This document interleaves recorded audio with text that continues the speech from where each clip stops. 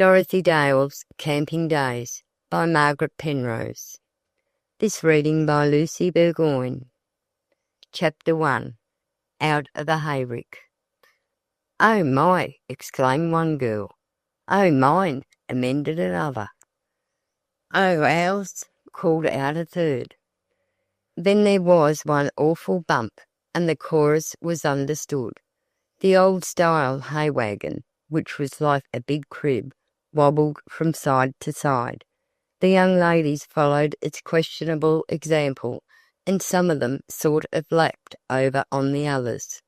"Dorothy Dale," gasped one particularly sensitive member of the party, "we thought when you vouched for this affair that it would turn out all right." "But it hasn't turned out anything yet," replied Dorothy, "although we all came pretty near it that time." She clasped her hand around one of the braces of the hayrick, evidently determined that she should be turned out. Her arm would be responsible. "That's just like you, Nita Brandt," declared Tavia Travers, the latter really being manager of the occasion.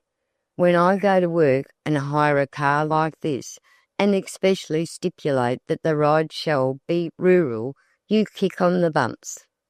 But scarcely had she uttered these words when a bump came, with neither time nor opportunity for Nita's kick. In fact, it was remarkable that the old hay wagon did not actually carry out its threat to roll over in the direction toward which it wobbled. "If you young ladies care to ride any farther," called out a man from the front of the wagon, "you better be still.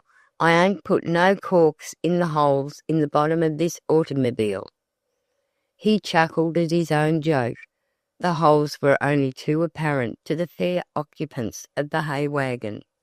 "Oh, it's all right, Sam," called back Tavia, the only thin member of the party who might by any chance fall through a hole, "is dying from bumps, and we have a good hold on her.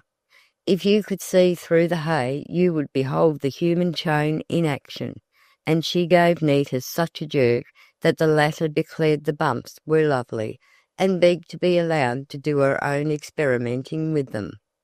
"He laughs best who laughs least," misquoted Dorothy, as the wagon continued to jog along. "I don't exactly like the contour of the hill we are approaching." "Why, that's the real thing in hills," declared Tavia. "I planned this road purposely to tobog down that hill." "I hope the old horses are hooked up securely," remarked Rosemary, whom the girls called Cologne. "I don't mind making a hill, but I hate to have the wagon make it in solo. I have had a try of that sort." "Now say your prayers, Nita," ordered Tavia, "and don't forget to repent for snibbying my chocolates." "Oh!" screamed Edna Black, alias Ned Ebony, "I do believe something is going to happen." "Sure thing," continued Tavia in her joking way. "Do you suppose the girls from Glenwood ever go out without having something happen?" The old man was pulling at the reins, but his horses were starting to slide. "Watch that fellow waltz," remarked Tavia. "Now, wouldn't he be great in a circus?" The waltzing horse tried to sit down, but the farmer tugged at the lines, and otherwise objected to such conduct, and the unfortunate animal did its best to comply with the orders, which were now being flung at him, not only from the driver, but from the girls in the wagon. "Oh, hold them," pleaded Nita. "Let them run," suggested Tavia. "It will be over sooner." "Mercy!" exclaimed Dorothy. "There's a river." This remark was followed by a most significant pause. Evidently even Tavia saw the danger now. And the old horses were frightened as well, for they backed, sidestepped, and made every possible effort to avoid having the wagon and its precious load overturned into the deep river at the very side of the roadway. "Don't yell so," called Dorothy to the driver. "That won't help any, and it hurts our ears." "Is there no brake?" wailed Nita. "There is likely to be one soon," Tavia assured her. The girls were becoming more and more alarmed, and only Tavia kept up the jesting. The hill was very steep, the river fairly curled around it, and the horses grew more nervous each moment, under the strain that was being put upon them. Deep in the bed of hay the girls from Glenwood School had ensconced themselves. The horses were now going at such a pace that it would be rash to attempt to jump from the rick. Nita Brand actually made her way forward, and had now fairly grasped the old driver about the neck. She felt that he must know how to save himself, at least, and she determined to take chances with him. Tavia did deign to sit up and notice the rate of speed the old horses had acquired. Her dark eyes shot glances of daring admiration, and she reminded her companions that Roman chariot races were not in it, just then. Dorothy stood up bravely and agreed to call out when they should be too near the river. Suddenly there was a crash, and then the horses bolted. "Something snapped," called Dorothy. "Something is broken." No need to announce this, for, with the ominous sound, one of the horses broke from its traces, and the other was now dragging the old wagon along by the straps that had withstood the jerks and plunges. "Oh, we will be killed!" screamed Nita. "There's the river!" The girls made ready to jump. "Don't," begged Dorothy. "You will be dragged along in this stuff. You cannot jump through these braces." Truly they were imprisoned by the uprights of the old-fashioned hayrick, but if they could not jump, what could they do? Each face showed its panic of fear. If only the one remaining horse would break loose, it might not be so dangerous to fall over in all that hay. A shriek from Nita turned all eyes to her. "The man!" she screamed. "He has fallen under the wheels!" By a single impulse Dorothy and Tavia grasped one of the rungs of the rick, and they threw their full weight on it until it snapped, then broke. "Quick!" cried Dorothy. "Jump after him!" Tavia needed no second invitation. In an instant she had followed Dorothy Dale, and as they landed in the dusty roadway, shaken up, but not otherwise hurt, the runaway horse, freed from the interference of its mate that had broken loose, continued to drag the hayrick towards the dangerous river, which bubbled over the black and sharp rocks, scarcely concealed by the foam that broke upon them. "Oh, the girls in the wagon!" gasped Dorothy, and she pressed bravely on, followed by Tavia. Chapter 2. Tavia Goes Bo-Peeping. Well might Dorothy exclaim in terror at the fate that seemed imminent for the girls left in the wagon. The girls of Glenwood School, her dearest chums. Those of my readers who are familiar with the previous volumes of this series will, perhaps, pardon the rather unceremonious manner in which I have just introduced the young ladies of this book. To those who are reading of Dorothy Dale for the first time, a few words of explanation may be necessary, and in presenting the young ladies of Glenwood School, I must at once apologize for and criticize Tavia Travers. From the very first book of the series entitled Dorothy Dale, A Girl of Today, we find Dorothy striving bravely to induce Tavia to give up her stagey ways. Every predicament in the story was a scene to Tavia, while but for Dorothy's intervention and gentle determination, these scenes would have been turned into tragedies for the wily Tavia. Then, in the second book, Dorothy Dale at Glenwood School, Tavia and the young ladies of that institution got into many a scrape, and, while Dorothy was one of the girls in the true sense of the word, she managed to discriminate between fun and folly.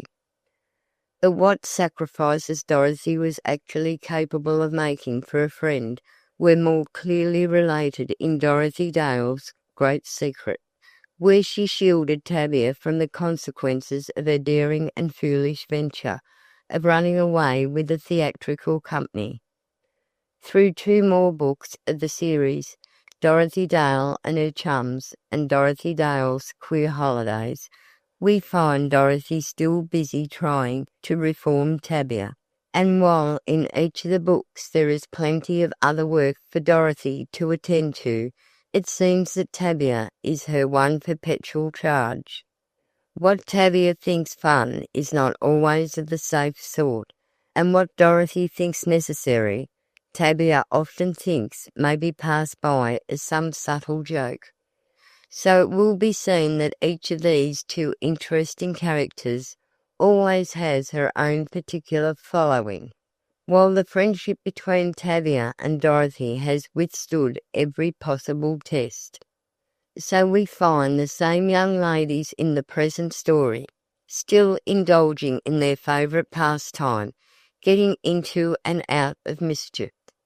They had been out riding on an improvised chariot, a hayrick of the old-fashioned kind, like a cradle, filled with the fragrant timothy and redtop, when the accident, narrated in the first chapter, took place.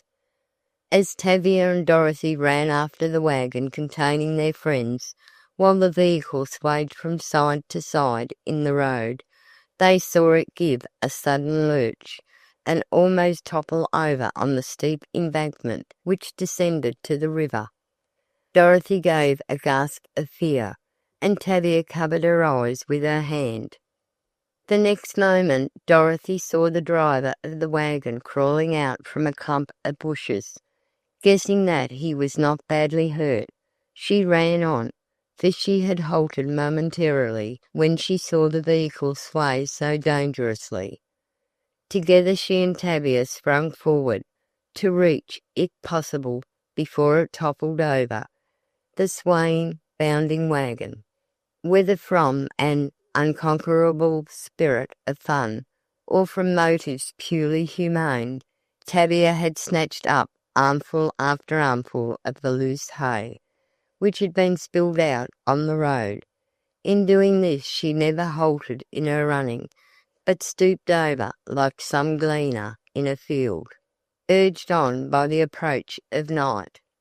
"Oh," cried Dorothy, "if we can only reach them before—" A figure darted out on the road just ahead of them, and the unexpected move interrupted Dorothy's exclamation. "Oh, a man!" shouted Tavia, who was somewhat in advance. "Now we will be all right." Yes, a man had started down the hill after the runaway, but just how or why Tavia was sure that this would make things right was not clear to Dorothy. "He can run," she called. "Can't he, Tavia?" "Can't he?" replied Tavia, "but I'm not going to let him have all the glory. Here," and she tossed a bundle of hay to Dorothy. "Take it along for the hospital beds. I'm going to run."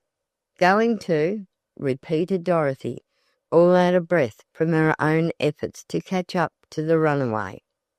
But Tavia darted on. The strange man kept well ahead. Dorothy paused one moment from sheer exhaustion. Then she saw the wagon overturn. The next instant she noted that the stranger had grabbed the horse by the trailing reins. "Quick!" shrieked Tavia. "The girls may be under the cart." With strength gathered from every desperation, Dorothy ran on. She was beside the overturned wagon now, and without uttering a word she crawled in through the upright sticks, down amid the dust and hay. 3 girls, so wound together as to look like one, lay on one side of the wrecked vehicle. "Dorothy," gasped Rosemary, "are you safe?" "Yes, but you, Nita and Edna," gasped Dorothy pantingly. "I think Nita has fainted," replied Rosemary, "but Edna is all right. "Where is Tavia?" "Safe," answered Dorothy. "A strange man stopped the runaway. Tavia is helping hold the horse. We must get the traces loose before we can attempt to meet her." She made her way out of the overturned wagon. The traces were unfastened and the horse was free, and the strange man was actually astride the animal. "Why," exclaimed Dorothy, "that horse will bolt again. You had best make him fast somewhere." The stranger looked at her with the air of a Chesterfield. "By kindness we alone subdue," he said. Dorothy stared at him. What could he mean? Tavia seemed to have forgotten the predicament of her companions. She appeared charmed by the stranger, who really was good-looking. "There comes the man who owns the horse," remarked Dorothy, as the frenzied farmer, whip in hand, ran toward the stranger, yelling all sorts of unintelligible things in the way of threats and predictions. He would see to it personally, he declared, that these things would happen to the man who dared ride his used-up horse. "A fight to finish it off," exulted Tavia, and Dorothy, for the moment, felt as if she could find it in her heart to despise so frivolous a girl. The next second she remembered Nita, and turned back to the wrecked hayrick. "It's all well enough for you to laugh," complained the badly frightened Nita, "but I can't see where the joke comes in. Just look at me." "A perfect beauty," declared Tavia. "The rips are all in one piece. That rent near the hem is positively artistic. Looks like the River Nile." It was some time later, but they were still in the roadway. The farmer had patched up his damaged rig, but would not listen to the girls' appeals to give them a lift toward town. He insisted it was all their fault for laughing and scaring the horses, and he vowed vengeance on the man who really had saved the team from positive destruction in the river. The strange young man, after considerable gusto, all of which was wasted on the farmer, but hugely enjoyed by Tavia at least, had made his way off, leaving the girls discreetly to their wows. No one was actually injured, although, as Nita said, costumes had suffered severely. "Wasn't he queer?"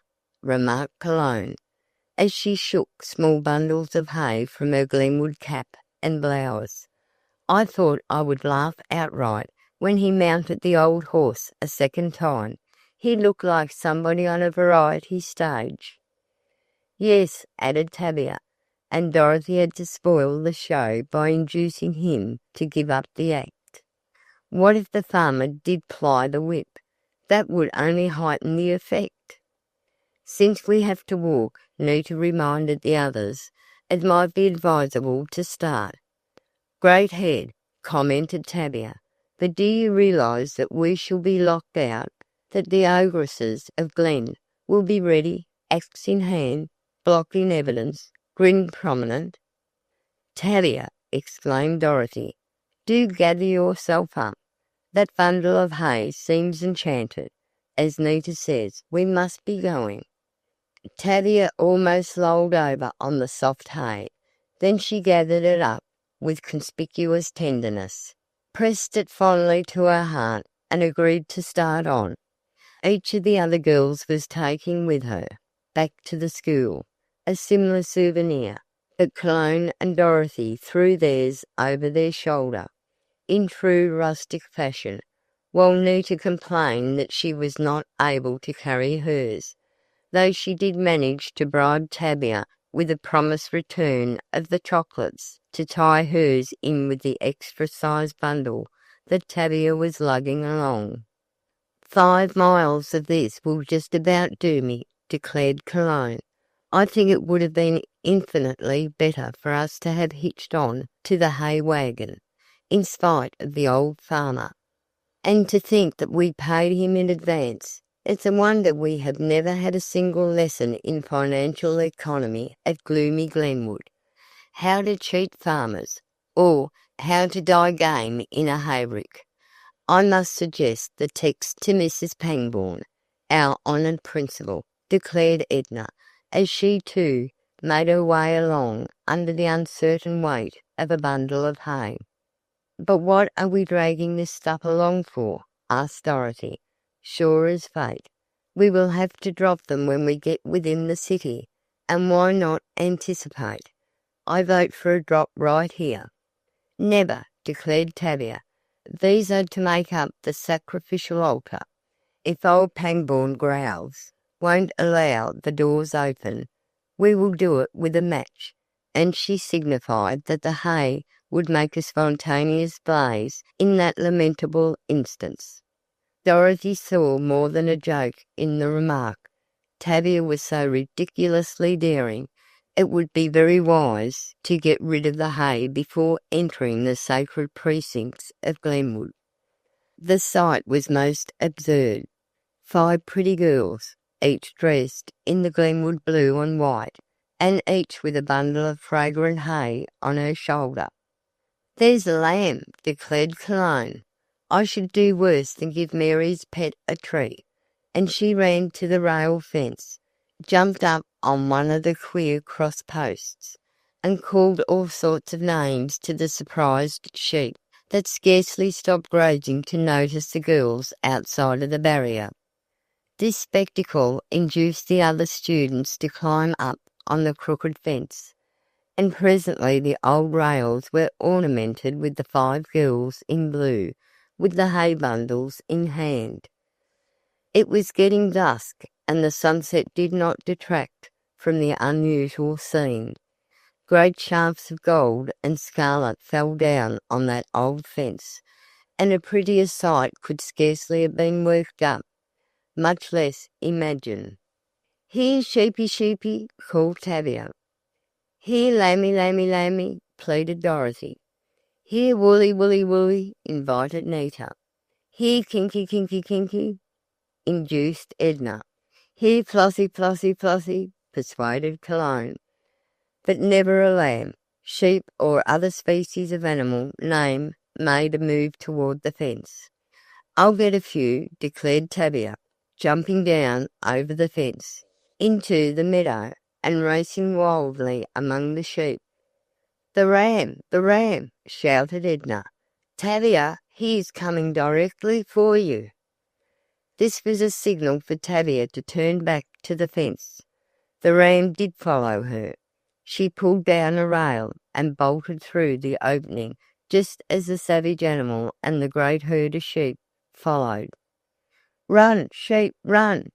yelled Edna, as the much terrified girls scattered hither and thither along the road, fully conscious that they were responsible for the safety of the frantic flock that had broken loose from their pasture. "Now for the farmer and his whip," gasped Dorothy. "I thought we had had enough of that for one afternoon." "Too much is enough," answered Edna dryly, "but Tavia likes it. May she have a real account for the little lamb story for the English class tomorrow." "Look, they are all following her," moaned Nita. "And they seem to think she is taking them home to supper," added Cologne. "What shall we do?" wailed Nita. "We will surely all be arrested." "Wish the police van would hurry up, then," sighed Edna. "I am getting tuckered out," and she glanced back again, to behold Tavia in the very midst of the flock of the now somewhat quieted sheep.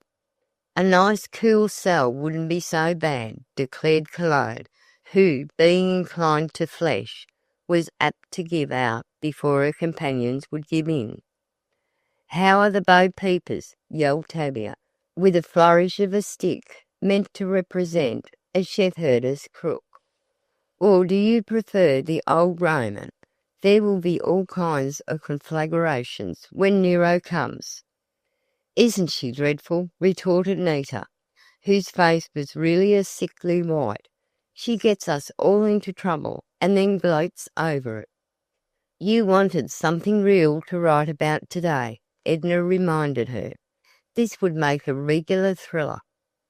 "But, as a matter of fact," began Dorothy seriously, as she stopped, and her companions halted with her. What had we best do? We cannot walk into Glenwood Hall with a herd of sheep at our heels, for the animals were now following the girls along the road.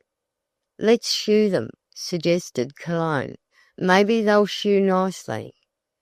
We'll get shoed when we try to get in tonight, murmured Edna, and just when we were finishing up the year in rather good style. I hadn't a single thing against my name. There's that man who saved the team, gasped Dorothy. Mercy, wherever does he come from? A man is worse than 2 herds of sheep, in our scrape with Mrs. Pangborn. Just as mysteriously as he had appeared before, the man with the Chesterfieldian walk and the big slouch hat turned into the road. Where he had come from, nobody could imagine. He has followed us, breathed Nita. Oh, dear me, and she pressed her handkerchief to her eyes. If you cry, we will tell him you are too ill to walk, and then maybe he'll offer to carry you, blurted out Edna. If one insists on being a baby, she must be baby. This charge rather frightened Nita back to courage, or at least she pretended to it, for she promptly quickened her pace, and even hid away her handkerchief. Tavia too saw the strange man as he emerged, seemingly from nowhere, for she started on a run, laughing uproariously at the herd of sheep that trotted as she increased her pace, turned as she turned, and, in fact, seemed to be at a regular game of follow the leader. The young man stood carefully posed in the path, just where a huge stone afforded him a setting for his rather dusty boots. What a chap, commented Edna. Seems to me he has enough strikes and poses to make a good cigar box picture. Any particular brand? Asked Dorothy. I might label it spectacular, with all rights reserved. Look at Tavia, begged Cologne with a smile. The rights are reserved in her particular direction. She's welcome, finished Dorothy, just as Tavia reached the spot where the other girls were now waiting, and where the young man stood like a statue. Another situation, remarked the man, doffing his hat in the most gorgeous bow. Yes, the climax, answered Tavia. What do you think of the scenery? Mercy, breathed Edna aside. If they start that sort of talk, we may as well camp out tonight. But the young man did not express his opinion publicly. Instead, he stepped up to Tavia, and presently the two were conversing in subdued voices. Dorothy did not like that. She, in fact, did not fancy this young man's apparition habit, and she now determined to force Tavia to a sense of her own obligations to reach Glenwood School without further delay. Girls, called Dorothy, we really must hurry. Thank you very much, this to the strange man, for your kindness this afternoon. But you see now, we have to get back to school. We would not have been out so long but for the fact that this is Privilege Day. School closes Thursday.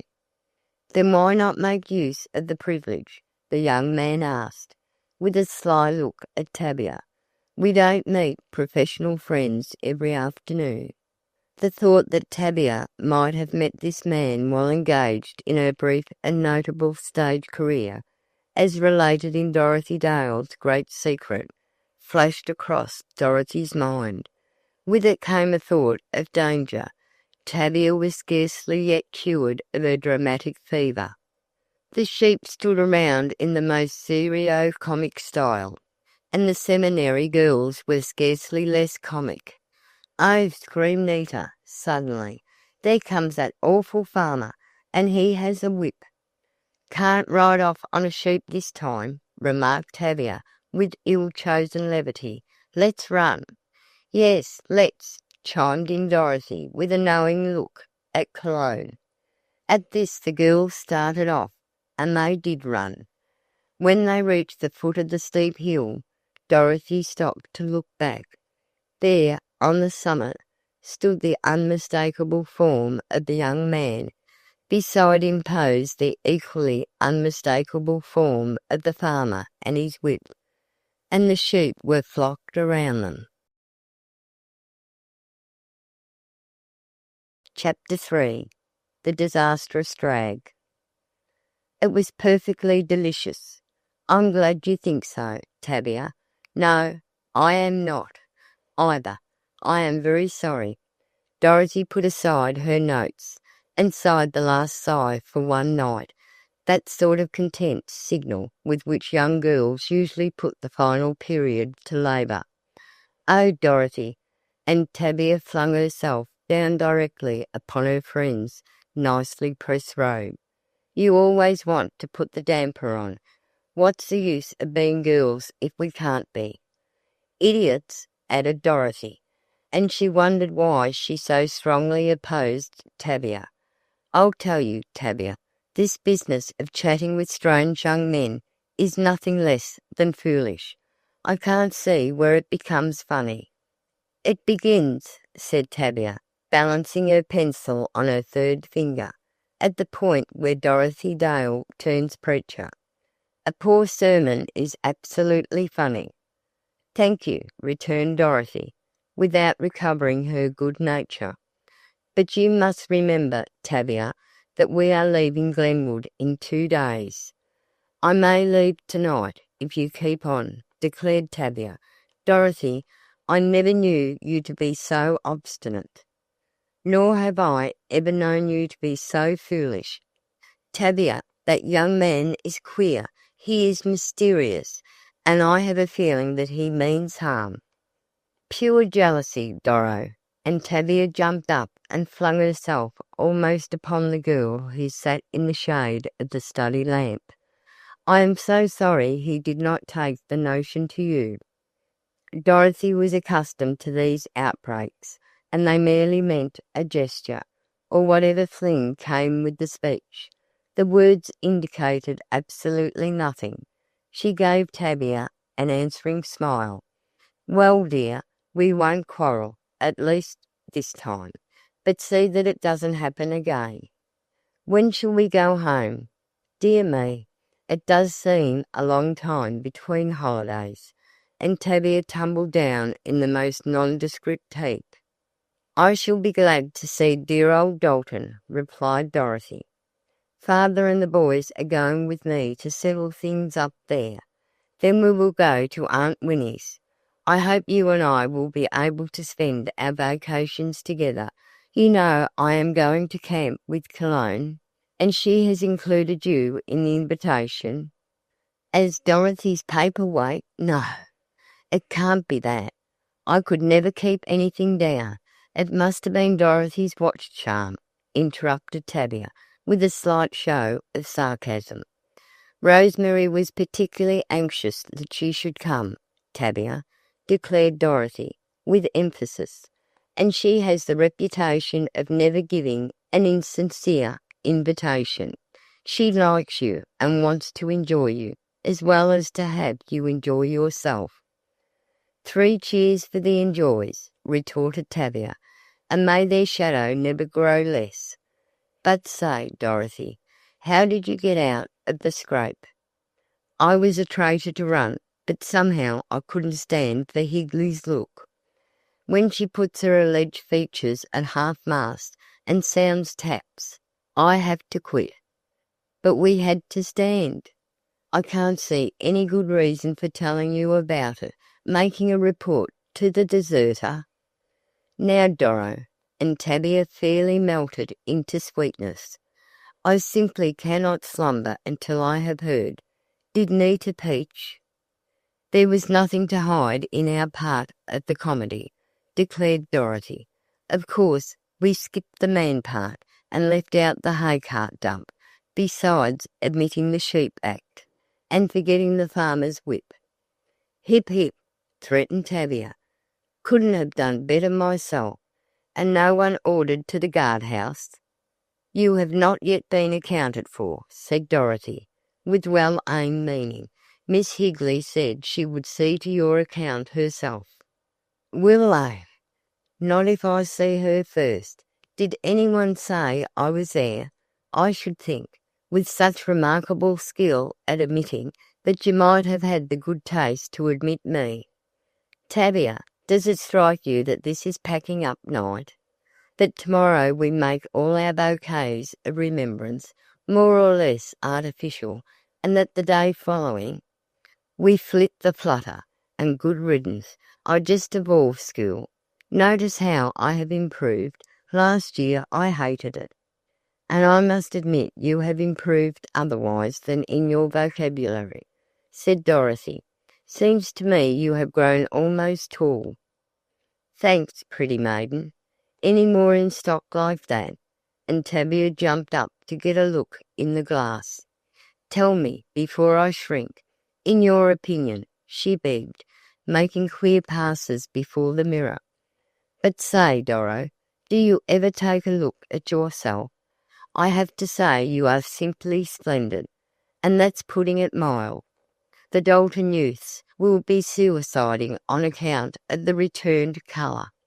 That lily is the one that stands being boxed up without food or atmosphere for half the year, I believe, hence my comparison. You have withstood Glenwood, and come out of the ring more beautiful than when you entered. Oh, you need not protest. Everybody admits that you are a perfect Dresden. Animated, of course." And Tavia gazed with unstinted admiration at the girl under the study lamp. "Well, I hope I have not actually grown homely," conceded Dorothy, "for Aunt Winnie is so fond of a good appearance." "Your hair is darker, that is, on the ripe corn shade. I like that better than the 14-carat variety. I only wish mine would turn mahogany. I have a mind to turn it. I wonder the thoughts do not poison the roots. The idea of you saying a word against your hair. Why, it's simply wonderful. Edna says it sings in the sunshine." "Oh, Ned pities me, I suppose. She has such a fine crop herself, but I would love to be handsome."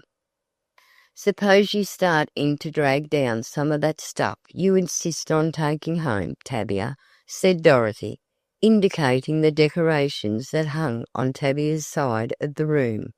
"Then it will be handsome is as." "Handsome didn't," misquoted Tavia. "I don't mind dragging it down, but I have a mind to get someone to help me. I might give out that we were having a doings, and so entice Ned Ebony and a couple of the others. You compendium of laziness, you proverbial prolonger. There, I have used up more energy in giving expression to those expressions than I should have used up in expressing the whole art gallery via the Amalgamated Express Company. Now, Doro, I am going to give a dragging down evening. If you have anything you value that might get in the drag, take notice." And she left the room to gather in the innocent victims of her plot.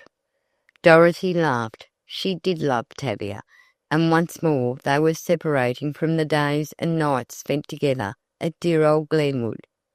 The girls had occupied the room 19, in spite of the fact that their advance in class entitled them to other quarters. But each loved the apartment, and they had grown into it, as Tavia remarked. "I believe I had better rescue my things," mused Dorothy, "for there is no telling where the dragging may end." And, suiting her act to the words, she promptly put a pile of cushions on the highest chair, and began to take from her side of the room such trinkets as are inconceivably dear to the heart of every schoolgirl. How differently her division of the room was decorated! Tavia had actually drawn a line, clothesline, straight across the room, marking out the territory of each. Dorothy had put up pictures, birds' nests, flags, and the home colours, while Tavia had revelled in collapsed footballs, moth-eaten slouch hats, shot through and through, and marked with all sorts of labels, of the college lad variety. Then she had a broken bicycle wheel, in and out of which were laced her hair ribbons and neckties, this contrivance being resorted to in order to save the junk from the regulation pile, it being thus marked as a useful article. There were pictures, too, on Tavia's side of the room, but how they got there one could never guess from a bird's eye view, for the hanging indicated a sudden storm on Art Day, without paperweights. This same blow included the mottos and wise sayings, trophies of certain victories in the way of narrow escapes from dismissals, or such mementos as suspicious games outside the school grounds. No wonder Tavia wants help, thought Dorothy, as she hurried to get her own things safely put in the box that stood ready. I declare, she has the queerest taste, if such things are included in the taste faculty. A shuffle and hum at the portal indicated the arrival of Tavia's guests. "Enter," called Tavia, as she threw open the door, and with the kind permission of the fair hostess, proceed to drag. "Drag if you must this good old bed, but spare my sister's rags," she said, and she deliberately kicked Dorothy's box across the room, while Edna, or Ned, proceeded to shoot up everything she could reach or at which she could lunge. Cologne, being Dorothy's friend, did the same thing on Tavia's side. Molly Richards, known as Dick, was not particular on which side she dragged, just so long as she got a hold on something. "Oh, girls, do be careful," pleaded Dorothy. "I have a tea set here I am so fond of." But the warning came too late, for at that very moment Ned had thrown a picture, frame and all, into the box that Dorothy had started to pack the tea set in. There was a crash, and even the reckless girls paused, for the sound of broken china is as abhorrent to any girl as is the bell for class to Glenwood's. Tavia dropped the pop gun she had been holding. "Doro, I am so sorry," she said. "I know you valued that set so highly. Take mine for it." "Oh, no, indeed," replied Dorothy, her voice strained, for the set had been a gift from her little brother Roger, and he had used the first money he ever earned to buy it. "Perhaps I can have it mended." Cologne, Edna, and Tavia put their heads together. Presently they apologized to Dorothy and left the room. "Wonder what's up now?" Dorothy asked herself. She did feel badly. That tea set of all the things in her room.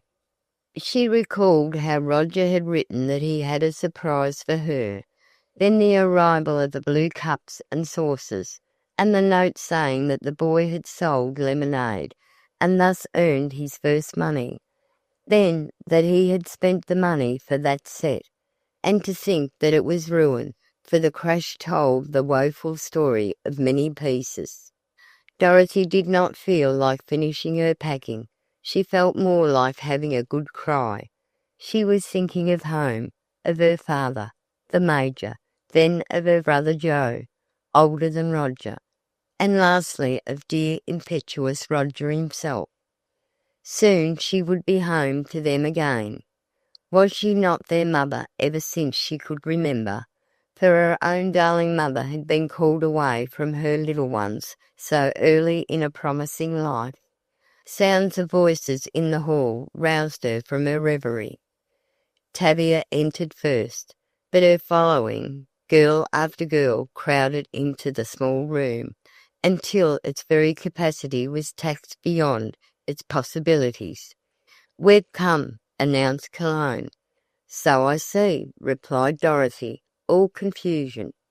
"To make amends for our damage," continued Cologne, "every girl on the floor has contributed to the collection, and we venture to present to you the most unique tea set that has ever gone in or out of Glenwood.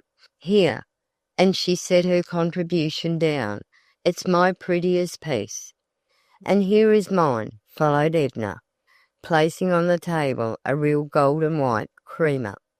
"And mine, with my love," whispered Nita, putting down an eggshell cup and saucer. "Oh," gasped Dorothy, "how lovely!" "And Doro, dear," added Lena Berg. "I brought my tankard. It was the best piece, and nothing else would satisfy the committee." "I am sure," began Dorothy. "Not too sure," interrupted Dick, or Molly Richards, "for here is mine. It came all the way from Holland." "Girls, how can I take all these beautiful things? I'm sure you must want them your own selves." "Not half as much as we want you to have them," declared Cologne. "The fact is, we were just waiting for such a chance as this. We are all gone soft tonight. Take care we don't kiss you, Doro." Tears were in Dorothy's eyes. She loved her school friends, and this was an affecting parting. Tavia snatched up the banjo. She sang, "Good night, good night, good night, good night. Good night again, God bless you. And, oh, until we meet again. Good night, God bless you." The strain swelled into a splendid chorus, and while they sang, the girls wrapped up the china pieces, putting each safely in the box beside the damaged ones. "Speech, speech," came the demand from Tavia's corner, and without further ceremony Dorothy was lifted bodily up on the table and compelled to make a speech. It was a dangerous undertaking, for the sofa pillows that seemed to come from everywhere and nowhere put in so much punctuation that the address might have been put down as a series of stops. However, Dorothy did manage to say something, for which effort she was roundly applauded. The night bell called them to the sense of school duties still unfinished. "Oh, that old bell!" complained Nita, pouting. Cologne drew Dorothy over in the corner.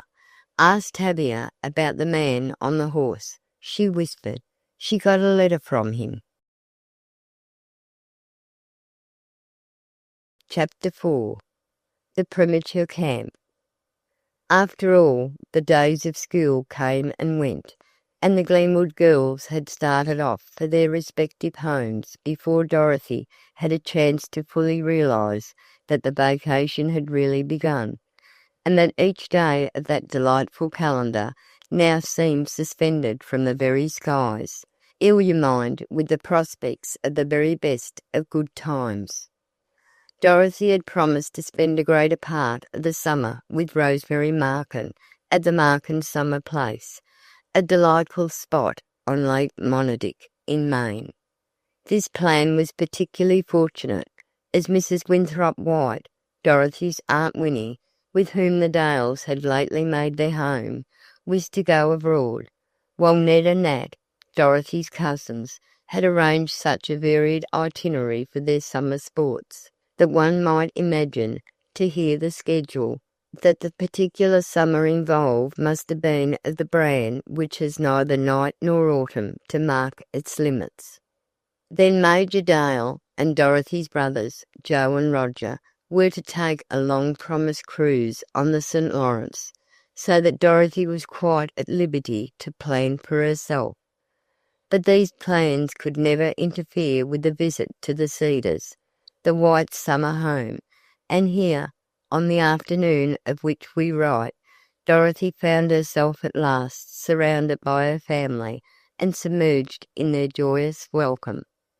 "Roger, how you have grown," she kept saying as her eyes, time after time, sought out the baby brother of whom Dorothy was so fond. "And Joe, why, you are getting to look so much like Nat." "Here, now, no knocking," called out the jolly Nat. "I don't want to be handsome, but I simply refuse to look 10 years younger." This last was said in imitation of the ladylike way girls are supposed to have in expressing their compliments. "And me?" asked Ned, pulling himself up out of his high enough height before his cousin. "What is the verdict? Am I not Stunning? You are big enough, that's sure," admitted Dorothy, giving him a look of unstinted admiration. "And as to being stunning, I just imagine that you are even that, in your golf suit." "There now," and Nat went off into kinks. "He has to wear knickers to look cute. You ought to see me in my football togs if you want to behold something really magnificent." "Hear, hear," called out Major Dale. "When I was a lad it was considered a crime to keep a mirror in one's room. We used to keep one blind shut to get a reflection on the window pane for the necktie business, and we took a chance at the hair part. But to hear you young ones, what you actually need, boys, is a little of the real thing in training. Why don't you pitch a tent out on your own river here and go in for roughing it?" "Great," declared the boys, chorus.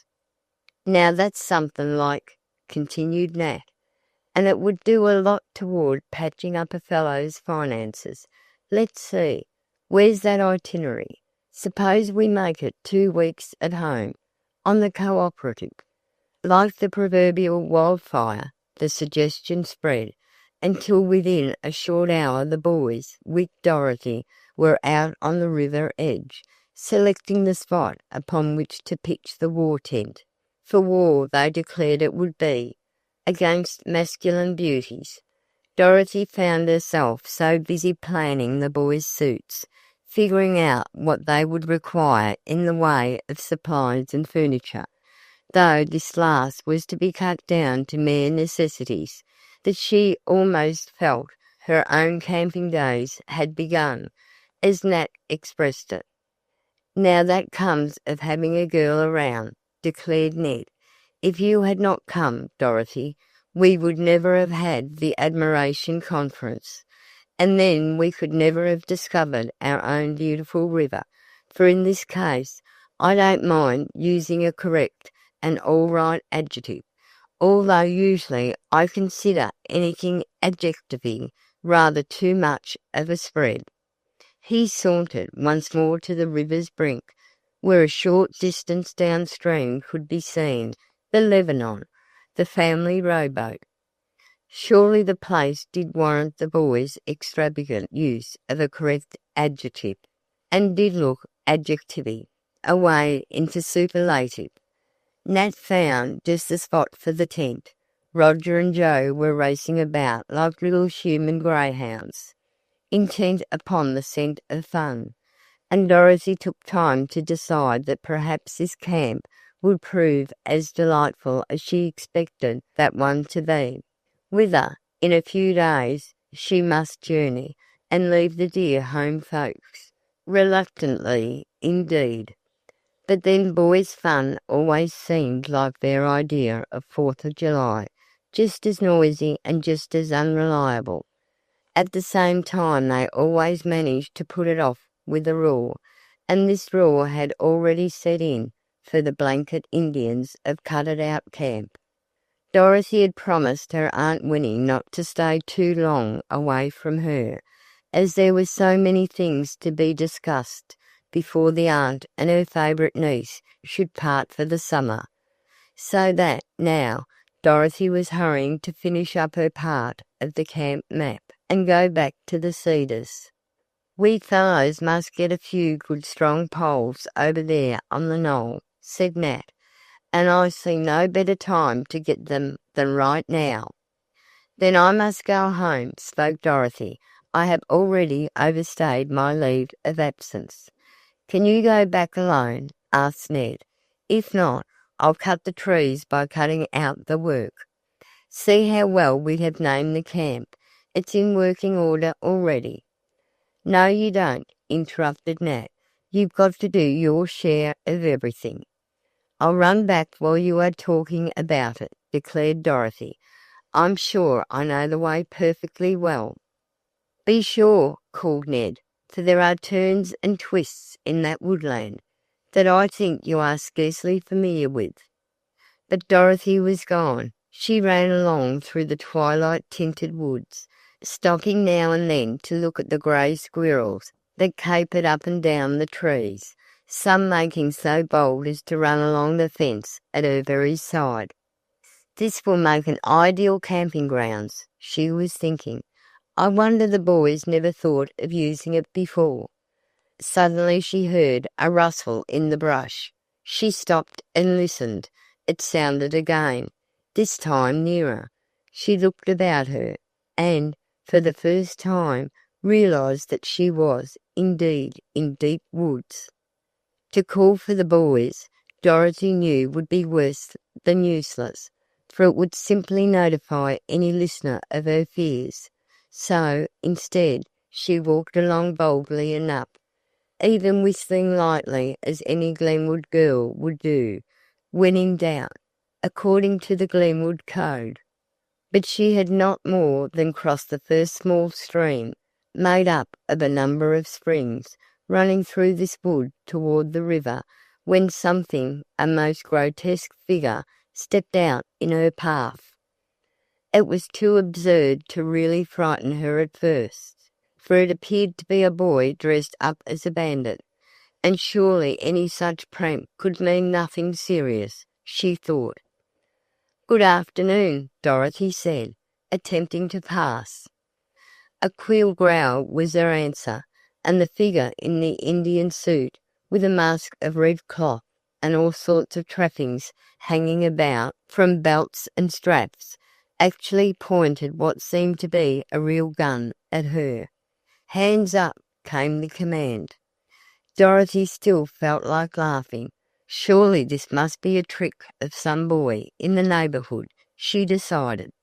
"Hands up," again came the command, this time the gun being deliberately aimed at her head. "What do you want?" demanded Dorothy.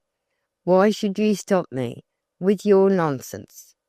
Dropping the old-fashioned gun, the boy, for such she decided the person was, jumped at her and grasped her hands, at the same time making an effort to tie them with a bit of rope from the belt trappings. "Stop! Stop!" screamed Dorothy, now thoroughly frightened. "Help! Help!" she yelled at the very top of her terrified voice. "Easy! Easy!" came the exasperating, sneering words from the bandit. "Take it easy, or it will be all the worse for you. Now where do you keep the goods?" He had actually succeeded in tying her hands, and now held her prisoner with one strong arm about her waist, and with the other hand he was endeavouring to unclasp her beautiful little gold bracelet. Fearing to lose her footing in her frantic efforts to get free, Dorothy thought quickly. It would be better to lose her jewellery than to have her life perhaps imperilled. "You may take my gold," she panted. "You seem to be stronger than I, and if you are not crazy you must be a thief." "If you shout I'll gag you," came the astonishing declaration, while the bandit struggled with the bracelet, and almost cut Dorothy's wrist on the knife with which he was trying to cut loose the circlet. "Oh, don't!" pleaded Dorothy. "Let go my hand and I'll give it you." How she wanted to yell, but if he should tie her mouth. Voices sounded. "Oh, it must be the boys," thought Dorothy. "If only they come this way." Her assailant heard the same voices, and desperately he pulled at the locked bracelet. As he had made one final attempt to wrench it from Dorothy's wrist, his knife slipped and cut clear across his own hand, the blood spurting from a long wound. With a cry he dropped his hold on Dorothy and attempted to staunch the flow of blood. Freed, Dorothy ran as she felt she had never known she could run. She did not stop to call, although she judged that the boys might be nearby, but ran on, across the marshes without any heed to the water, that even splattered up in her face, as she jumped from edge to edge of the rivulets, making her way out to the open roadway. How her heart pounded! It did not seem to beat, but rather to strike at her breast and almost to strangle her. It was getting quite dusk, but once on the road and she would feel safe. "Hey there," came a call in a familiar voice. The boys were just coming out of the woods at the far end of the oaks. "What's your hurry?" demanded Nat. Dorothy felt like sinking down. The relief was almost as overwhelming as had been her fear. "Oh, do hurry," she called rather feebly. "I am almost dead." Chapter 5. The Search. When Dorothy told her folks of what had happened, the boys could scarcely believe the strange story. That anyone should actually make such a Wild West attempt at robbery within reach of the Cedars certainly did seem incredible. However, there was no disproving the marks on the girl's arms, where they had been rudely tied, nor could anyone deny that in the attempt to remove her bracelet, her delicate wrist had been badly bruised. At first it was thought best to at once notify the police, but upon further consideration Major Dale advised keeping the matter quiet, hoping that someone in the neighbourhood would fall upon a clue to the daring young highwayman. "I do hope the mystery will be cleared up before I leave for camp," remarked Dorothy, as the family sat in the beautiful library at the Cedars, discussing the strange affair. "I should never be satisfied with a written account of what may happen when you find the culprit." "Oh, we can tell you that right now," declared Nat, warmly. "When we find him we will lynch him, burn him at the stake, and have him imprisoned for life. When that sentence shall have been served, we will make a fresh charge against him, and perhaps put him in a reformatory until he is 21, finished Ned. Well, he deserves it. And to think that we should be almost within call, Dorothy. I am inclined to question the wisdom of your silence. Why didn't you yell like thunder, and have him put some terrible gag down my throat, and get all sorts of germs therefrom?" added Joe. "Doro, you did just right, and we are thankful that you got off as well as you did," and her brother shook his head proudly, as if to say that a mere cousin could hardly know how a closer relative would feel on such a matter. "I wish I could have seen him," mused Roger, to whom the whole story seemed like a wonderful tale of the West. "Just for effect," put in Nat, with a laugh. "Roger is rather sorry he missed the show. He always falls for the scary part." But Dorothy did not mind the child's natural curiosity. In fact, she told him again just how the strange robber was dressed, and how fierce he looked at her through the holes in the red handkerchief.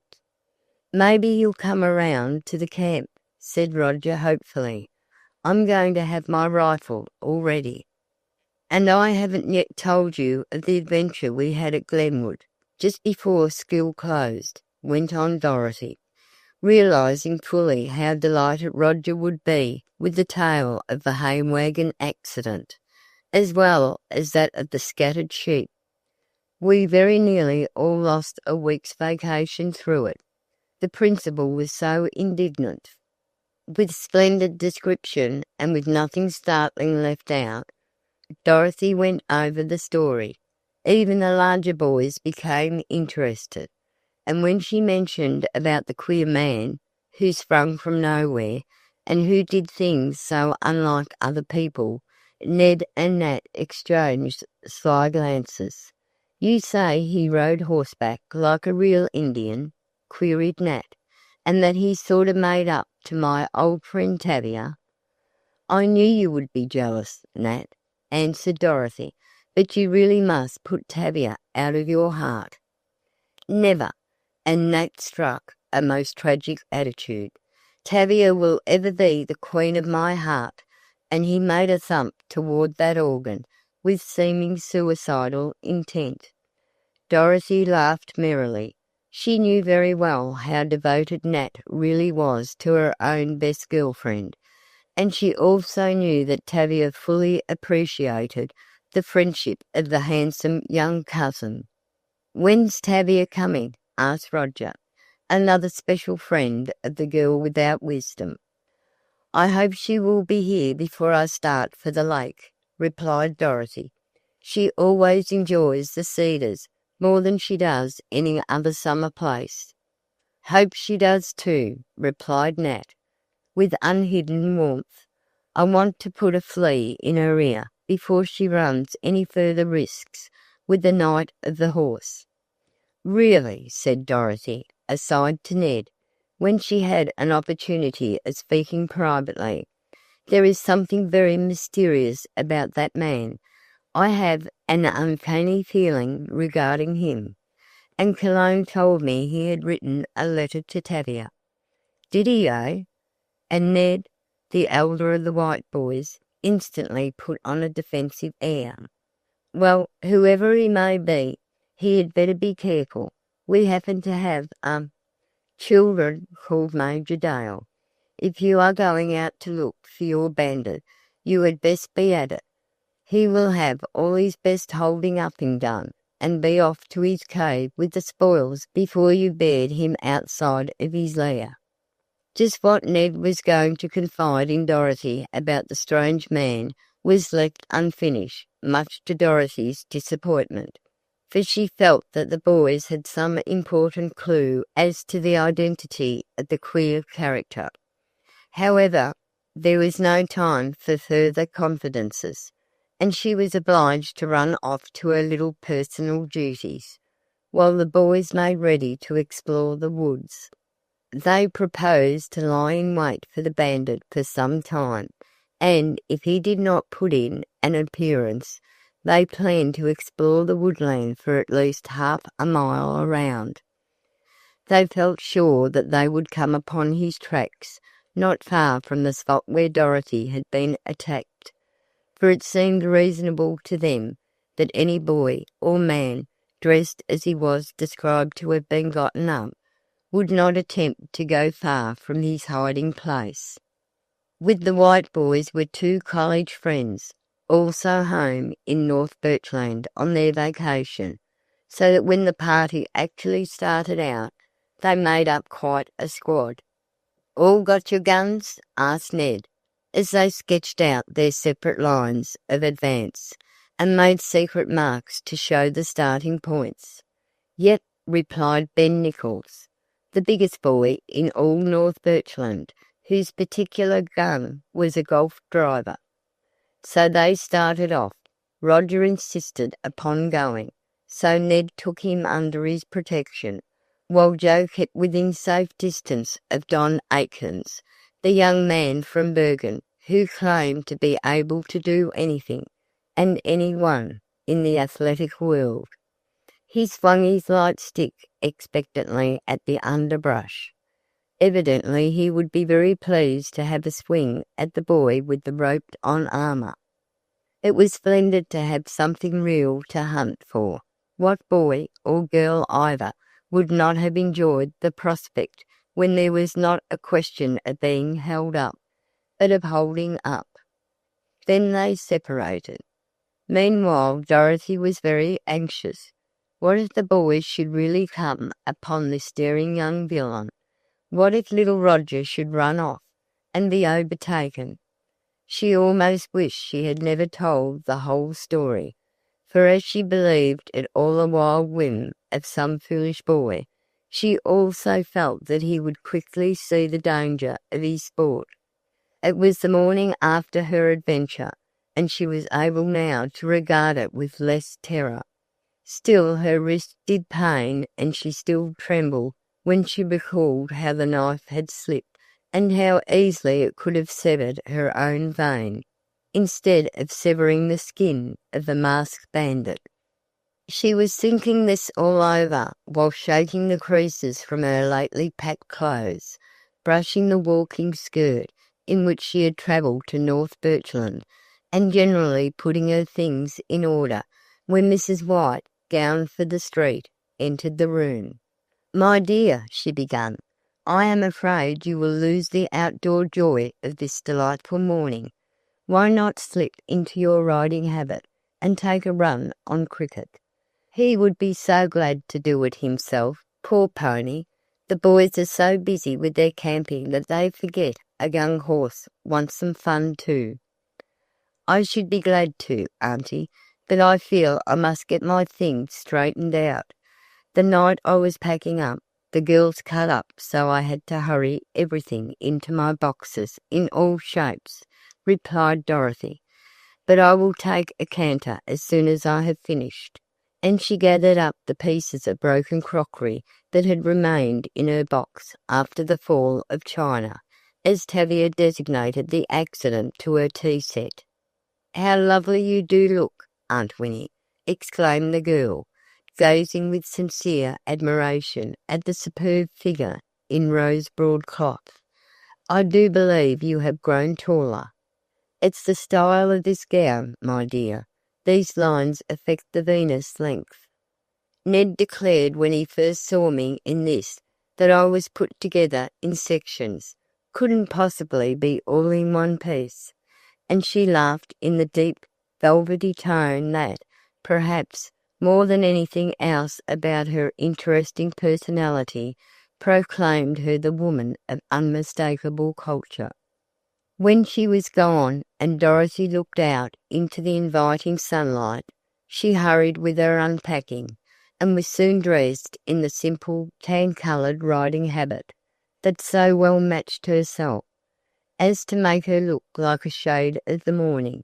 When she mounted the pretty little bay pony and set off at a canter along the North Birchland roads, she soon forgot the fright of her boy bandit, although she did wonder just where the boys were, and if they had found any evidence of that person's depredations. "Come, Cricket," she spoke to her pony, "we must try a cross-cut. I want some mandrakes." The horse pricked up his ears in response. Dorothy turned into a field where she thought the plum-shaped fruit would be found. Dismounting, she threw the reins over Cricket's head and allowed him to nibble at the sweet grass. Yes, there were the mandrakes with their finger-shaped leaves, and they were turning yellow. Dorothy gathered a few, then stood up to look about her. "The bandit!" she gasped in a whisper. He had his hand on Cricket's rein. "Drop that!" she shouted. "You need not think I am afraid of you now." "What?" asked the boy, dropping his disguise like a thing held by one single fastening, and moving as if to spring up into the saddle. Dorothy fairly jumped over the tall grasses, and was beside the horse before the boy could mount. She grasped the bridle, and, at the same time, more firmly grasped her riding crop. "Now I have you," she declared, gazing in wonderment at the very good-looking boy who tried in vain to escape from the stirrup in which his boot had stuck. Seeing her opportunity, Dorothy dropped the bridle and crop, and, with both hands, grasped the boy very much in the same manner as he had seized her the day before. "Let me go," he snarled, struggling to free himself. "Not just now," replied Dorothy, coolly, for she saw that she was quite able to hold him, and that he was really only a very slight young boy. "I am going to have a try at your game," she added, smiling at her versatility. The boy almost fell under the horse, but Cricket was so well trained that he did not attempt to go beyond Dorothy's orders. "Steady, Cricket," she said softly. "Now, young man," to her prisoner, "I am going to do something very original. I am going to tie you to that pretty tree." "You are not," he yelled. But she had her whip in her hand, and she raised it threateningly. "I don't want to strike you," she said, "but you know prisoners must obey. Just step over there a foot or two." There was such authority in her voice that the boy looked up, frightened. "Don't hit me," he pleaded, "and I'll go."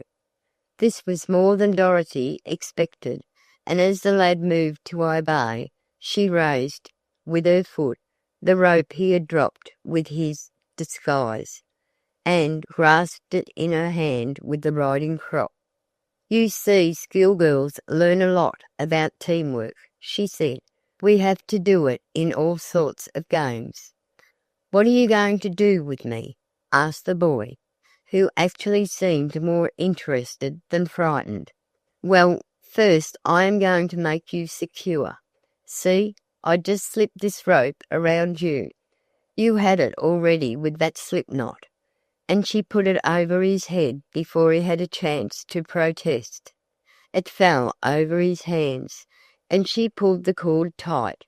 Then, as he was standing near the tree, she dropped the rope to his feet, gave it a jerk, and springing around the tree she had him secure with 2 turns of the hemp, and a knot made after the style of one Nat had showed her how to fashion. The boy burst out laughing. "You're all right," he declared. "You beat me. Where did you learn?" "Oh, I often played bandit with my brothers, but never with a stranger before. Aren't you afraid? Don't you want to say your prayers?" "I've forgotten them," he said with a smile. "Guess I forgot them when I started in at this. The two don't hitch." "Not exactly," and Dorothy was fixing the rope more tightly. "But you did know some once, I can tell." "How?" he asked. "Because you don't swear. Didn't even when you cut your hand. How is it?" "Sore," he replied. "Please don't pass the rope over the bandage." "I won't," answered Dorothy, with some tenderness. The humour of the situation was apparent to both of them. Dorothy, however, was determined not to relent. She would hold him a prisoner, she decided, until she found the boys. They would know best what to do. Certainly such a desperado was unsafe to be at large. "Are you going to make the fire now?" he asked, in a mocking tone. "No, I am just going to jump on my horse and leave you here to think of your sins. I am sure you will be here when I come back." "Oh, please, miss, don't go for the police," he begged, tears welling into his deep blue eyes. "I have never done anything wrong before, and I can see now how silly I was." "I'm not going after the officers," said Dorothy, "but you must know that you have done very wrong. You might have hurt me seriously."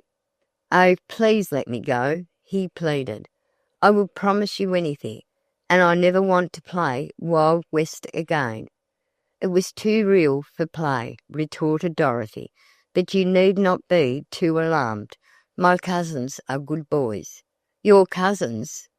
"Yes, the White boys. Do you know them?" "Ned and Nat. Of course I do." "Oh, don't tell on me. Really, I shall be disgraced forever." He was crying.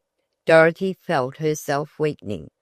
"I'll tell you where everything is, and I'll promise you anything in the world if you will only not give me up.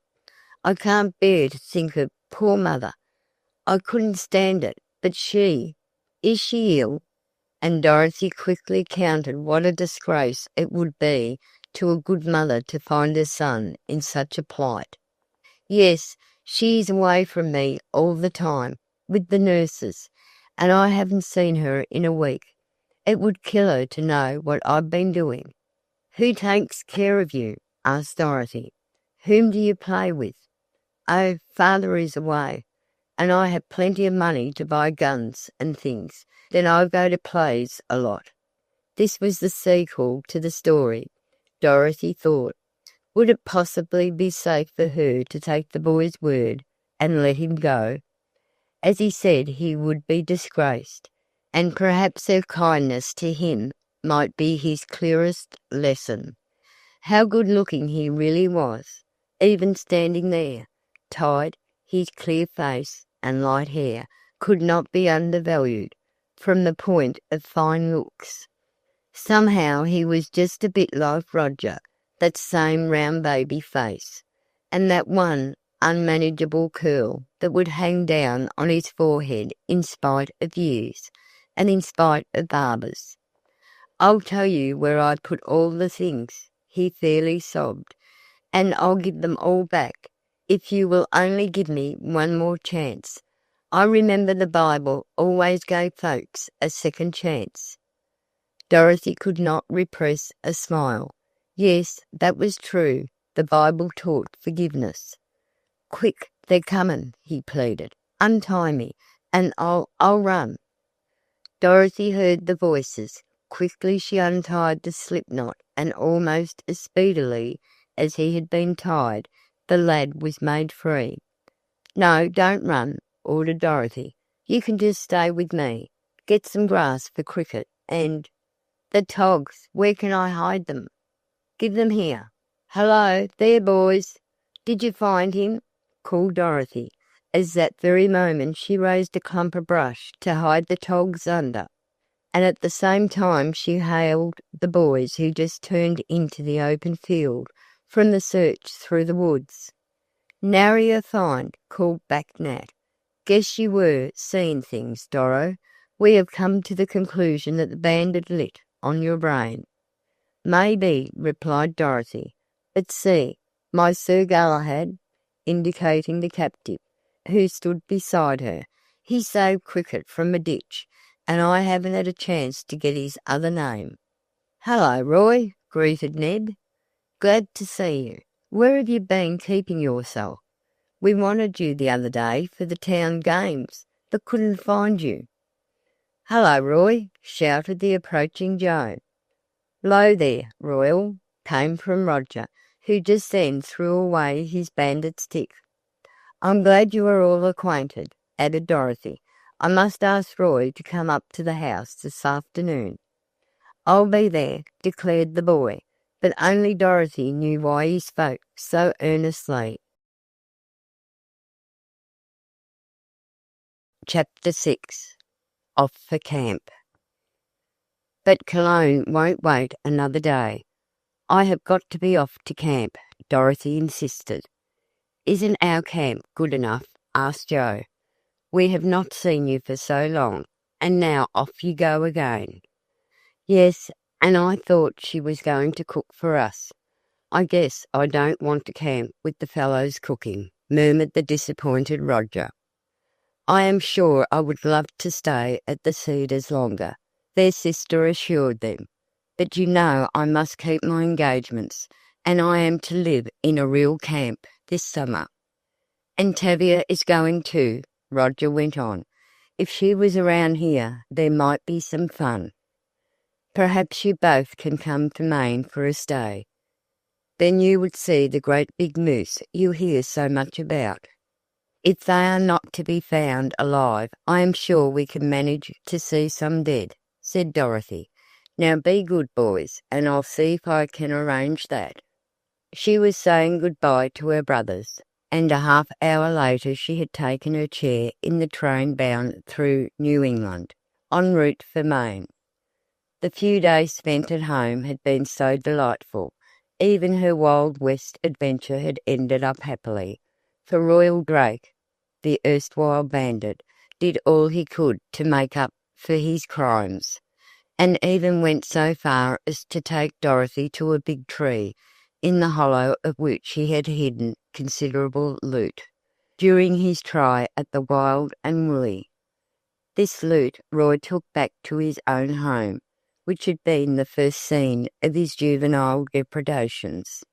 He declared he did get out of a window with the stuff, and otherwise fulfil the attempt in true desperado fashion. But before Dorothy left him, she felt that he had changed his mind as to the propriety of this line of fun. "I hope I meet Tavia on time," Dorothy was thinking, as she neared the station where her companion was expected to board the train. "If she keeps up her reputation, though, I won't.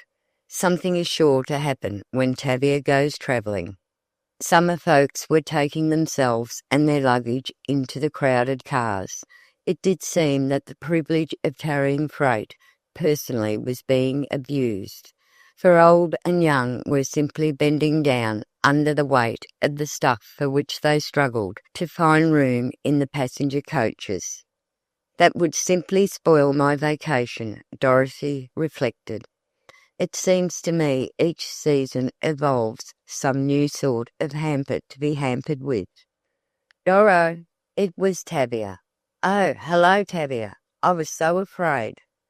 You don't look it. I fancied I saw you sizing up that piece of architecture at the door. Gothic, isn't it? And Tavia fell into the chair Dorothy had emptied for her.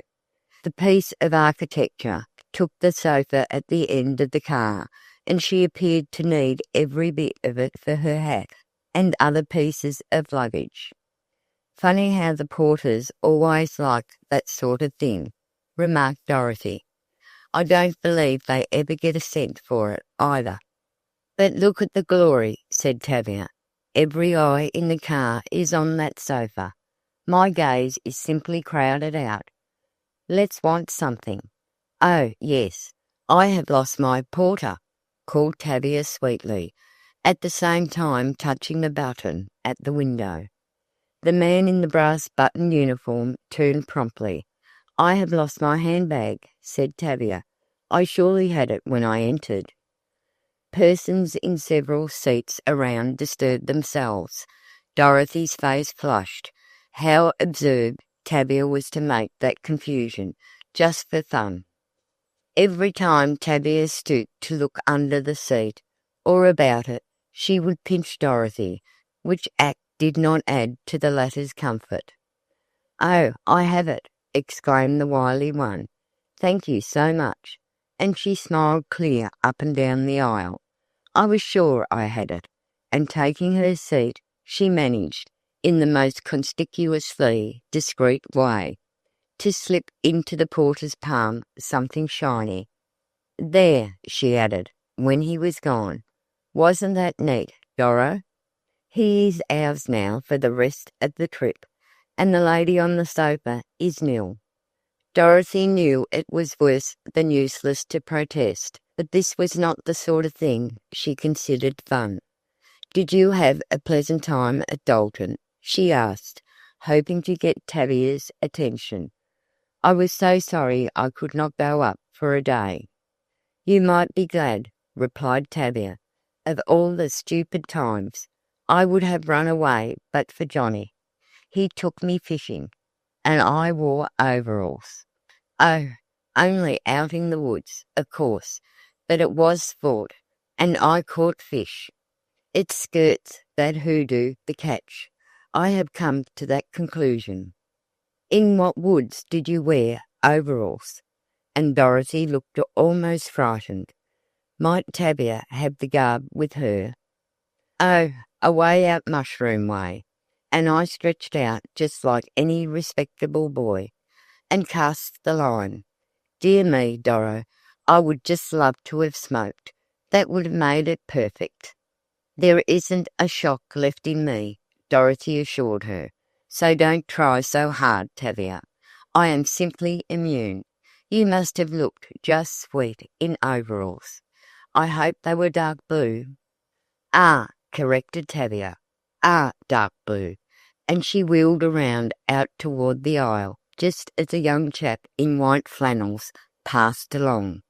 He looked down at her in that pardonable way, common in the best style of travelling. Dorothy breathed more easily when he passed out to the next coach.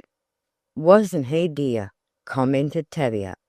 Doro, I just know we are going to have a perfectly bang-up time this summer. Take care you come out with it without too much banging up, cautioned Dorothy. This summer business is getting exciting. Wonder if we will see the man of the horse, he who made such beautiful bows and acted so aptly. Wasn't he lovely? My, I have dreamed of him, Doro. Foolish, replied the other. Nat said he fancied that chap would make trouble. The thought that Cologne might have whispered to Dorothy something about Tavia getting a letter from this man just flashed across her mind. Tavia was always getting into some foolish scrape and kept Dorothy busy getting her out, and it just occurred to Dorothy that it might not be a bad idea to let Tavia try getting herself out, should she repeat her usual indiscretions of risking too much for the sake of some trifling whim. "Bang all," called the porter, and our friends gathered themselves up to make the change for Lake Monadic. "I must get a shoe shine," said Tavia, as they stepped on the platform of the big depot.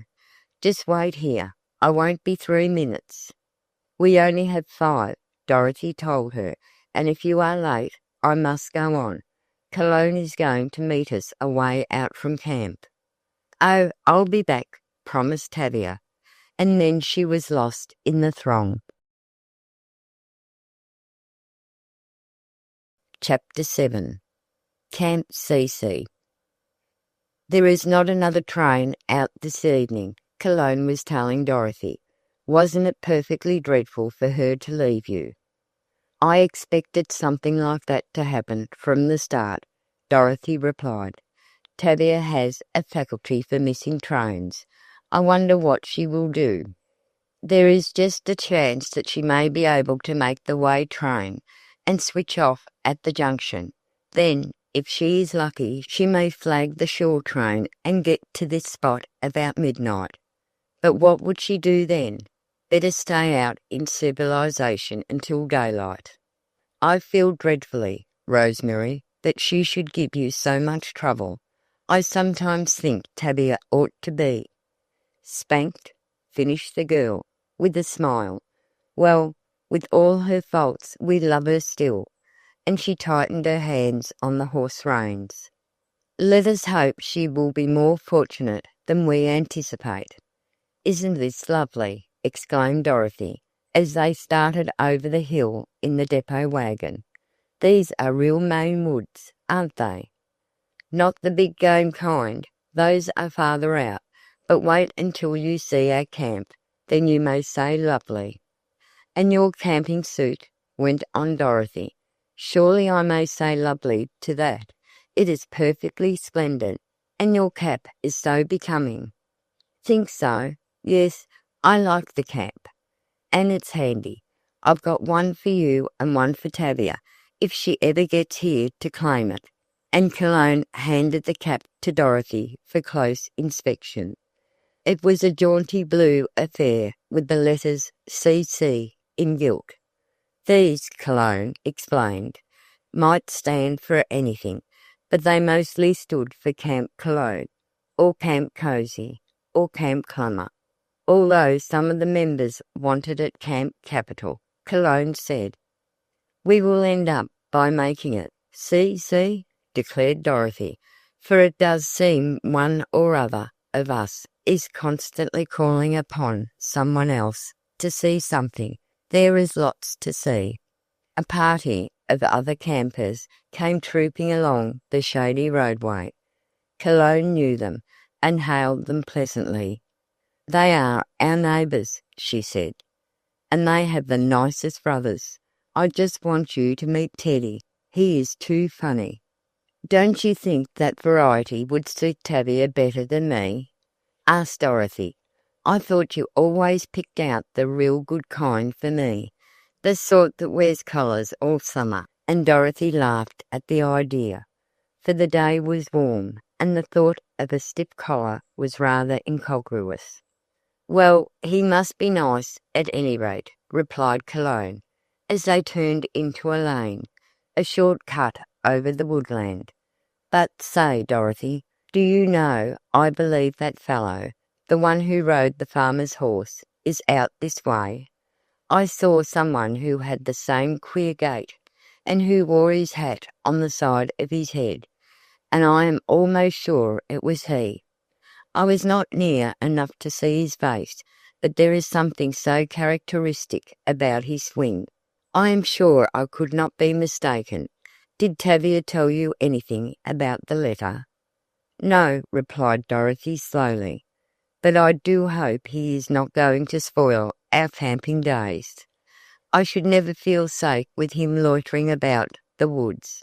What could fetch him away out here?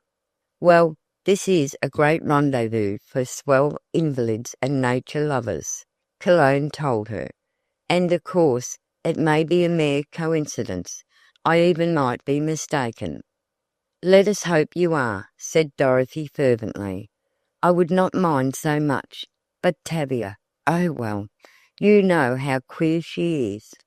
Yes, indeed I do. But never mind, Doro.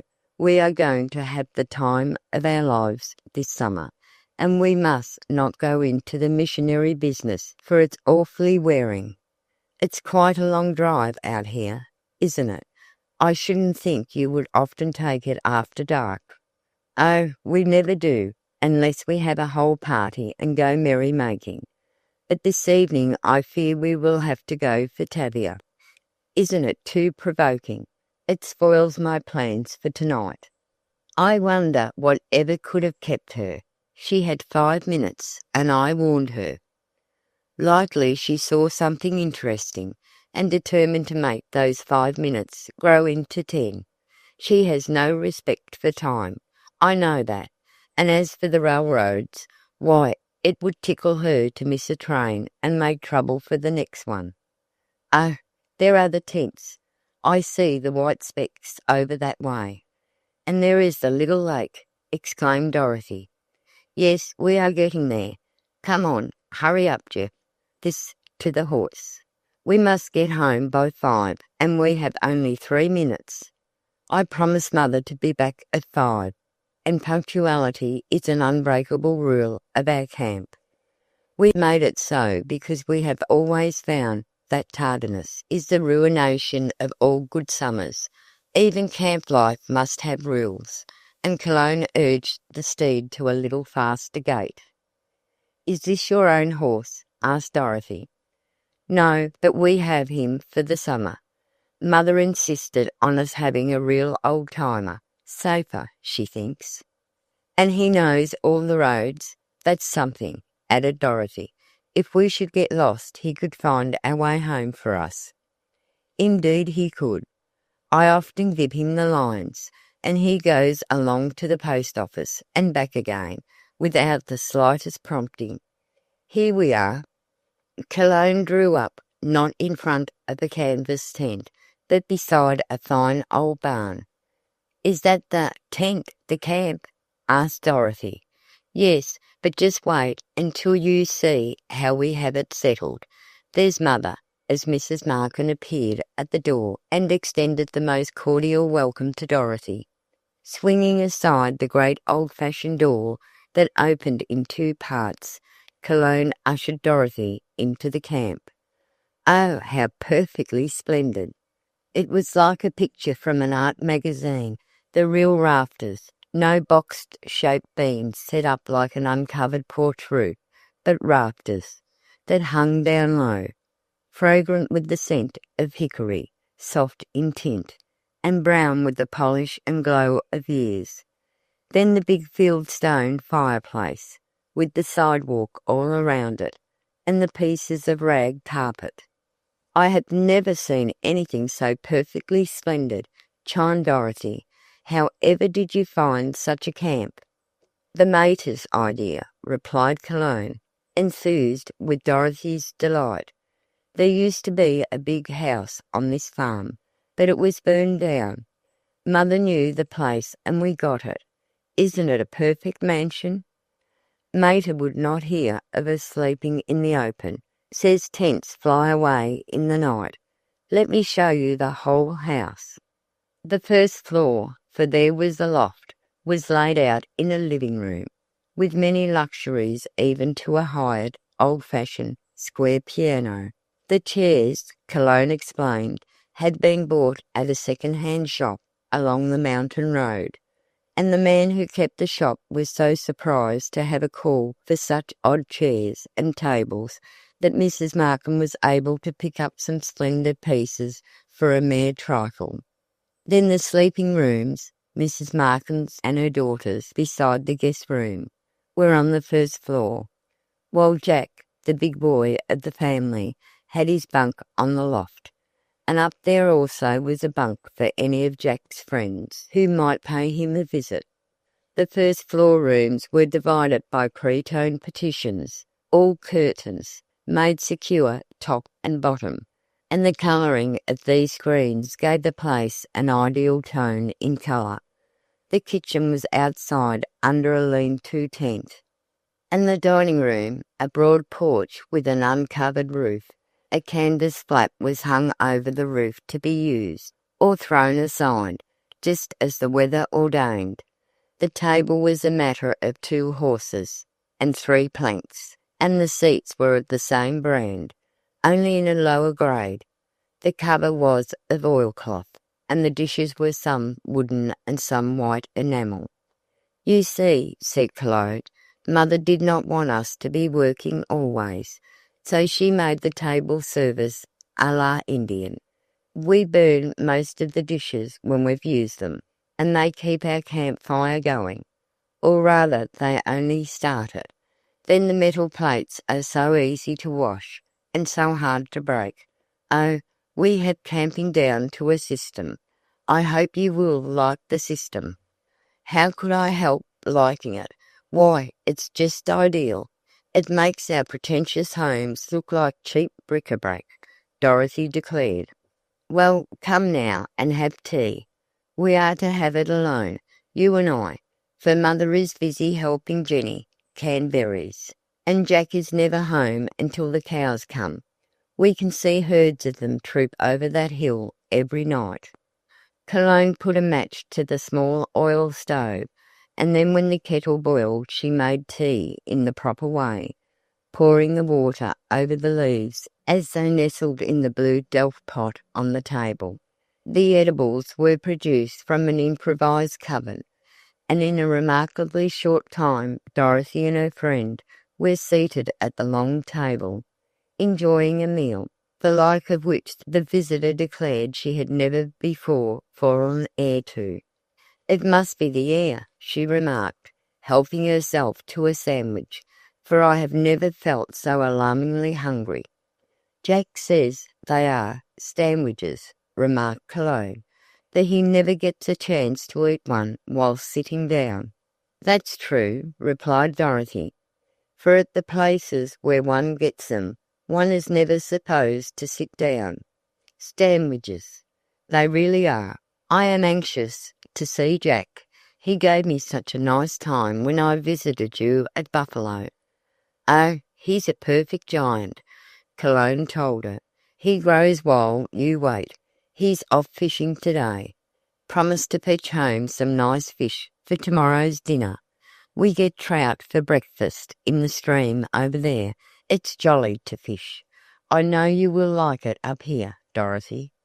"Will like it? I do like it. There is no future tense on that score. I have always longed for a visit way down east, and how strange people talk. Just as soon as we passed Connecticut, it was like going into a new country. The accent is so different." Tavia declared it was nothing but a left-over brogue of the Mayflower vintage. "Of course, that's what it really is. But, Tavia, I had almost forgotten her. Could we go out anywhere and look for her?" "Hardly," replied Cologne, "but we could drive out to the station again and send a message to the junction. I wish Jack was here. He would know best what to do. It is too provoking. And she is so apt to fall in with a friend," mused Dorothy.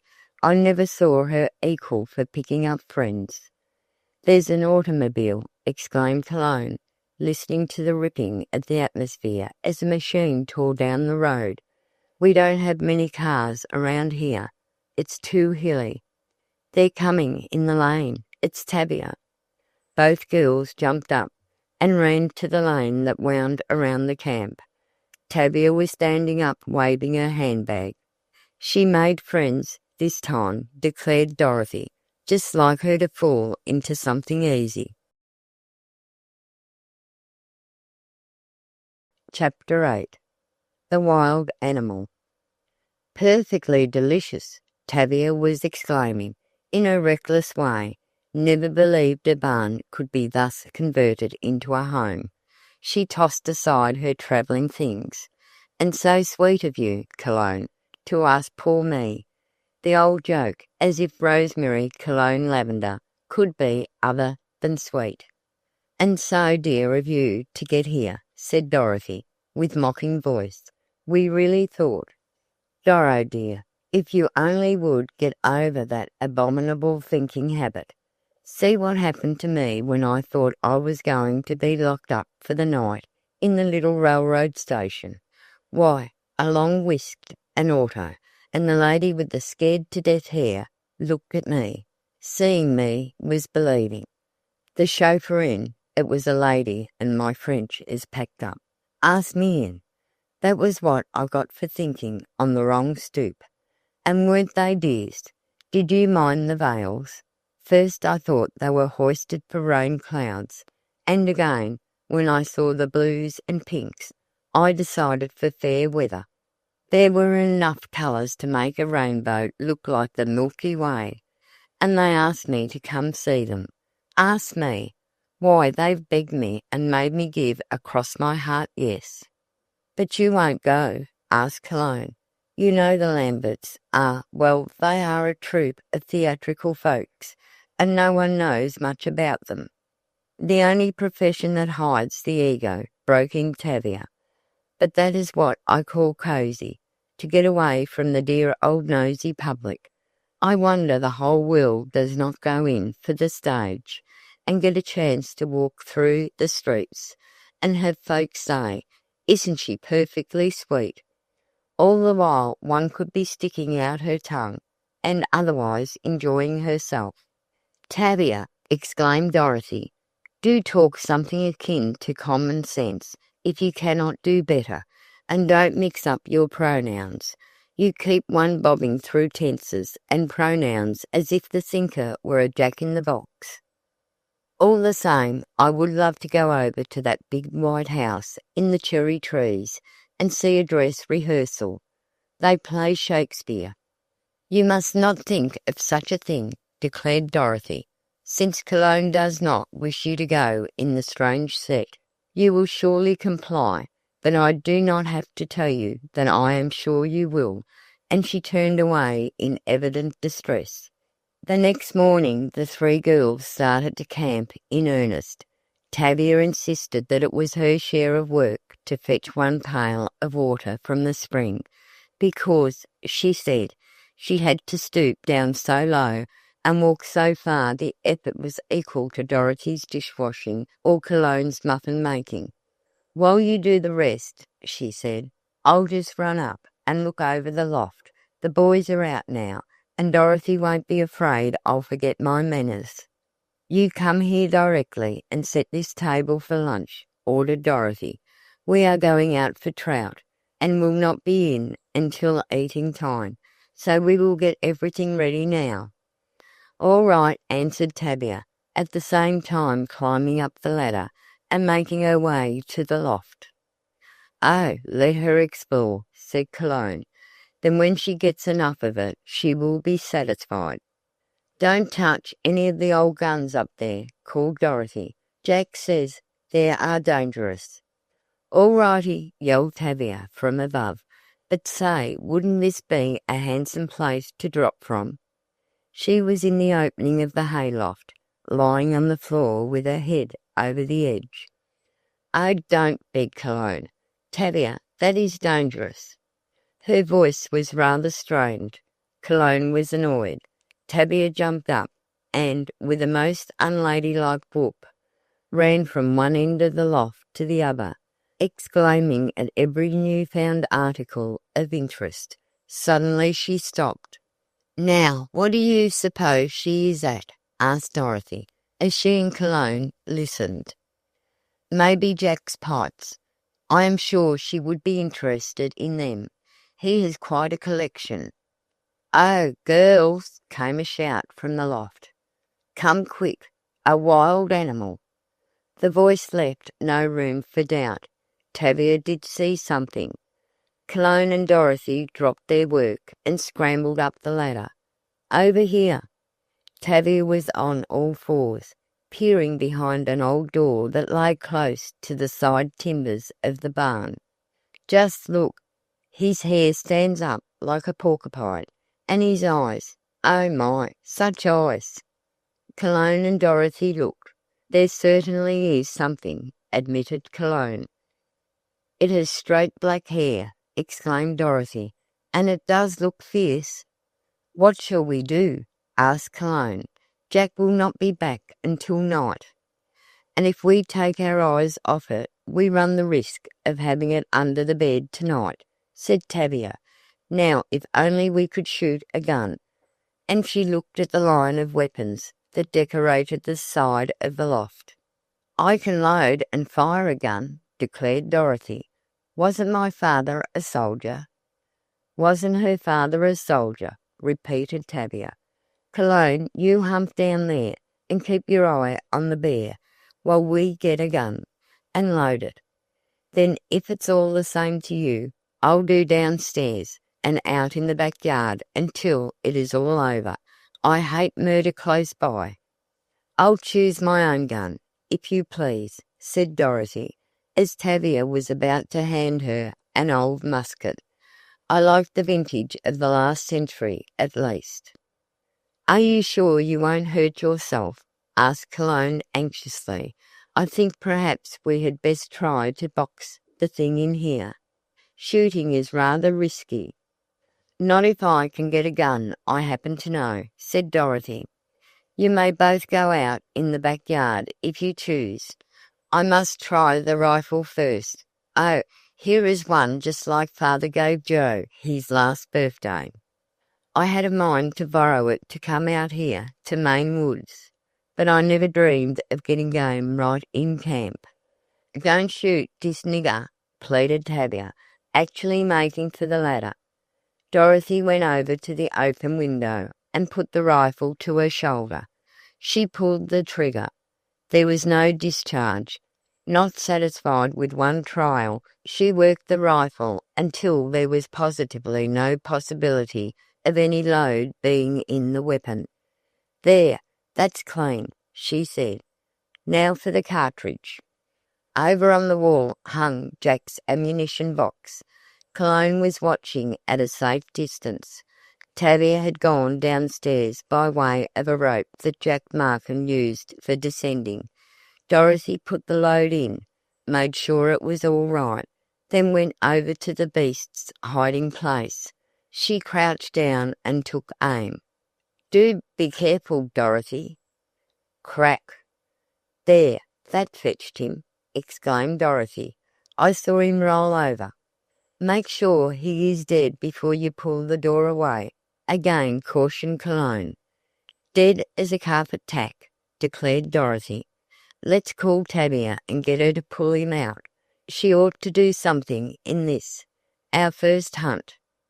Tavia was called, and being assured that the thing had rolled the death roll, she came up the ladder, and with the aid of a long-handled hay-rake, she just ventured to touch the strange thing. "It's dead." This was the signal for a series of antics such as Tavia might imagine to be popular in the Fiji Islands when some real dainty morsel fell into the camp kettle. "Oh, let us see what it is," ordered Cologne. "Maybe we won't have to go trout fishing. It may do for dinner." "It may, then again it may not," replied Tavia. "But may or mammy, let's haul her out." Dorothy put her shoulder to the frame door, back of which the thing was hidden. 1, 2, 3. She shoved it over. "Are you ready?" "Let her go," called Cologne, springing up on an old trunk. But it didn't go, neither did it come. The girls waited breathlessly. "Pull him out, Tavia. What's the use standing there with a rake in your hand?" said Dorothy. "I want to make sure he does not revive," she replied, gingerly poking the rake handle a little further under the hidden corner. "Oh, here!" exclaimed Dorothy impatiently. "Let me take that implement and you hold this door."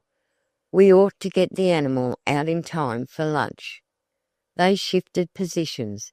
Dorothy jabbed the rake recklessly into the corner. Tavia moaned, and Cologne groaned. Drag, drag, it was coming out. "Mercy!" exclaimed Tavia. "Goodness me!" gasped Cologne. But Dorothy, who was the only one near the thing, simply dropped the rake and stood aghast, too dumbfounded to utter a syllable. "What is it?" begged Cologne. "A window brush," she gasped, at the same moment stooping to pick up the beast, the thing with the straight, long black hair that stood up in fierce bristles. "But the eyes?" asked Tavia. "I saw terrible eyes." "Might have been imported fireflies," answered Dorothy. "I believe Jack has a penchant for odd bugs." "Oh, isn't that too mean? And Jack's good cartridges." "But the brush is all right," declared Cologne. "We just needed a window brush to make the camp outfit complete. But don't let's tell the boys," she pleaded hastily. "Oh no," chimed Tavia and Dorothy. Then all three in turn took the rope route down to the lower floor. Chapter 9. A Strange Meeting. For several days after the hunt, the girls kept up the joke on themselves. Time after time they threatened to let Jack and his friend Percy guess the truth. But Tavia, the most to be feared, did manage to keep the laugh purely feminine. Dorothy and Cologne were gathering berries this morning, while Tavia ran off to a spot where she declared she could get the better kind of fruit, better than any they had yet secured. She turned in back of the big barn, then ran over behind the ice house, and then she smelled apples, ripe apples. "There are harvest apples around here somewhere," she told herself. "I simply must find them." From tree to tree she scampered along until she was out in the lane that ran into the next estate. "That's a road," she was thinking, "and there's a man." Glancing around to see if she could discern Dorothy or Cologne, Tavia had a sudden thrill of terror. "I didn't know I had gone so far," she thought, "and that man is coming this way." Something familiar about the manner in which the stranger advanced toward her attracted her attention.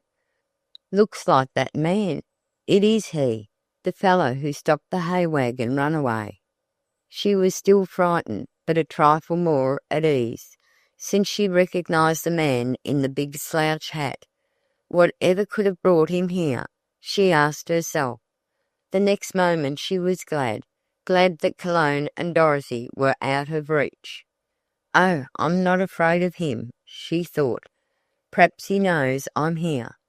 He was almost up to her. Yes, it was he. The same queer smile lurked about his face, and he had that indefinable air. Was it attractive, or only different? "Good morning, Maud Muller," he said, doffing that unlimited hat. "I'm so glad to see you alone." "Good morning," answered Tavia, "but I am not alone. I just ran away from my friends. They are over there." "But not over here. It's all the same. I want to speak to you, and this is the best opportunity I could have wished for." Tavia unconsciously picked up a stick. She felt queer, and he looked queer, so that altogether it was a very queer proceeding. "I have news for you," the man resumed. "Is not your name Tavia Travers?" "Yes." "Then you must follow my advice closely, and you will come into your own." "Are you not from the town of Dalton?" "I am." "Then I am right, as I was sure I was from the start. Your father is an officer in Dalton?" "A squire," replied Tavia, bewildered now at his knowledge of her and her family. "The same. I want to tell you." He stepped up uncomfortably near to her so that his sleeve touched her. I want to tell you there is a fortune coming to your family, and I can put you on the track to secure it. My Uncle Abe," he seemed to chuckle, "knew about it. He told me, and I had to swear on a Bible covered with blood that I would never betray his secret." "Oh my," shuddered Tavia, stepping away. "I don't think I can wait now." She was thoroughly frightened. "Couldn't you come down to the camp and tell me? Then we could talk comfortably. The sun is very hot up here." "But what have I to say is best said in the open," he answered vaguely. "I prefer this to all spots on earth." He paused, and Tavia's first impulse was to run. But then, "I won't ask you to believe me now," he said, his voice softening. "But if you will come to where I say, I can prove my assertion." "That there is a fortune left to my family? That is too absurd." And Tavia smiled. "Money does not run in our family." "Exactly. That is why it has to be run into. Put on the track, so to speak. Well, I know what I am talking about, but if you are not interested—" He turned as if to go. What if it could be true, and Tavia was throwing away the only chance she would ever have of learning the truth? "Where did you want me to go?" she stammered. "Meet me at the old stone bridge tomorrow at 3, and I will convince you of the actuality of this wonderful inheritance. This inheritance which you so long have been deprived of, which you have been fleeced out of by my scheming Uncle Abe." His eyes flashed, and his voice trembled. Tavia thought she had never before seen such glassy eyes, and the way he fastened them on her gave her a most uncomfortable feeling. She even felt compelled to promise what he asked, and she did so. He sauntered off, leaving the girl's head in a whirl. Who was he, and what did he know about her family? He was right in his assertions about Dalton, also about her father. Surely there could be no harm in listening to his story, and the stone bridge was not far from camp. Dorothy and Cologne were just appearing above the hill, Dorothy's yellow head bobbing up like some animated flower. "Oh, you dreadful girl," called Cologne. "We thought the gypsies had taken you." "No such luck," answered Tavia, as the two came up to the apple tree. "But I did find some splendid apples. Help yourselves. I must sit down for a minute. I've been up the tree, no, up a tree," she finished with a laugh that neither of her companions understood. "Harvests!" cried Cologne in delight. "I never knew they were here." "Neither did I until I found them," replied Tavia foolishly. "The climb gave you lovely red cheeks, Tavia," said Dorothy. "You ought to take climbing in the next school course." "No sarcasm, please, Doro. I don't feel a bit funny." "But you look it," declared Dorothy, keeping up her teasing manner. "You always look funny when your cheeks get so red." "Danger of ignition, I suppose," and Tavia's voice was anything but pleasant. "Oh, there goes the Lamberts," as an auto swished around the road. "I must run away and see them some day, just before we go home, when Cologne won't have time or heart to scold." "You wouldn't," spoke Cologne. "Mother particularly warned me that we were not to take up with those theatrical folks, and Mother is the boss." "Oh, very well, if you really feel that way about it," and Tavia shrugged her shoulders. Dorothy was shaking a limb at the apple tree. "What ghost have you seen, Tavia?" she asked. "Someone has stolen away all your good nature." "He's welcome," she replied. "Stagnant good nature doesn't keep well, and I have been keeping mine bottled up ever since you shot that window brush." The shock to my system, and she imitated the manner of one affected with nerves. "Yes, it was dreadful on all of us. agreed Dorothy, from whom the change in Tavia's manner could not be hidden. But you must forget it, and think of the good time we are going to have tomorrow. Think of it, going out in the real mountains, with real boys for guides. Of course you will have your pick of the boys. Cologne and I must be satisfied with what remains." Cologne had scarcely spoken since Tavia mentioned the Lamberts, and Dorothy was doing her best to restore good nature and peace to both of her companions. Yet she was greatly annoyed at Tavia's rudeness. Why should she persist in ignoring common courtesy and thus keeping up that Lambert question? "We must hurry back to the camp with our berries," Cologne at last ventured, "or Mother will think some snake has eaten us up." "And I particularly want to try my hand at berry tarts," declared Dorothy. "I was, at one time, considered quite a tartar." Tavia gathered up some apples, and the others took their berry baskets. They walked slowly over the hill back to the camp. Jack was waiting for them. "Say, girls," he began as they neared the dining room steps, "the boys have a great scheme on for tomorrow, but I am not to tell you about it." "Isn't that lovely?" came from Tavia in rather mocking tones. "But I am commissioned to tell you," he went on with an arch look at Tavia, "that you are to rest this afternoon, for sufficient unto tomorrow is the weariness thereof." Then they began to prepare lunch, but Tavia remained outside, asking Jack some seemingly foolish questions. Chapter 10. The Disappearance of Tavia. After a morning spent in anticipation of the good time Jack had promised, and Jack and his friends did know how to give the girls a good time, something happened just as they were about to start off to the woods. Tavia was missing. At first the matter was taken as a joke, as it would be quite like Tavia to run off and hide in the hayloft, or in any other outlandish place.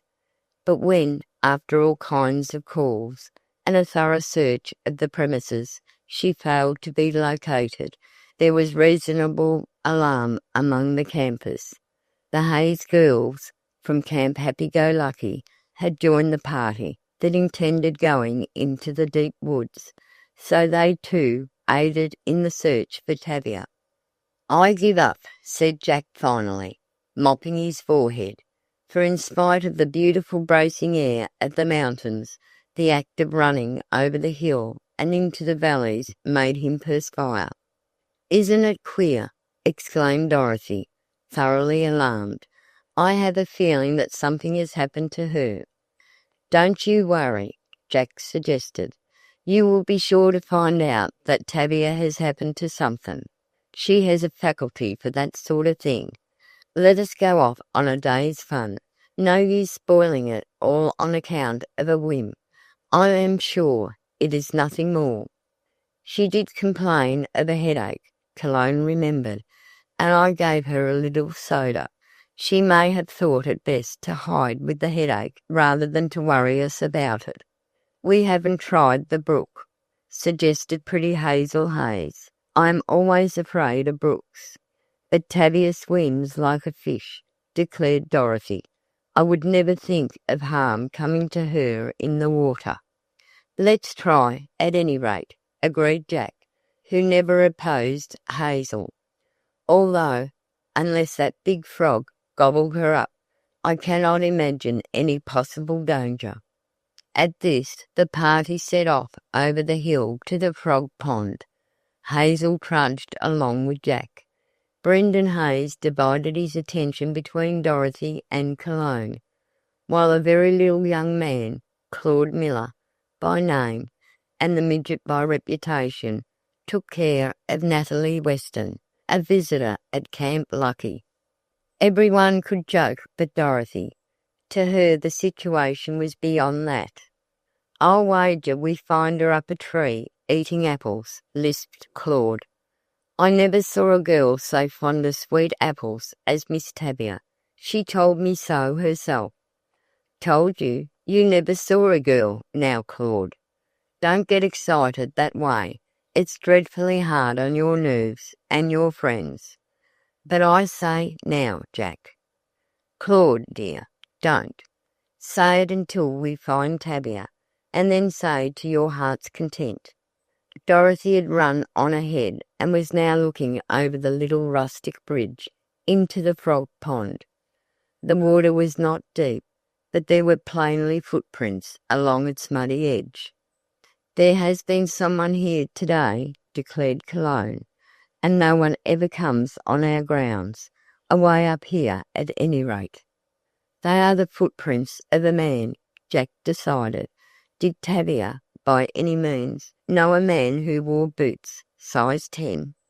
The only folks she knew in these parts are the Lamberts, answered Cologne, and she did say, even as late as yesterday, that she would run over to see a rehearsal there, when I wasn't looking. Jolly, exclaimed Claude. I have been wishing so much for a chance to know that younger lamb.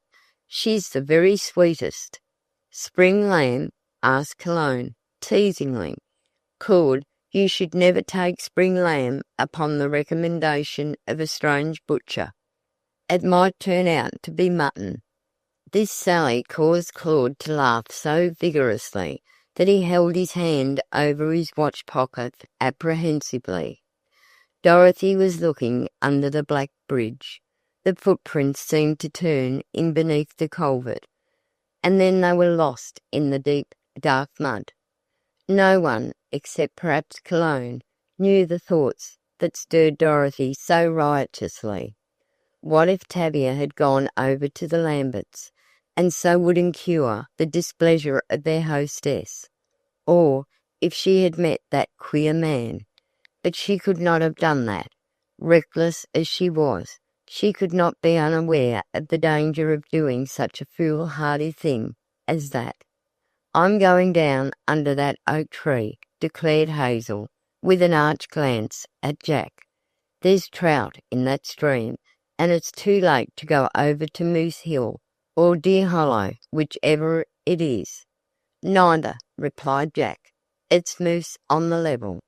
Yes, we may as well explore Trout Trammel, though I doubt if they'll come up, even at the sight of those fly colours you wear, Hazel. Don't you like this suit? Why, it's the very thing. All the way from New York, and just see the Navy emblem. The invitation brought Jack up very close to the sleeve of Hazel's sailor suit. Yes, he liked that emblem, first rate, and he said so, once or twice. I vote for a trip to the lands, voiced the dainty Claude. If no one else wants to go, I don't mind, in the least, running over and making inquiries. Oh, don't run, Claude, cautioned Jack. It's dreadful on your watch pocket. Just walk over and give my love to the girl who wears the rainbow around her head. Tell her that I saw her, and she will guess the rest. Well, if she happens to be out on the lawn, might I ask her to join in this girl hunt? Oh, you're hunting a lot, exclaimed Cologne in something like impatience. Now, Claude, this is no joke. We are out to find our lively, loving, luckless little friend, Tavia. I'm afraid it's useless, sighed Dorothy. We may just as well wait. Perhaps she will return at lunchtime. But lunchtime came, and lunchtime went by, without any trace or track of Tavia being discovered. Finally Dorothy broke down and went to her own room. Cologne followed her, and there, in the secret nook in the big camp farm, the two girls discussed every possible clause of the case, and tried with heroic effort to shed some light on the mystery. Was it the Lamberts, or could it be? Oh, she would never go off with a stranger, declared Dorothy over and over again. Surely our Tavia has more sense than that. But it is so lonely up here, no? Cologne corrected herself. You are right, of course, Dorothy. She will be back, just as soon as she feels like coming. That's Tavia. But they little knew the danger to which the younger girl had unwittingly exposed herself. No wonder Tavia could not be found within or without the precincts of the camp. Chapter 11. When the boys came. Dorothy had always loved her cousins, Ned and Nat, but when they arrived at the camp, the day after Tavia's disappearance, she fancied she had never before fully appreciated them. They came in the Firebird, their automobile, and declared that they would camp out in the open Maine woods, cook in the open, make soups of lily bulbs, stirred with the aromatic boughs of the spruce, and otherwise conform to all the glorious hardships peculiar to the pioneers, according to the stories told by said pioneers. But the absence of Tavia put a damper on everything. We have got to start out and trace her, Jack Markin told Ned and Nat. It is inconceivable where she could have gone to. We certainly shall start out at once, declared Nat, who was always Tavia's champion, to say nothing of his being her special friend and admirer. I have known her to do risky things before, but this is the utmost. I never saw such a girl, growled Ned. Just when a fella expects to have a first-rate time, she puts up something that knocks it out. Dorothy was disconsolate. Her eyes showed the result of a sleepless night, and her usually pink cheeks were quite pale.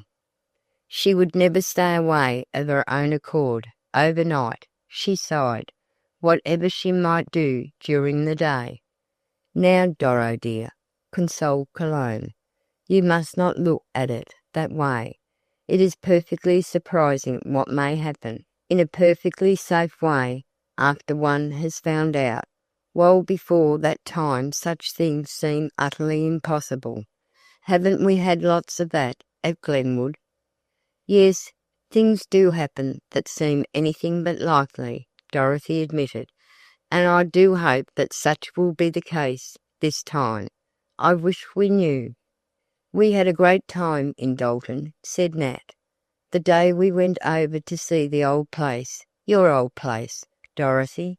The Major asked us to go in to look after a leak in the roof, and just as we went into the old plumbing shop, we heard a racket. It seems that a fellow named Mortimer Morrison, a stage-struck chap, played a part on the local stage, and while delivering his lines he gave his audience a treat, the real thing in tragics. He went crazy, wild, stark, staring mad. He was an escaped sanitariumite.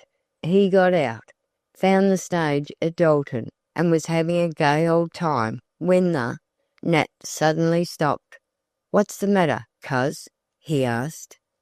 Dorothy was sitting on the rustic bench at the side of the old corn crib, and she went pale as her cousin told the story. Cologne was beside her, and as Nat asked what the matter was, Cologne grasped Dorothy's trembling hand. "What, Dorothy?" "Why, that man. He is the one who saved the team, the one who wrote the letter to Tavia. I found a part of it. She never told me, but it blew open at my feet, and that name was on the piece of paper." "Tavia know that loon?" Ned exclaimed. "We all knew him, if he is the same one," declared Cologne, for Dorothy was too agitated to speak. "We happened to get in trouble with a hay wagon and an old team of horses, and he helped us out. Come to think of it, he did act queer." "And he is around here now?" asked Nat. "Yes, I saw someone the other day who I am sure could be no one else. He had that most peculiar walk. Did you see him in Dalton, Nat?" "I was going to tell you that while we were in the plumbing shop a fellow sauntered by. He wore a hat, like a cowboy, and otherwise looked queer. Well, when the plumber sighted him, he rushed to the phone and called up the only officer in Dalton, Tavia's father, and told him the lunatic was just sauntering down the road. But from last accounts, he was still sauntering. The squire didn't overhaul him, and likely he was just wise enough to get far away, commented Ned. Now why on earth would Tavia have anything to do with a specimen of that kind? It would be impossible to guess to what trick he might resort in order to get Tavia to meet him, or to even become interested in his stage schemes. You know Tavia has a very pardonable weakness for anything theatrical, said Dorothy. All Tavia's weaknesses are pardonable, as far as you are concerned, coz, ventured Ned. But the hunt, interrupted Jack. We had better get at it. The girl we malign may actually— He looked at Dorothy and so left the surmise unsaid. An hour later Ned and Nat, with Jack and Claude, started out in the Firebird, it having been decided that it would be best for all the boys to go together in the auto, as they could then cover any amount of ground, and not have to worry about Dorothy and Cologne. The two girls went their way in the cart, old Jeff, the horse, being looked upon as quite a competent guide. It was really the first good opportunity that Dorothy had had to see the glories of the Maine woods. But what were they to her today? What mattered the long lines of spruce, the dainty larch, or the tangled arbor vitae, to her now? To all Cologne's enthusiastic efforts to point out these beauties, as well as to distract Dorothy, she only answered with the most vague acquiescence.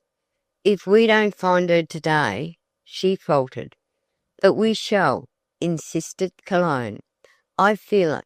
Tavia will be back at camp for supper." "Are we far from camp now?"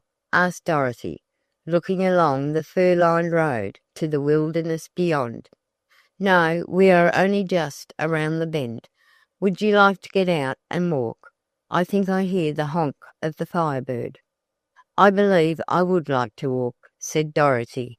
"I have such a stagnant feeling. The walk in this air ought to dispel it.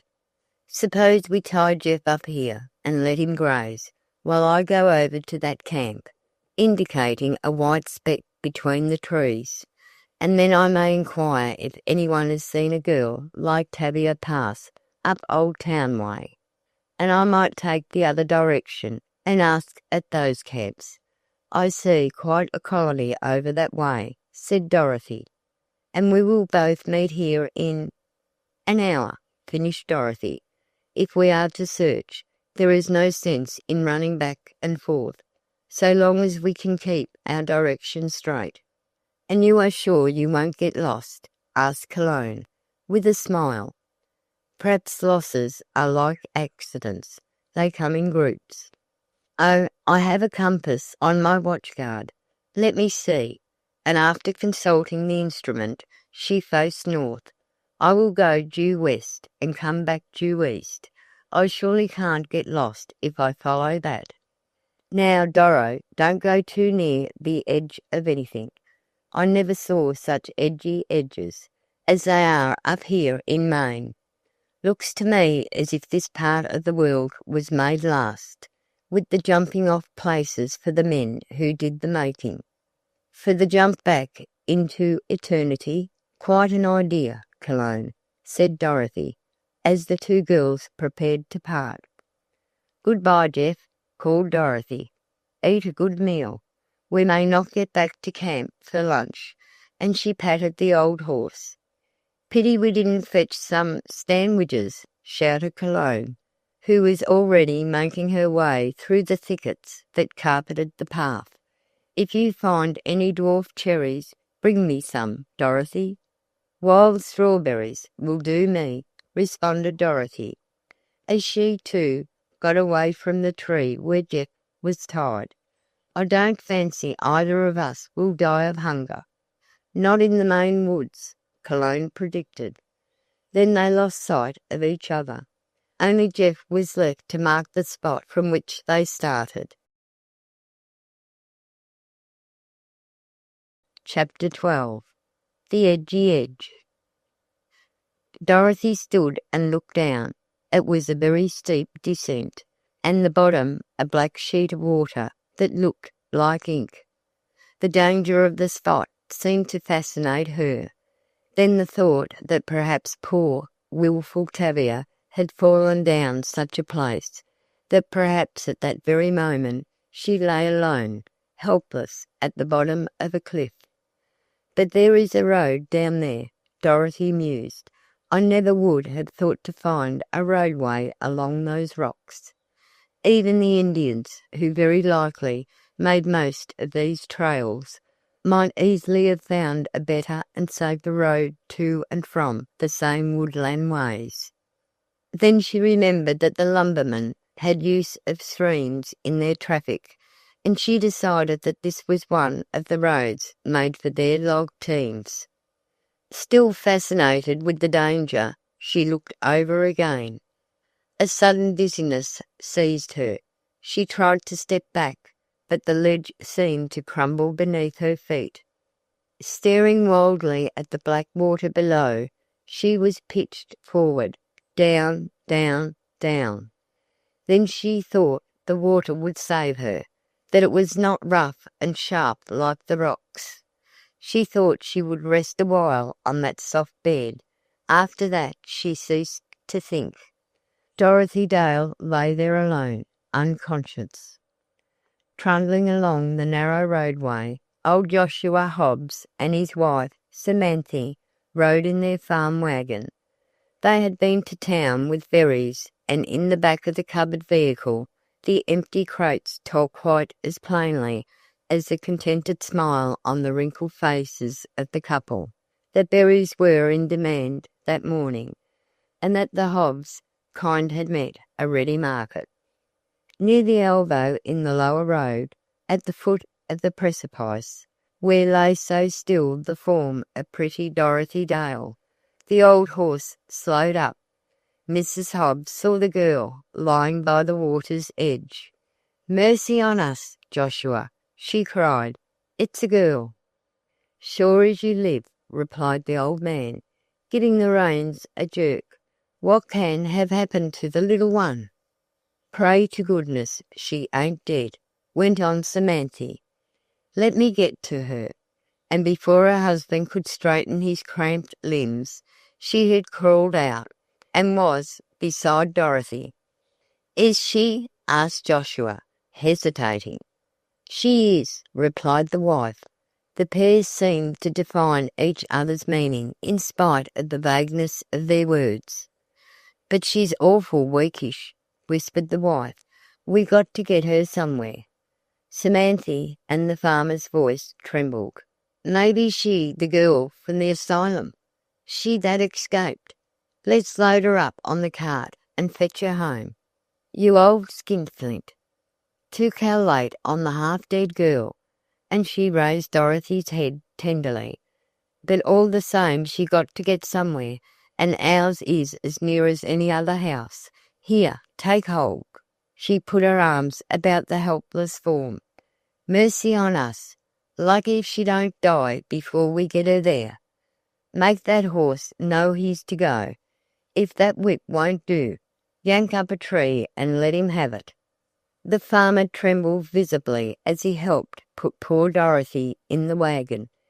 If she could only have known. The woman dragged off her apron and her jacket to make something of a pillow for the pretty yellow head that lay so still. Suddenly Dorothy opened her eyes. "As sure as you live," whispered Samanthy, "it is that girl from the sanitation. I saw her once out with the nurse, and this is her. And there's a reward." "Shut up," she snapped. "Lay still, dearie. You're awful weak, and we're taking you home." "Home?" murmured Dorothy in a dazed way. "Yes, To Mama and Papa. This from the farmer. Shut up, you, Joshua. How do you know she wants to go to them folks? There, dearie, is your head hurt? Dorothy only moaned and closed her eyes again. Haven't you got a drop of anything? Not even a peppermint?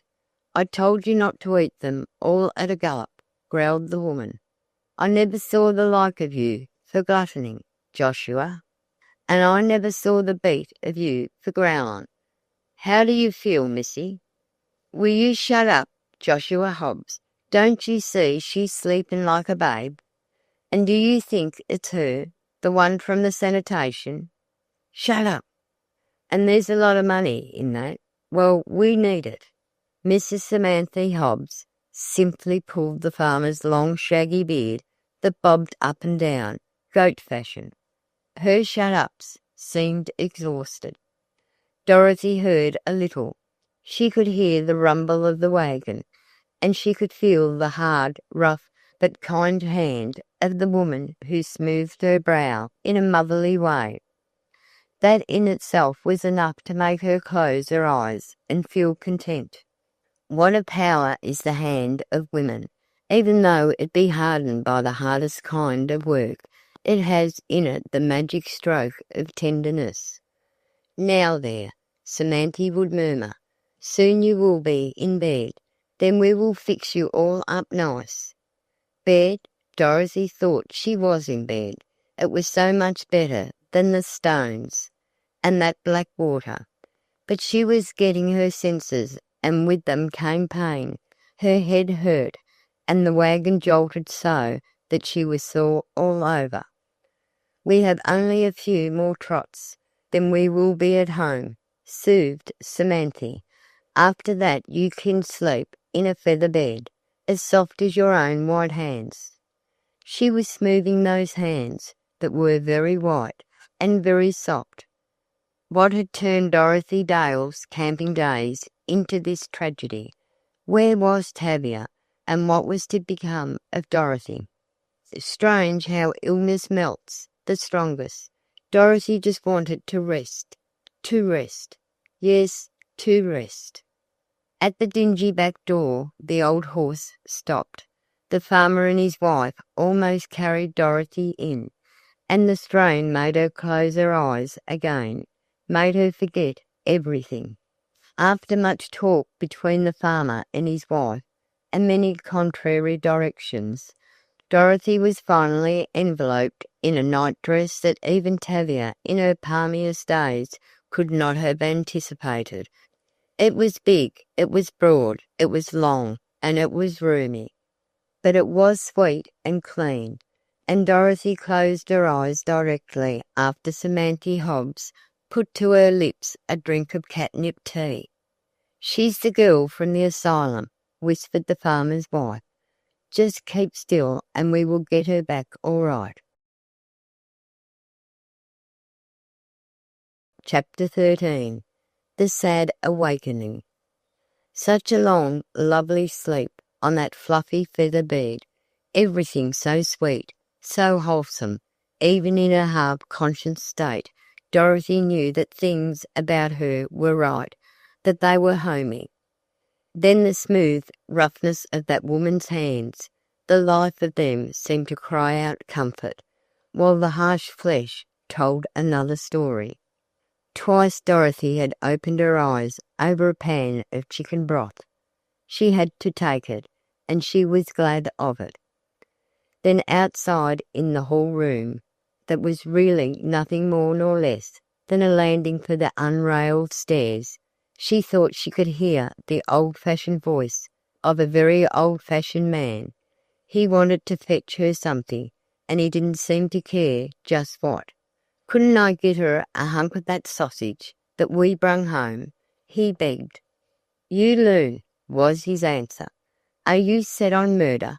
Do you want to kill her outright? This repressed his enthusiasm.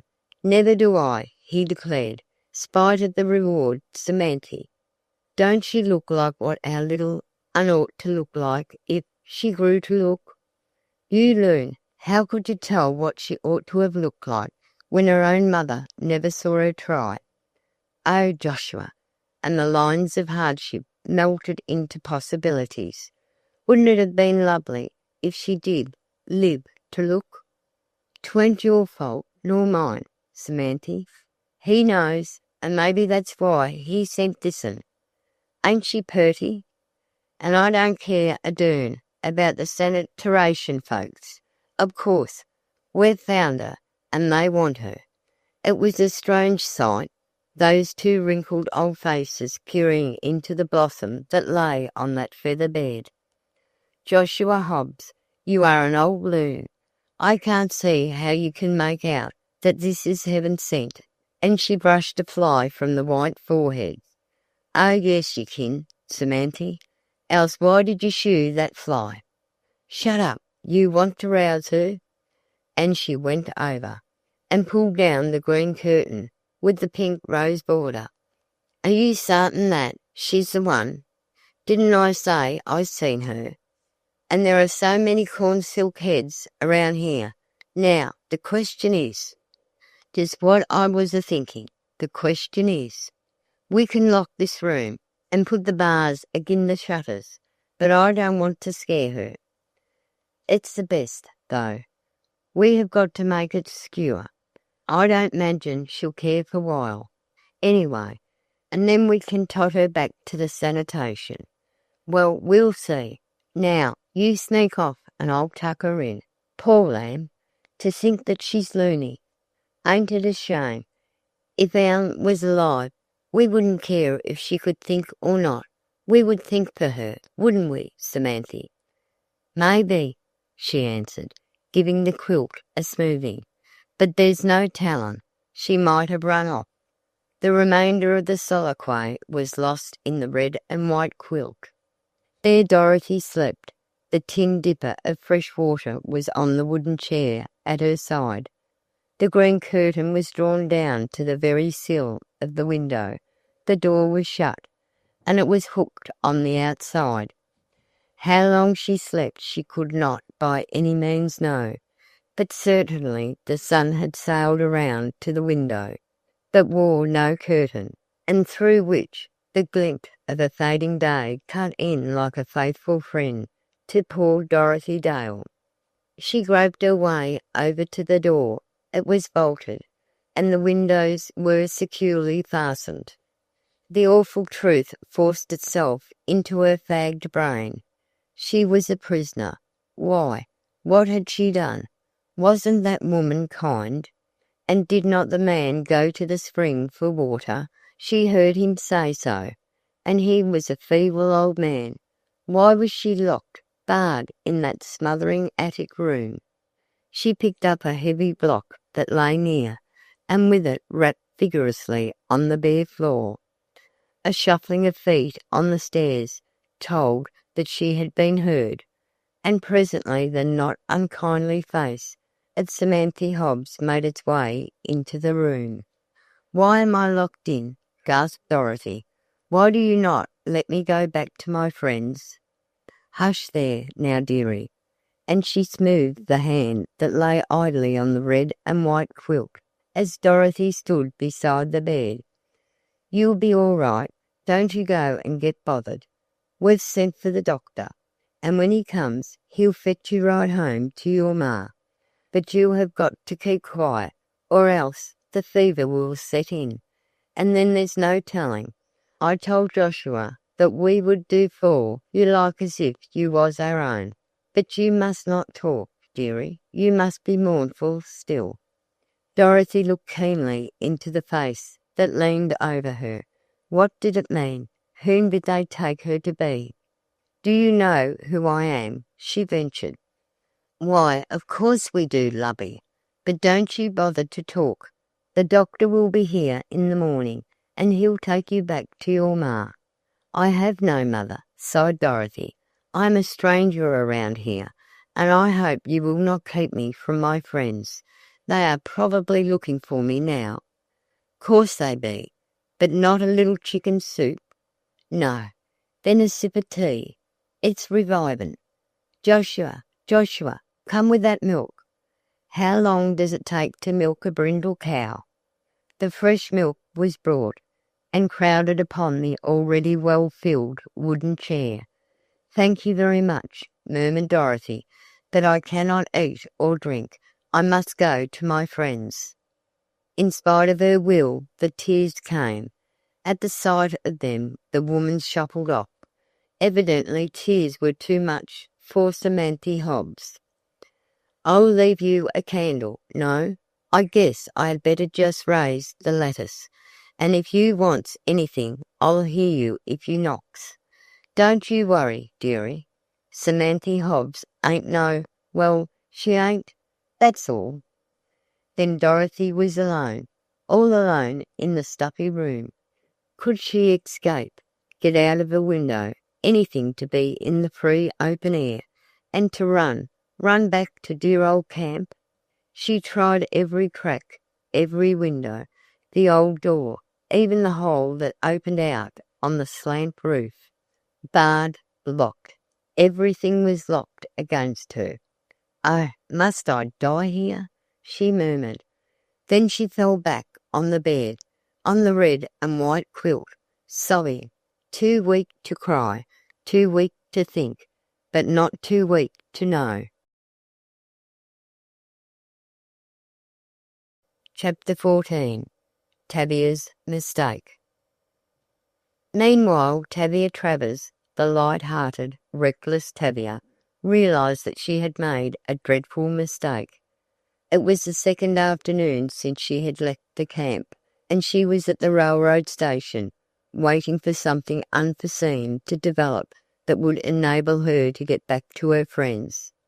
It was such a lonely place, away out there in the woods, and she had spent one awful night locked up in that station. "I'll walk," she declared, "if I cannot get away from here before dark." Walk 15 miles to Innernook, with hardly a chance of a single town in between. It was at that little rustic bridge that she had met the man, according to the appointment made under the harvest apple tree. "Come with me, and I will prove to you that what I say is absolutely correct," he declared. "I have an old uncle out of Breakaway, and he will tell you about the fortune with his own lips. I shall make him do so." "But it is far," Tavia had demurred, for she did not just like that glassy stare in the man's eyes, handsome though he was. "Only a pleasant little train ride. It will do you good to get away from this place. They call it camp. I would call it cramp," and he chuckled at his attempted joke. Tavia had not been inclined to go. He had seen that she hesitated. "Well, if you think I am not brotherly enough, I can take you to my sister Belle. She is surely sisterly enough. She will meet us at Durham." This had convinced Tavia. Surely if they met his sister at the first station, there would be no harm in her going. And though the story about the fortune might be vapory, it was fun to have had such an experience, to actually run away. Poor foolish Tavia! Was it fun to run away? At the station, of course, there had been no Sister Belle, but Tavia could not turn back now. This man seemed so compelling, so completely her master.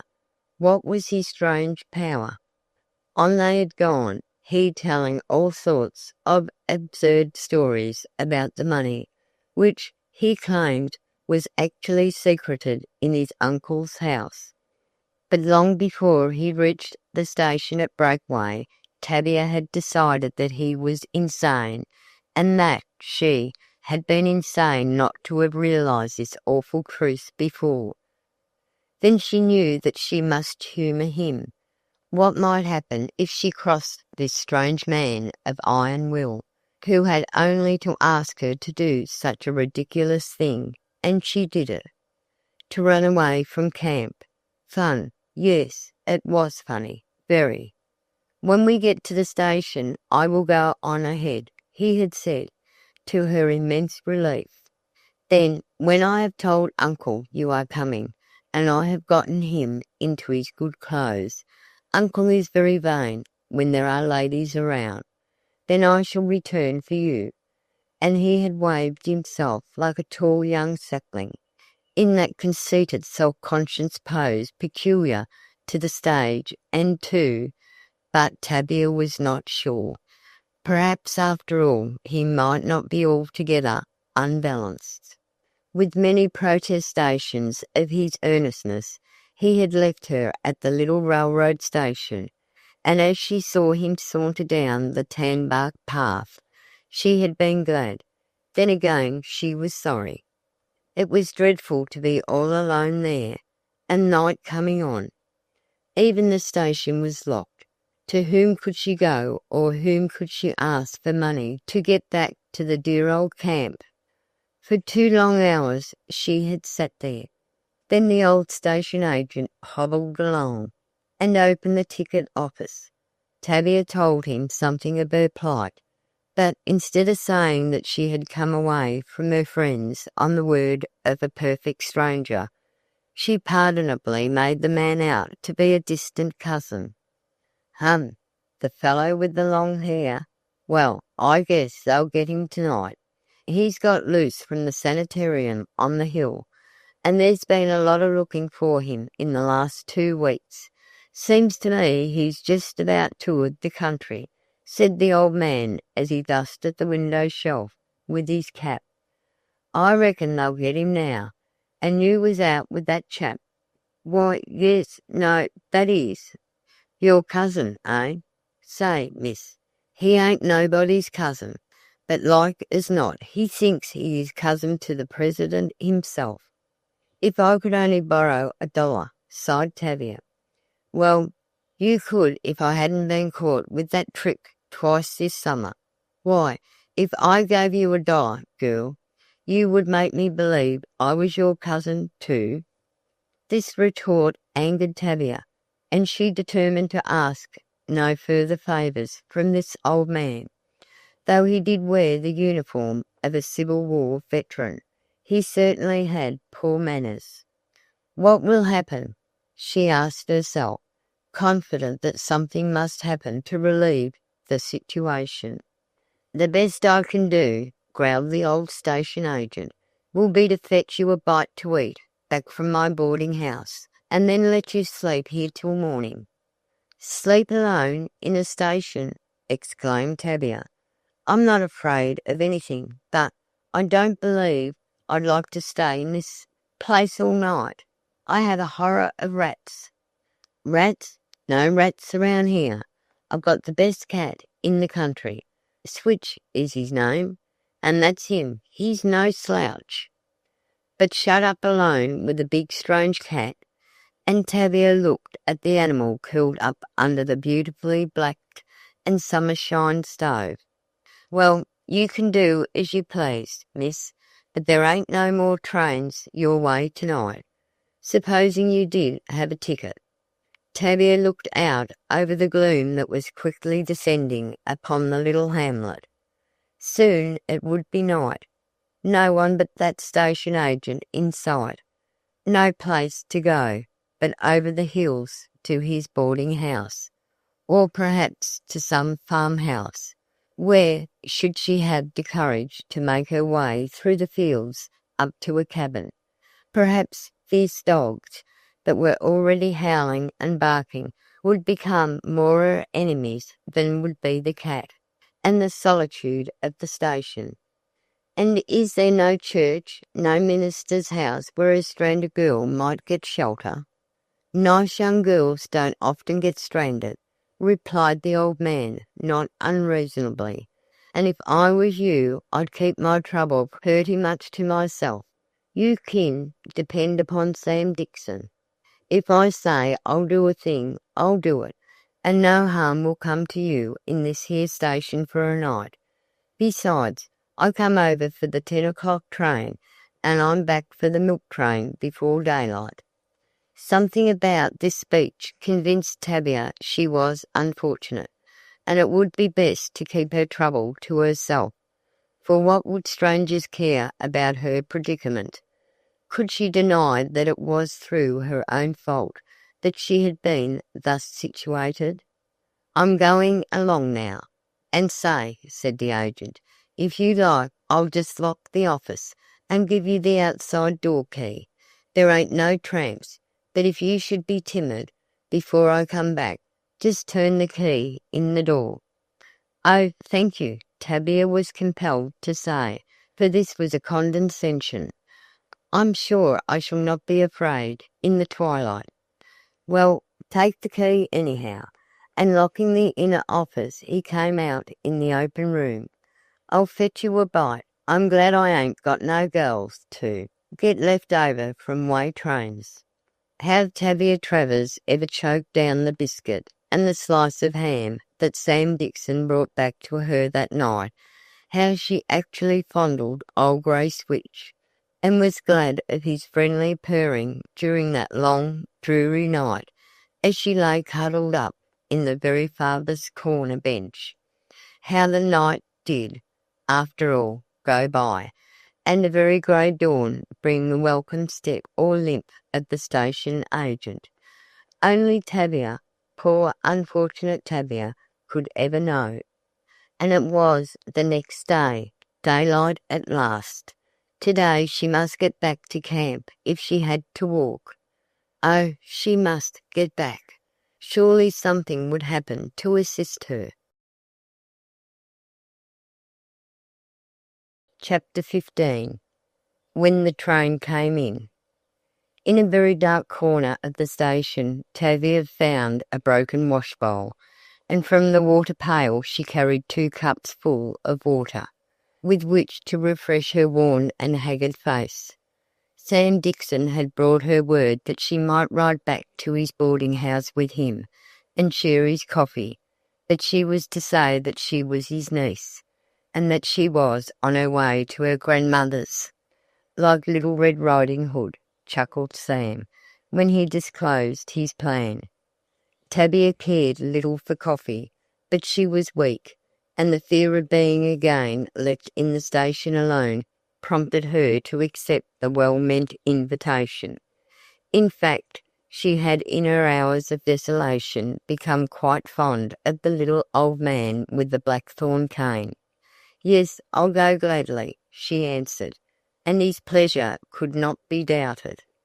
Accordingly, when the milk train had pulled out, and the station was again locked, Tavia jumped into the narrow carriage beside the old man, and, asking if he would not like to have her drive, she pulled up the reins, and they started off. Here was a new experience. If only now she could forget the agony that Dorothy must be experiencing. It would not be so dreadful to go at this early morning hour over the dewy roads in the ramshackle buggy with her benefactor at her side. At any rate, she thought to herself, "I'll have a good story to tell when I do get back to camp." "Is your place far?" she asked of Sam, more for the sake of talking than of asking. "Not so very. You see, it has always been rather rough out this way, lumbermen and the like always putting up at Dobson's. That's why I thought you was better off in the station than to try to make your way about last night, and some of them rough fellows stop at my place, that's Dobson's, so while they're out now is your chance to get a hot drink." As he spoke, a rough man, indeed, passed the carriage in which Tavia and Sam were riding. Wasn't he rough? Tavia instinctively shrugged up closer to the old man beside her. Uncle Sam, was that a woodman? Tavia fell in quite naturally to calling the station agent Uncle Sam. "Yep, he's one of the sort," taking care to keep his smile focused on the man, who, although he was going in the opposite direction, was able to keep his eye on Tavia. "You see, they are the most suspicious set. Takes a man a lifetime to know them, a woman an eternity, and then she has to depend upon their good nature." Tavia smiled, and hurried the old horse until his ears sassed her back. They jogged along, Every moment nature was getting more and more wide awake, until Tavia feared she would really wake up to the magnitude of her own personal offence. Everything else seemed so straightforward and so upright. Why in the world had she ever listened to the ravings of that man with the soft hat and the hard smile? After all, Dorothy must be right, and she, Tavia, was wrong. Yes, it was indisputably wrong to do the things that had seemed so smart before, things that Dorothy could never laugh at. She sighed heavily. Sam heard it. "What's wrong?" he asked, looking over his glasses and under his wrinkles. "Oh, nothing," Tavia sighed further. "Only I am wondering what my friends are thinking of me, about me." "Well, there's scarcely any doubt about that thing," he replied. "Like as they not think you are drowned. No good friend would ever think you were stranded." Sam's logic was irresistible. Tavia had not thought of this contingency. They might think her drowned. "I must hurry to get back," she said suddenly. "I wonder could I do any little work at your boarding house to earn the price of my ticket?" "You couldn't manage to stay over until the afternoon, do you think? I have some mending I'd be mighty glad to get done, and then I could give you a ticket," said Sam. "Oh, that would be splendid!" exclaimed Tavia. "I would willingly wait over even if I had a chance to go sooner, for you have been so good to me, Uncle Sam," she said warmly. "I shouldn't want to go until I had done something for you." "Then it's a bargain. While you're eating your coffee, I'll grab up the things, and you can mend over in the station. We'll stick to that story that you are my niece, and you can come inside the office and mend all you like. And it ain't nobody's business. You see, sister died last year, and I ain't had nobody to fix up the things for me since." "I'll be very glad to do what I can," said Tavia, "but I never was much good at sewing. However, I'll do the very best I can, Uncle Sam." "Sure you will, and that'll be all right. Here we are. Now you just wait while I get the horse's oats, and then we'll get ours." The house before which he drew up was of the old colonial type.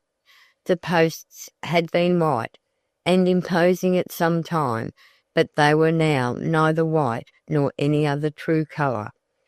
Also, they threatened to topple over on the vines, that so kindly did their part in trying to make the old place look alive. An old man sat on the porch, smoking his pipe. Sam Dixon spoke to him as he passed around the house to get the horse his breakfast. Presently a woman, enveloped in gingham dress and lost in a gingham sunbonnet, came out and stood in wonderment, looking at Tavia. She glared at her for a moment or two, and then, without speaking a word, entered the house again. This was not a very cordial welcome for Tavia, but she patted the horse and pretended not to notice the slight. Then Sam came limping along with the oats in a nosebag for Major. "Now eat," ordered Sam, and then it struck him that he had not fixed on a name for his niece. Tavia saw his embarrassment, but before she could suggest a name, he added, "Betsy, you and me's hungry too, I reckon. Let's see what Sarah has to eat in the kitchen." "All right, Uncle Sam," replied Betsy, with a smile. "I am hungry." They entered the house, and soon were seated on the old-fashioned hickory chairs, before some steaming cakes and equally steaming coffee. Tavia was indeed hungry, and she fell to, as did Sam, without any unnecessary ceremony. How strange it was! But what if the folks at camp thought her drowned? At any rate, she must earn her ticket back. What an eternity it seemed since she stole away to that little bridge. She could not bear to think of it now. And what would Dorothy think? Ah, How little Tavia knew what poor Dorothy was thinking at that very moment. "Now, when you're ready, we'll hop along," said Sam as Sarah came in the room, and looked to see if her guests would take more coffee. "How's things today, Sarah?"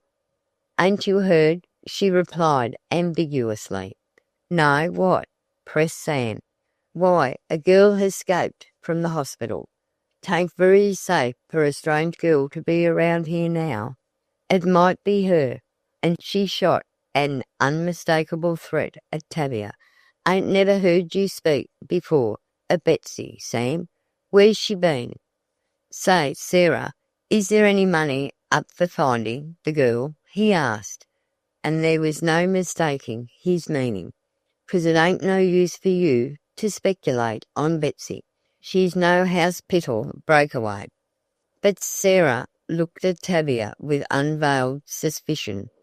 Tavia felt it, and the thought that she was a stranger and might be mistaken for the escaped girl made her most uncomfortable. It was a relief when Sam returned from upstairs, his articles that needed mending done up in a clumsy bundle, and his hat cocked on his head with the army badge over the back of his neck. Chapter 16. A Harrowing Experience. When Dorothy awoke to find herself still in that attic room, to know that it was not all an awful dream, but a terrible reality, the full meaning her position flooded into her strained mind, like some awful deluge of horror.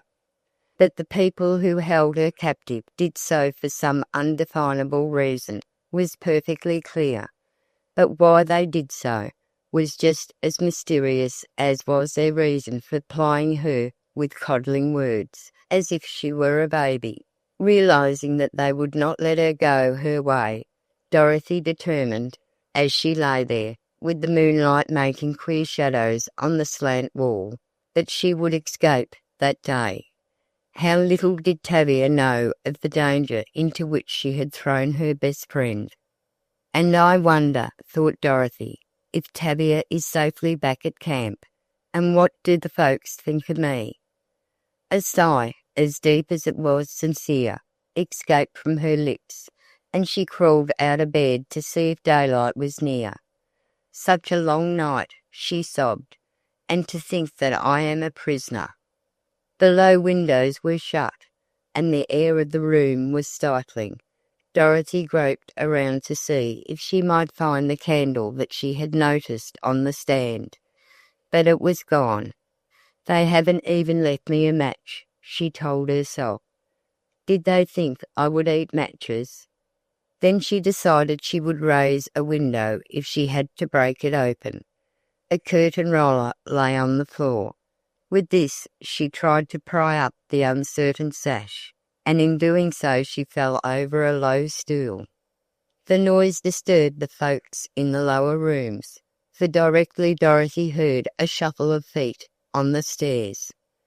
At first she felt indignant, then her helplessness prompted caution, and she hurried into bed. The door opened softly. "What is it, dear?" asked Mrs. Hobbs, who, as Dorothy could see, was enveloped in a robe of the same pattern as that which she herself wore. "Did you call?" "Oh, thank you. I only wanted a little air," replied Dorothy. "Couldn't we open a window?" "Well, perhaps we had best not, dearie," replied the woman. "There might be a draught." "I wish there was," Dorothy could not help replying. Then she quickly added, "Don't you think fresh air is very good at this warm season?" "Oh, yes, for some folks," said Mrs. Hobbs, tucking the warm bed clothes more warmly about the sweltering girl.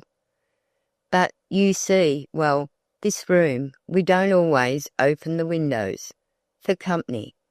"I will be able to go back to my friends in the morning," said Dorothy promptly.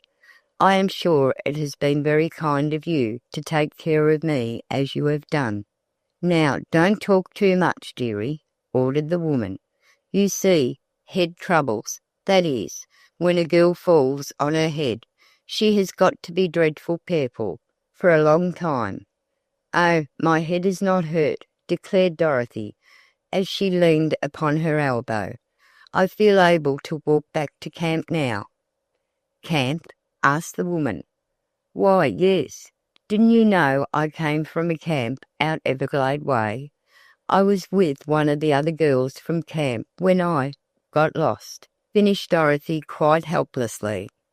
Some folks don't call them places camps, Mrs. Hobbs ventured, but of course the name ain't got anything to do with it. What do they call them? Pressed Dorothy.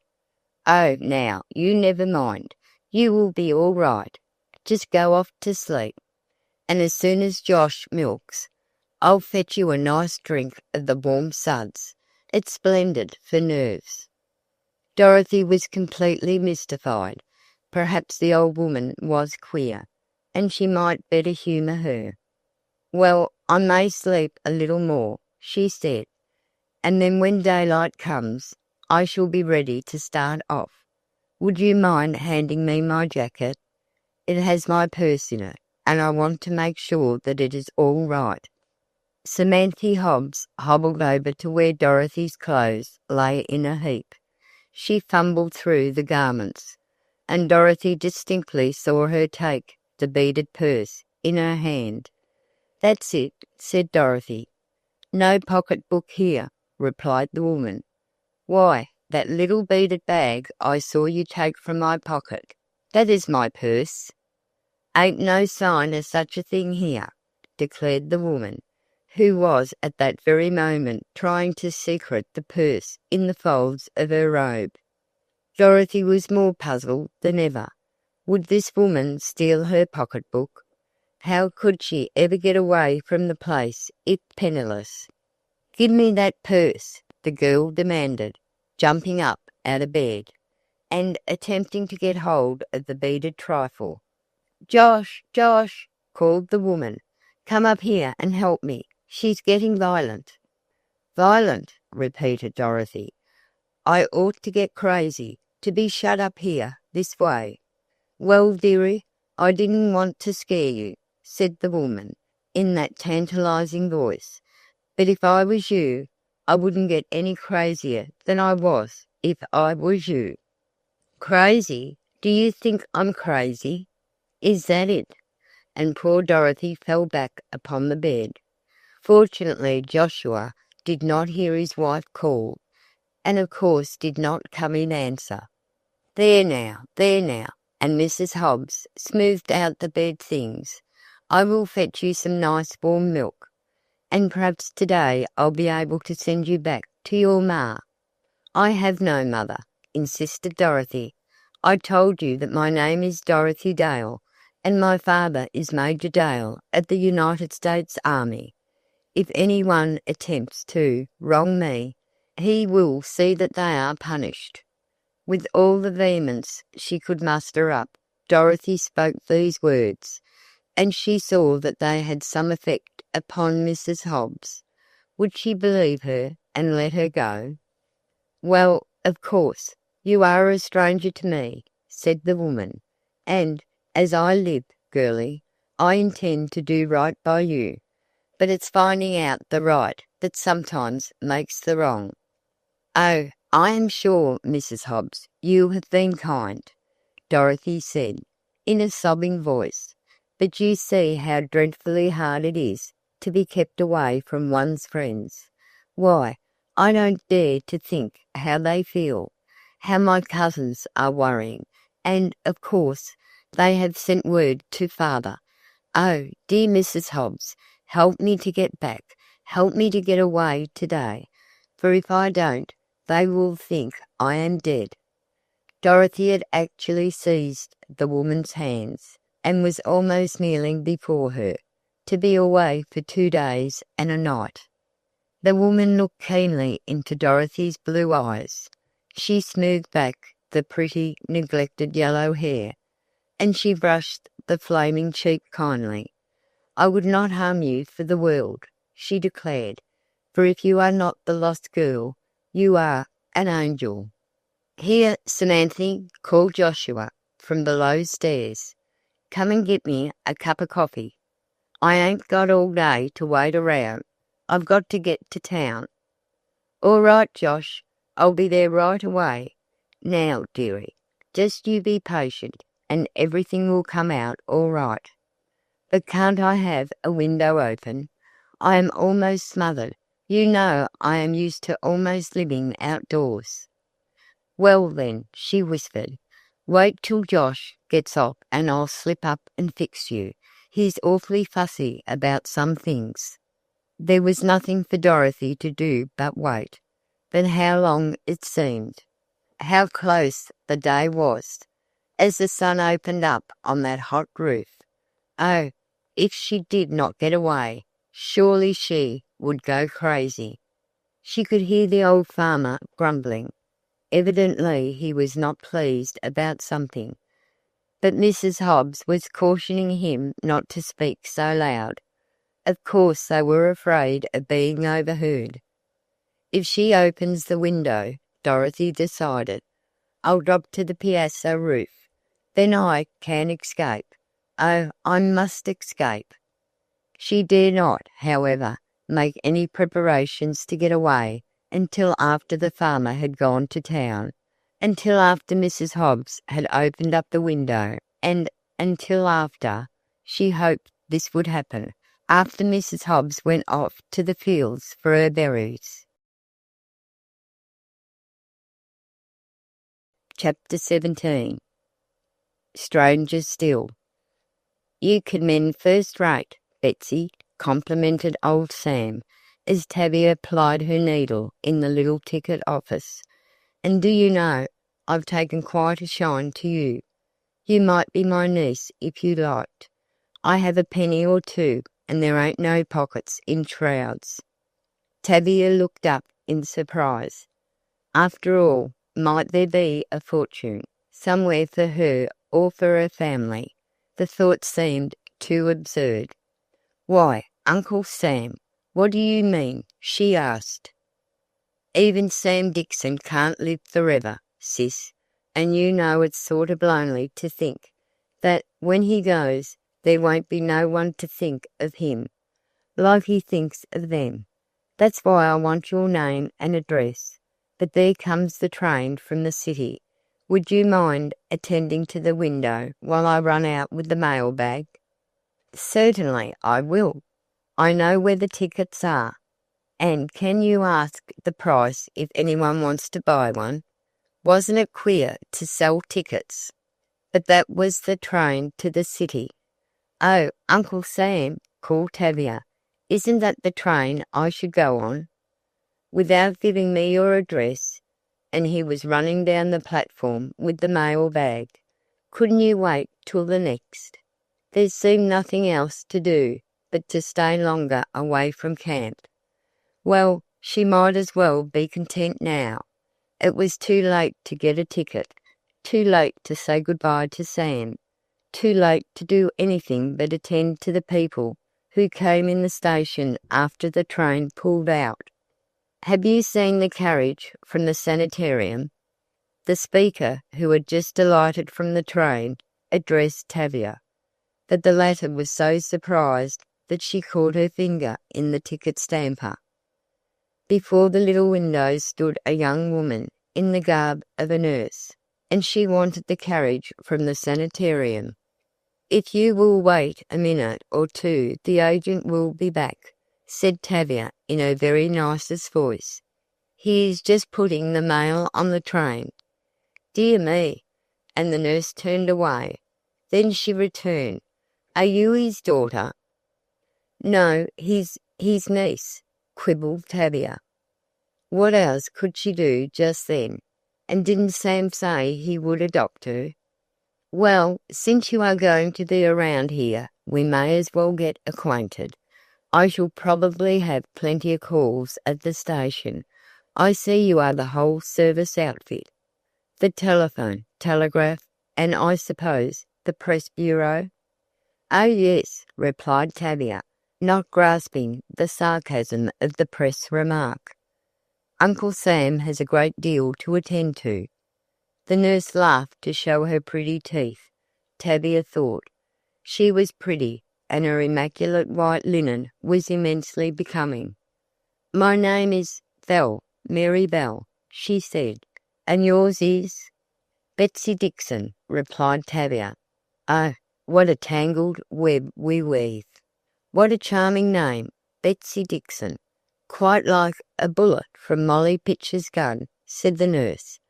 Tavia smiled but failed to catch the significance of that remark. Betsy was a good old name. Why, like a war bullet? "Here is the station agent," said Tavia, as Sam limped back.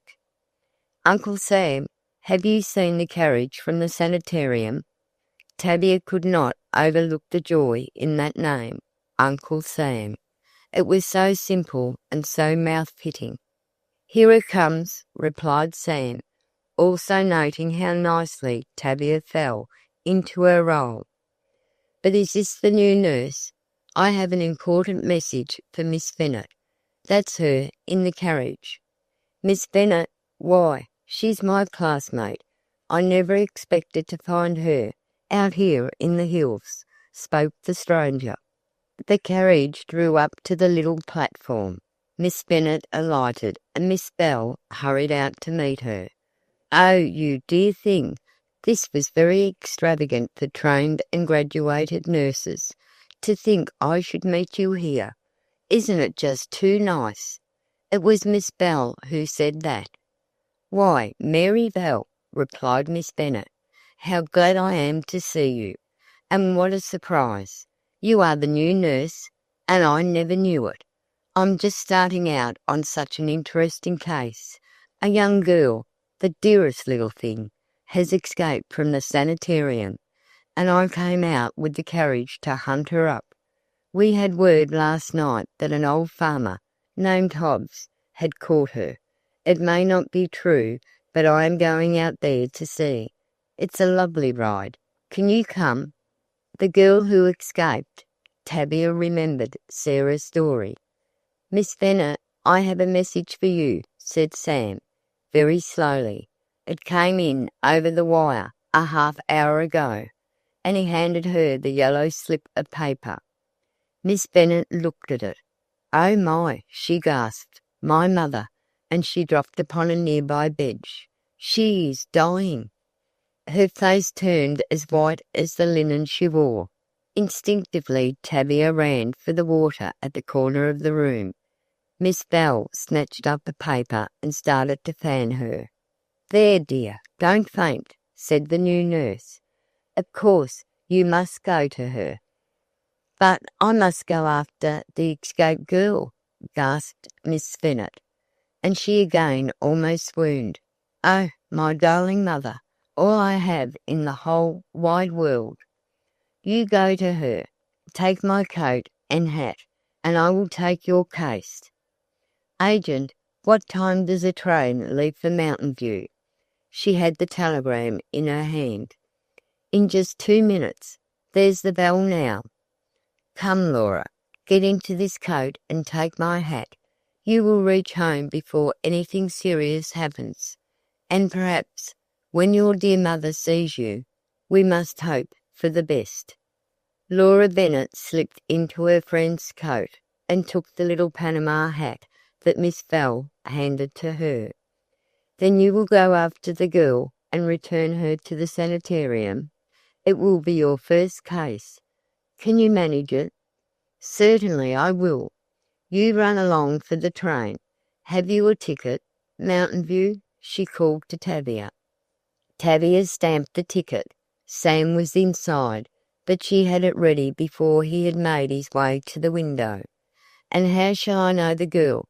asked Miss Bell. "Know her? Oh, yes. Why, you can't mistake her. She's the prettiest little thing, with yellow hair and blue eyes. There is not another like her. Oh, how frightened I am! It is so good of you, Mary." And she was on the train.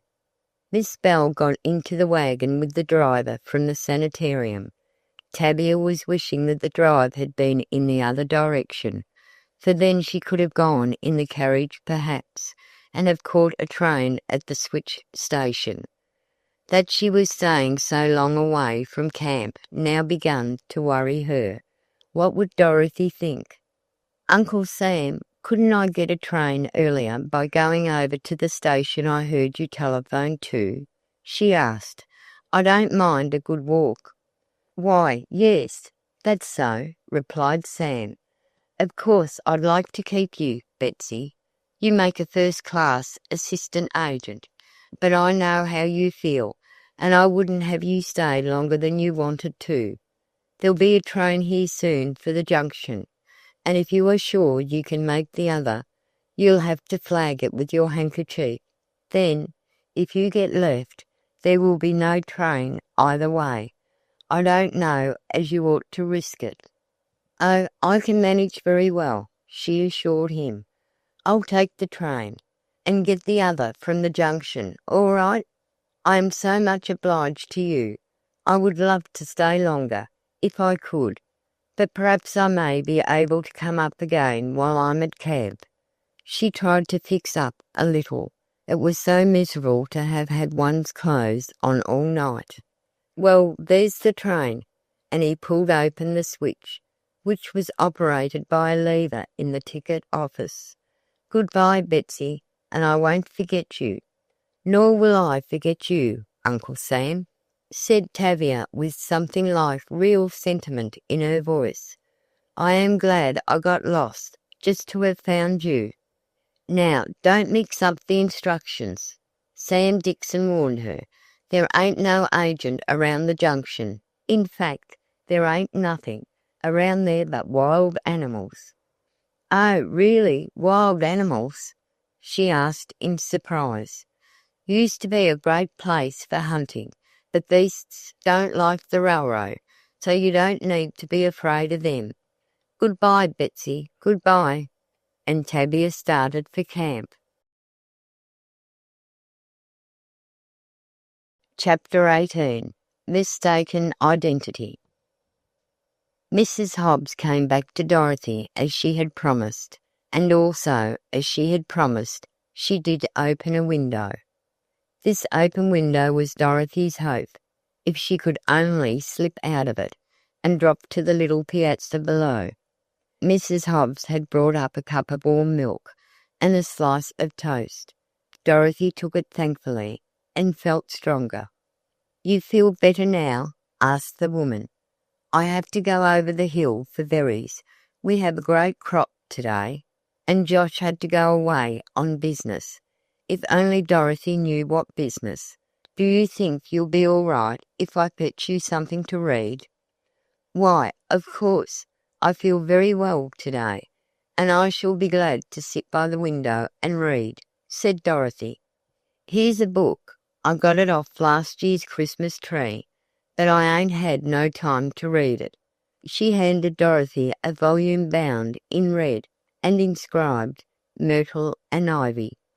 There was nothing to show whether it was an agricultural guide, a spiritual retreat, or a love song. "It's a pretty book," said Dorothy, "and I'm sure I shall enjoy it." "Yes, then I'll be off. Only let me tell you one thing, dear," and the woman came up very close to Dorothy. "You must promise me not to try to get away until I can take you to the station. Josh has the wagon." "All right," replied Dorothy, with an amused smile. "Why should I try to get away?" "Don't know, dear, only I must have your promise." Dorothy felt queer. She had reason to be grateful to Mrs. Hobbs, and to give a promise would involve an obligation. Yet she must make her escape. Some disturbance downstairs saved the girl further anxiety on the question of the promise. Mrs. Hobbs ran down to the door, and she did not return. The summer morning hours sent in their greeting through the small window that opened above the porch. Dorothy was nervous. She must leave just as soon as she saw Mrs. Hobbs disappear over the hill, when she would be out of sight of the house, and her purse was gone. Well, once out on the clear roadway, surely someone would befriend her. What a dreadful thing it was to be a prisoner, and not to know why she was imprisoned. Her beautiful hair had not been combed in 2 days. Dorothy did the best she could to make it smooth with her side comb, but the depth of the hair and the size of the comb made the matter of actual hairdressing a difficult task. But there was fresh water in the basin, and she could wash, which was one comfort. If only I had my purse, she thought, with my little looking-glass. Well, it will scarcely matter how I look, so long as I do not attract attention. As if Dorothy could help attracting attention. Mrs. Hobbs's generous form had dropped behind the hill. There was nothing to wait for now. Dorothy must get out of that window. The window frame was that sort that runs to the roof and has not far to go. It was really not half a window, but it was large enough for the girl's slim form to slip through. It was no distance to the roof. Then she could slide down the post. Dorothy was out. She sat upon the roof, with a careful move slide toward the edge. She must stop near a post, as she could not stand up. Yes, what blessings! She was directly above the post. Dorothy was not an athlete, but she was always able to climb. She swung around the post, down, down to the ground. But no sooner had her feet touched the welcome earth than a shrill scream startled her. She was puzzled and alarmed until she saw a big green parrot in a cage, and the bird was screeching to the limit of its capacity. Mrs. Hobbs could hear it. Should Dorothy throw a mat from the porch over its cage? No, the door was opened, the bird was out, and it was actually flying at Dorothy. "Mama, Mama!" it yelled. Come quick, come quick!" Snatching up a stick, Dorothy made an attempt to strike the green thing as it flapped toward her. But she could not hit it, and if she turned to run, it would likely settle its claws into her head. Yet she must run. Mrs. Hobbs. Without time for further thought, Dorothy did run, down the lane and into the road. The parrot had not followed. Dorothy was out on the road. She could surely get back to camp now. Oh, how glorious it was! Gratefully she raised her eyes to the clear sky. Her heart sent up its thanks to the friend who is never hidden from those who seek him. And there comes a carriage, she told herself, as a rumbling of wheels took her attention. Perhaps the driver will give me a lift. The wagon was hidden from view as the road turned sharply just under the oaks. Dorothy waited. Yes, and there was a young woman in the carriage. Wasn't that fortunate? The carriage turned so close to Dorothy that she had no need to take a single step to hail it, and it was almost stopped. Yes, it did stop now. The young woman in the carriage was garbed in white, a nurse. "Is this the Hobbs place?" she asked of Dorothy. "Yes," replied the girl in surprise. Then the nurse jumped out of the carriage. She looked keenly at Dorothy. "Do you stop there?" she asked curiously. "I have been stopping there," answered Dorothy, now completely mystified by the young woman's manner. "Is your name—" "My name is Dorothy Dale, and for some reason I have been hidden away from my friends," said Dorothy bravely. "I was just about to ask you to assist me to get back to them. I was in camp at Everglade." "Why, of course I will assist you," replied the nurse in the most affable manner. "Get right into the carriage, and we will have you back at camp in no time." Dorothy hesitated. The nurse consulted a small notebook. "Come right in, dear. We are going straight down to Everglade," and she touched Dorothy's arm to urge her. "Strange, I feel so nervous about falling into traps," said Dorothy honestly. looking deeply into the eyes that were investigating every feature of her own fair face. "But you see, I did fall, literally, and, of course, and you were hurt." Dorothy could not understand that caressing manner. It was identical with that exercised by Mrs. Hobbs. "Now, come," and Dorothy did step into the carriage. "We will drive along quickly, so that we may reach camp before luncheon. James, hurry your horse." For a few moments Dorothy felt as if she must collapse. The strain of her escape from the old house, then her fright from the bird, and her fear that Mrs. Hobbs would overtake her. And now to be actually riding back to camp. What would her friends say to her? Oh, how good it would be to relieve them of all their anxiety, and to be really going back well, comparatively well, at any rate. "I've had quite a time of it these last 2 days," she remarked, glancing timidly at the figure in white beside her. "But it seems all things come out right if we only have patience. But I wouldn't talk, dear. The sun has been warm, and you are quite overheated. Wouldn't you like to rest your head here, on my lap?" Dorothy sat up erect. This was surely unheard of. Who was this nurse? Where was she taking her? "I am perfectly well, thank you," she said in the firmest tones she could command. "And I really would like to know where we are going. Why do you treat me as if I were ill or a child?" "There, there," and the nurse touched Dorothy's hand. "Of course you are perfectly well, and of course we are going to camp. James, is your horse asleep?" But Dorothy was frightened. There was something mysterious in it all. Another wagon approached. It drew slowly along. "Mr. Hobbs!" Dorothy's heart gave a leap as his old wagon stopped. The nurse put her head out of the little curtained window and made signs to him. All right," he replied. "Yes, that's her." "That's her," repeated Dorothy. "That's me. What is this trick? Let me out of this carriage instantly, or I will call for help. If you do not keep quiet, I shall be obliged to restrain you," said the nurse.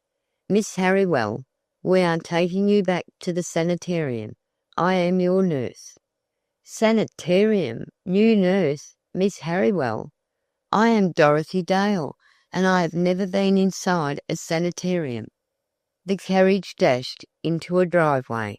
A big brownstone building confronted them. A corps of nurses hurried out to the path. When Dorothy saw them, she fainted.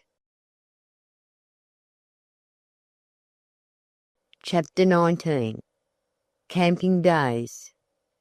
Tavia got off the train at the junction, but she did not get on the one that went toward Clamberton. It flew by. She waved her handkerchief.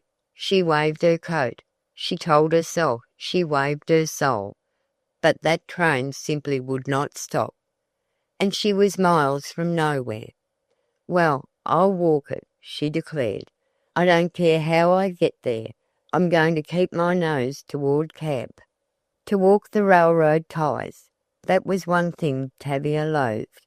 They were so regular, so straight, so abominably correct.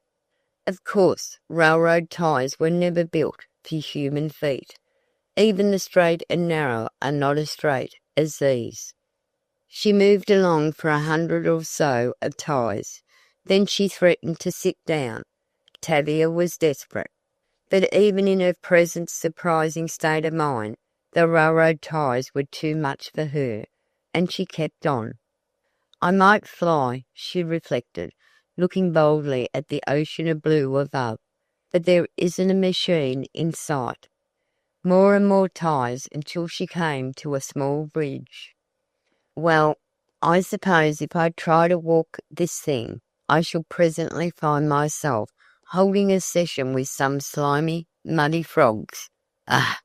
And she looked between the ties at the lurking depths of mud and other things on either side of the railroad embankment. "I just hate uncertainties." She stepped cautiously a little farther. "Well, if I fall, it serves me right. I shouldn't have done this." Tavia, poor Tavia. The place was very lonely. Tavia realised this. She knew instantly that she was in the woods. It may have been her primitive hatred of the forest that inspired this sentiment, but there was always something about the depths of solitude that made her want to laugh. It was positively funny to her. Something must happen. If there were a single human being in sight, she sighed.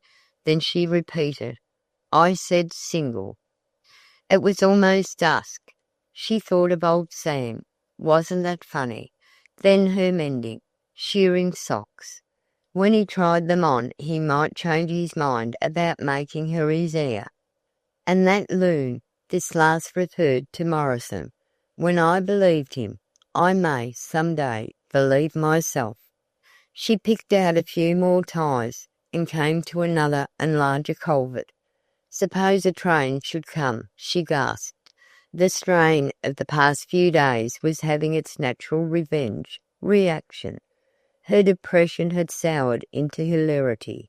"Well, I'll run the bridge. I have always heard it is the only safe way." She looked up, far beyond the ties. She would have closed her eyes, but that strange feeling of sight security, which does not depend upon sight, compelled her to look, but not at the ties. Every time she planted her foot down she expected to go through, foot and all, but somehow she did not sink down between the ties. "It would take a funnel to put me safely down that way," she decided. "I guess I would have to have a very big hole to drop through." It seemed to Tavia that everything she had to do must be made easy for her, even dropping through railroad ties. She had crossed the bridge, and now she stood for a moment mocking it. "I should burn my bridges behind me," she mused, "but it takes time and talent, even to burn bridges." Those who knew Tavia would scarcely have recognised her now. Could they have viewed her through the glass with which she was magnifying her faults? Tavia had been tried. She had tried herself, and after having had an opportunity to board any of 3 trains going toward camp, here she was again, stranded. "I'm a first-class simpleton," she decided. "Dorothy was right, always right. I'm a rattlebrain, and they think I am drowned. That is more reasonable and more charitable than to think I could be so foolish. I guess I couldn't get along very well without Dorothy," she went on thinking, as she trudged forward. "She always kept me together. But at least I'll try to do her training justice now. I'll try to walk back to camp." A narrow path ran beside the rails. This, Tavia thought, had been trodden down by tramps. Beyond, there seemed nothing but woods, and it was getting dusk. Well, there must be houses or huts somewhere, and she would walk on. Peering through the trees, Tavia thought she saw a white speck. It might be a bird. No, it was too large. What could it be? It moved swiftly. Now she could see it was not a person, but it couldn't be anything else, since there really were no ghosts. But were there really none? Just now Tavia felt as if nothing was certain, not even her own personality. There it was again, out in the clear path, all in white. Oh, it must be a spirit. How silly. "It's a girl," Tavia said aloud. "Oh, how glad I am to see the face of a human being." It was a girl, and she moved swiftly toward Tavia. "Oh, how do you do?" she began. "I was afraid you would not come." Tavia wondered. Did the girl take her for someone else? "I'm awfully glad to meet you," answered Tavia, noting how pretty the creature was. What splendid blonde hair and such eyes. "I was just getting frightened." "Frightened? Why? We will soon be all right. I have ordered my airship. Can you fly?" Could she fly? Was the girl crazy? Then Tavia noticed a strange glare in the wonderful blue eyes. She might be insane. Maybe she was the girl who had escaped from the sanitarium. I love to fly. It is my one ambition in life. But they would never let me, so I just came away by myself. And isn't it sweet of you to meet me away out here? There, did you see that bird? That's the way to fly. And the strange girl threw her arms up and down until Tavia wondered whether she could be fooling or was really insane. I have never tried to fly, replied Tavia, feeling very silly, but lots of people have gone crazy over it. The moment she had said crazy, she felt that she had made a mistake. The girl turned on her as if to strike her. Crazy? You call flying crazy? It's crazy to walk, crazy to stand, but it is noble to fly, and again she worked her arms bird-like. For the moment Tavia felt like running away. Then she thought that would not be wise, for how did she know but that the girl might have the strength they say insane people have, and that she might hit her with a stone, or do something to injure her. Besides, it seemed better to be with her than alone in that woods. Tavia decided she would humour her. Of course, we shall all fly some day, she said, as the girl turned almost upon her. I would love to learn how. You shall. I will teach you. My airship is not far away. Do you know the road to Everglade? Asked Tavia, without the slightest hope of getting an intelligent answer. Why, yes, Everglade, and her eyes set more deeply. I have a friend in camp out that way. In camp? Then she was not altogether insane, for there were many campers at Everglade. Yes, said Tavia, so have I. We can walk along together. This seemed to satisfy the girl, and she did start to tramp along. Tavia noticed how neatly she was dressed, and did not fail to see a beautiful chain and ornament about her slender white throat. But it's a long way, spoke the girl. My name is Bird of Paradise. What might yours be? Betsy Dixon, replied Tavia aptly. Yours is a much prettier name. May I call you Birdie? Certainly, and I shall call you Betty. I have a friend named Betty. For some moments they walked along in silence. The two girls were as different in dress and manner as were Dorothy and Tavia, and the latter noticed how much like Dorothy the strange girl was. About the same height, same coloured hair, and the same deep blue eyes. Are there no houses near here? Asked Tavia. I am afraid night will catch us soon. Oh, yes, there is a hotel over that ledge. It is there I am taking you. Tavia hoped it was true. She had passed through the stage of sensitiveness, and was now only anxious to get somewhere or near somewhere for the night. She had made up her mind that she would ask the first person she met to help her, with money or by directing her to shelter. There was no longer any doubt as to her distress. Night was coming, and she was almost worse than alone, and in the woods. The girl in white walked along humming now, waving her arms every time a bird passed, and when she did speak to Tavia, her remarks seemed more rambling than ever. We seem miles from every place, remarked Tavia weakly. I do wish. There, there, exclaimed the strange girl. There is my flying station. See that precipice? Pointing to a cliff far out on the ledge of the hill over which they were walking. Just over there is my station. I told you I was a bird of paradise. I am not. I am Madame Fly-Fly, the French balloonist. Now watch me. Don't, shrieked Tavia, but it was too late. The girl had rushed to the edge of the cliff, and with a wild wave of her arms had thrown herself over. Tavia, stunned at the suddenness of her tragic action, stood for a moment looking down at the heap of white that lay so far below her.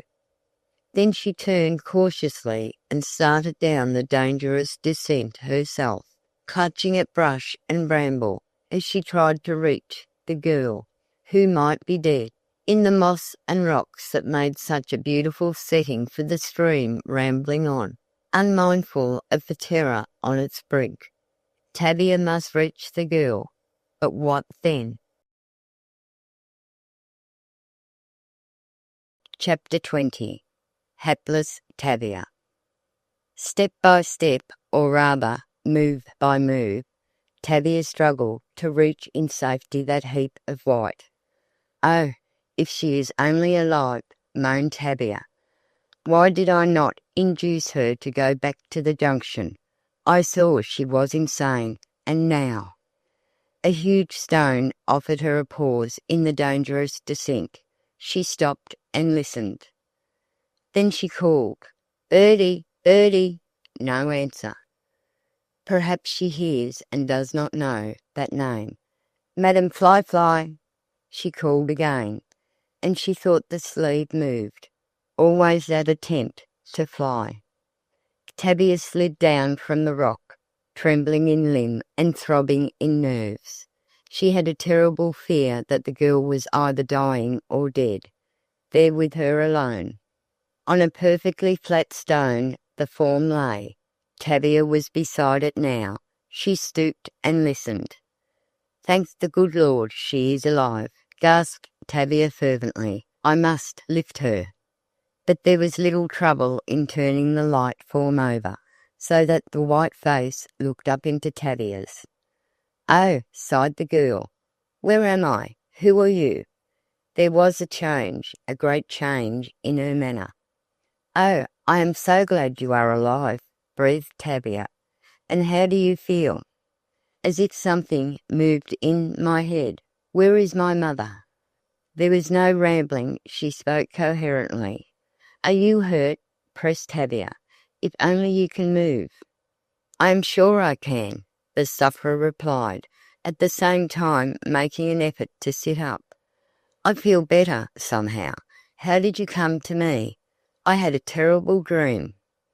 "I met you. Do you remember your name?" The girl did not answer at once. Then she said very slowly, "I am Mary, but they call me Molly." "Mary what?" "Mary Harrowing."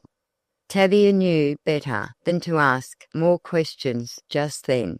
She almost forgot their predicament in the joy of seeing the girl apparently sane. "I wonder if you can walk." "I'm going to try. Just give me your hand. There, that's it." And the sufferer pulled herself up and stood beside Tavia. "I wonder might there be a path. I was so alarmed when you fell that I did not take time to look for one. I just slid down the rocks. But to get up would be very different. It is dark almost. We will have to look. I can't talk just now. I have that strange feeling in my head." "You must not talk. Just follow me. Lean on me." "Oh, I am sure we will get up safely, and once upon the road we must find some help." Tavia was afraid to look with too much scrutiny into the white face, afraid she might again see that wild-eyed warning. Following the mossy way they trudged along. How far away even the sky was. Could two girls be more desolate? Thoughts of camp and of Dorothy almost crushed Tavia. Young and strong as she was, her experience was beginning to leave its mark. She felt weak and was hungry. But the strange girl seemed to have recovered her reason. Tavia must not falter. She must get up, out to the roadway. "This looks like a path," she said. "Yes, it is a path. See, the brush is trodden down, and the ferns are broken. Oh, someone must have been here lately, and that means that they cannot be very far away." "What is your name?" asked the strange girl suddenly. "Tavia. Tavia Travers." and I am lost, far away from everyone." Tears welled into Tavia's eyes. Yes, she was lost. "And I am lost. How strange that we should meet. But are you not hurt? You walk." "Yes, something does hurt, but I don't mind, for that awful dream is gone. I can walk, and then when we are found— oh yes, I am sure you will be all right as soon as we are found." They had almost reached the crest of the hill. Up there at least they could see. "I hear a step," said Tavia. "We must hurry." It was difficult to do that, however, for Mary, or Molly, limped painfully. The step was plain now, as it crushed the dried leaves and brush. The figure of a man was next seen. The girls waited. He came along with the free air and a swinging gait. The man wore a slouch hat. "Oh!" screamed Tavia. "We must run, or hide. It is that dreadful man. That lunatic!" And she clutched the arm beside her and dragged the frightened girl to the edge of the roadway. Mortimer Morrison, with his big, rough mountain stick, was about to pass. Chapter 21. At the Sanitarium. When Dorothy recovered consciousness, she lay on a white cot by an open window, and the strange nurse sat beside her. "Where am I? What am I here for?" "Your doctor is away. He will be back tomorrow, soon," the nurse corrected herself. "Then perhaps you may go out." "But why am I here? This is a hospital, and I am not ill." "No, not exactly ill," and Mary Bell had her own very serious doubts about the condition of the young patient. Never had she seen such a demented girl, so perfectly sane. "But it is best for you to await your own doctor's orders," she finished. "My own doctor? What is his name, please?" "Dr. Ashton. Do you remember him?" "I have never heard the name before," replied Dorothy, looking about her anxiously at the sanitary appointments of the White Room. "I suppose this is a sanitarium for nerves." "You have been here long enough to know that much," said the nurse with a smile, "but you seem to have a new kind of nerves." "I have only been here a few hours, I should judge, but it did seem an eternity. Are they not going to send for my friends? They will be distracted. I have been away from them for so long." Again that uncertain look came into the face of the nurse. Surely if this girl had been demented, she must now be very much better. Her talk was entirely rational. And Dorothy was thinking, surely if they believe I am crazy, they must be crazy themselves. The sounds around her are enough to shake anyone's nerves. Someone was singing. The shrill voice rent the air like some weird cry from a lost mind. It made Dorothy shiver. "You think I am demented?" she asked finally. "But there is some great mistake. I am Dorothy Dale of Dalton. I was camping at Everglade, and I have had a dreadful time of it since I fell, and I was picked up by that old farmer." Dorothy's eyes were full. She had made up her mind, since her escape from the Hobbs house, that she must wait until those around her saw their mistake. At any rate, it was something to be among intelligent people, if they were nurses and doctors, and as they plainly believed her to be an escaped patient, she must wait until someone came to identify her.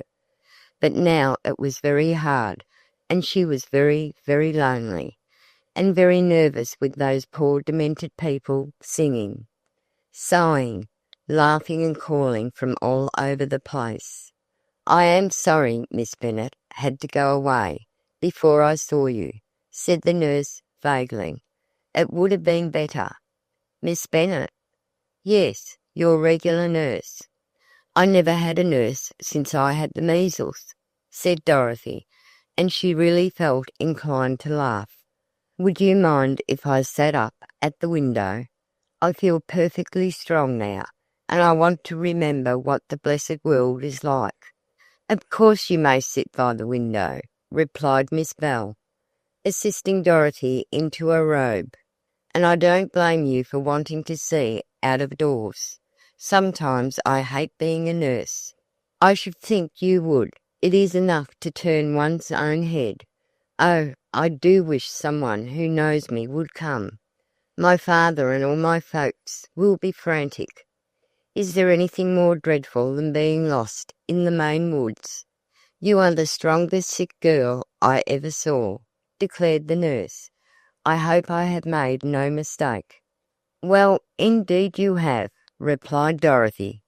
"I tell you I am not and have never been a patient at any institution. I thought there was some test of mentality. The eye, isn't it?" "But nurses cannot make tests," answered Miss Bell. "We have to wait for the dear professional, all-powerful doctors to do that. This is my first day here, and I think I am going to be almost as lonely as you are. I am sorry for you, but you may leave if you wish. It is quite different in my case. My dear, if you can only be content tonight, I promise you someone will come tomorrow. They have sent for your mother, Mrs. Harrowell." "Oh, the mother of the lost girl. Well, she will know. But I must stay all night in this dreadful place." "All night?" "I promise not to leave you. They will send another nurse to relieve me, but I will decline to go. Somehow you have almost convinced me there is a mistake." "Thank you," replied Dorothy. "Perhaps it will be best not to complain." She was looking out at the beautiful grounds and thinking of the dear ones whose hearts must be torn with anguish for her. If only she could telegraph. "Do you think I could send a message?" she asked. "To my friends, to my cousins, at Everglade?" "I'm afraid not, until after the doctor sees you. You see, some other patient, a man named Morrison, is blamed for having helped you to escape." "Morrison," repeated Dorothy. "That is the name of the man who is to blame for all this trouble. That is, we blamed him for inducing a friend of mine to leave our camp." "He has a faculty for inducing people to leave," said Miss Bell. "We hope we will soon be able to catch him. Then it is not likely that he will get another chance to exercise that faculty. 3 patients left the day that you did." "The day that she did," corrected Dorothy. "Well, nurse, since you are so kind to me, we must be friends, and I must not make you any unnecessary trouble." "One has to be kind to you," said the nurse, putting her cheek close to Dorothy's. "I must comb out your hair. It has been neglected." "Yes, but that will be easily fixed again. Such matters seem scarcely to trouble me now. There are so many bigger things to think of." The nurse got comb and brush, and started to smooth out the long, light tresses. "What is that scratch?" she asked, stopping to look at a mark on Dorothy's neck. "It may have been the mark left there by Mrs. Hobbs's parrot," said Dorothy, "or it may be one of the scratches I got when I fell over the cliff. You see, I have been having a dreadful time, but when it is all over I will have something worth talking about, to tell at camp. I hope you will call upon us there. You would not be lonely if you knew our boys. But if you are not Mary Harrowell, what can have become of her?" asked the nurse with sudden conviction. "And I was sent to find her." "But you were directed to find me, were you not?" said Dorothy, in her quick way of helping one out in distress. "I do not see how you could be held responsible." "But the girl, if she is still at large, she may be dead or injured," said Miss Bell. showing more and more that she did not believe Dorothy to be the person wanted in the sanitarium. "I must ask, did no one here know you, or her? Must we wait for that one doctor?" "At any rate," said Dorothy, "I was almost ill, and you have saved me from those dreadful people. My folks will never blame you." "If there is a mistake, I'll run away. I could never stand the disgrace," and the nurse buried her face in her hands. "It seems to me a perfectly plain case of mistaken identity, and as you knew neither me nor the girl wanted, I do not see how you could have done otherwise than to take me. I am sure I must have looked and acted demented." "I am perfectly positive that you are not now," declared Miss Bell, "and no time should be lost in searching for Mary Harrowell. Then I could send a message to camp, let them know I am safe," and Dorothy sprang up with more emotion than she wished to show, for her every move was being watched. "Well, the doctor will be here in the morning, and it is night now. There would be no way of straightening this out until you are positively identified. What a dreadfully lonely place Maine is. If I were near home, or near any place where people would know me," Dorothy was saying. "Miss Bell, you are wanted at the phone," interrupted an attendant, appearing at the door. "I'll stay until you get back." Miss Bell left the room, and Dorothy did not look at the young woman who had taken her place. There was something so humiliating about being suspected of insanity. "How do you like it here?" asked the newcomer. "Very well," replied Dorothy, hurt by the sarcasm apparent in the voice. "Then why did you run away? Didn't we treat you all right?" Dorothy made no reply. The nurse came over and glanced at her keenly. "You look pretty fine. Guess the tramp did you good." "They have sent for your mother. She will be here tomorrow. I sent the message, and I told her your mind had cleared up. I hope I made no mistake." "I hope not," replied Dorothy, feeling that it was useless to try to explain. "I shall be glad when she comes." "I'm the night attendant. I will be here in an hour to give you your bath," said the young woman. "I am perfectly capable of taking my own bath," replied Dorothy, with indignation. "Perhaps, but we don't trust patients in the water alone. I hope you won't give me any trouble. I'm tired to death tonight." "I will try not to," said Dorothy. Soon Miss Bell returned. Her face was flushed, and she appeared greatly excited. "That man, Morrison, has been seen," she said to the other nurse, "and two more Mary Harrowells have also been seen.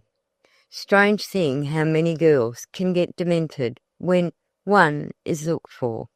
But the man, they say he is not safe. Oh, he's the greatest case we ever had here. He kept us all busy as his audience. He's stage struck, you know," said the other. "Have you heard anything of a girl named Tavia Travers?" asked Dorothy timidly. "It was searching for her that brought about all this trouble, and I wonder have they found her yet." "Tavia Travers," repeated Miss Bell. "A girl who says she is Tavia Travers was seen going along the road with the supposed Mary Harrowell, and of course if she is helping her hide, she may be arrested. Is she a friend of yours?" "Yes," sighed Dorothy. Then she fell to thinking how terrible it all was. "It began the day we had the hay wagon accident," she decided. "The moment that man crossed our path, he left his shadow, as dear father would say. Well, tomorrow I must be set free again." The nurses were talking quietly together. A shuffling in the hall disturbed them. "A new patient?" asked Dorothy. "No, likely an old one returned," was all the information she got. Chapter 22. The Clew. "I cannot go another step," sighed the girl, with Tavia, just as Morrison passed. "Hush," cautioned Tavia.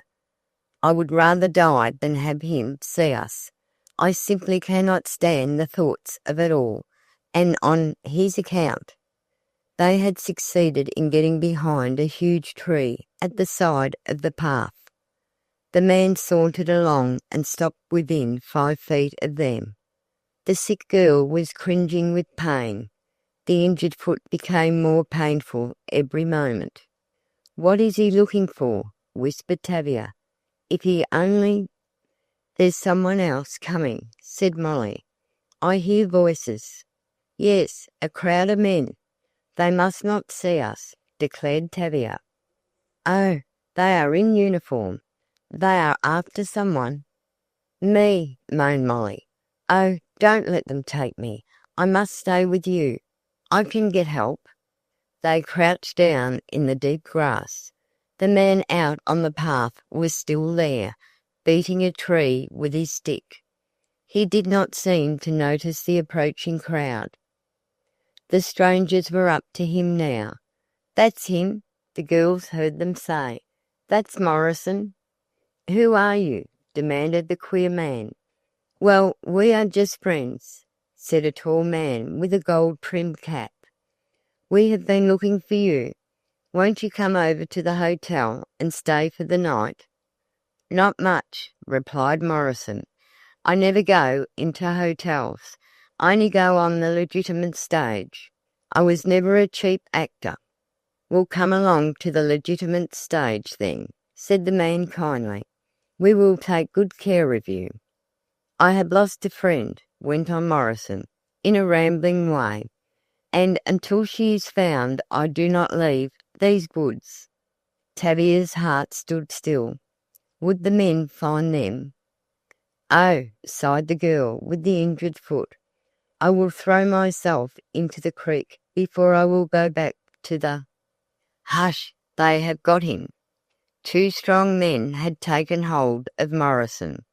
At the signal of a shrill whistle, 2 other men came up the path. Morrison struggled frantically. In the excitement Tavia and Molly stepped out of their hiding place, but there was so much confusion trying to overcome Morrison that the girls were not noticed. "Oh, mercy," gasped Molly. "They will hurt him." "Not likely," said Tavia. "They are hospital attendants. There is the wagon. Oh, I remember it. They took me in that." "Molly dear, you are not to remember anything, except that you are with me." "But what shall we do when they go?" "It is night." "We will find shelter some place. I am an expert on finding shelter." The girl rested her head against Tavia's shoulder. Whatever compunction Tavia had felt for her part in the unfortunate state of affairs, she felt at ease now in the thought that she had saved this girl, that the hospital men were attending to Morrison, and that he would soon be out of reach of harming her, also consoled Tavia. "It is not bad here," she said. "I am sure there are cottages nearby." "I don't remember," breathed Molly. "I guess I was never out this way before. If only I knew. But what is the use of my acting like a baby?" exclaimed Tavia. "I'm sure the folks at camp think me dead. Dorothy especially will be heartbroken. They are taking him away." The men had seized the struggling Morrison and were carrying him to the roadside, where the wagon stood waiting.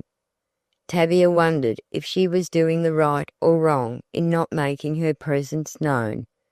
Then she thought how hard it would be to have Mary again placed in a sanitarium, and she decided to fight her way alone.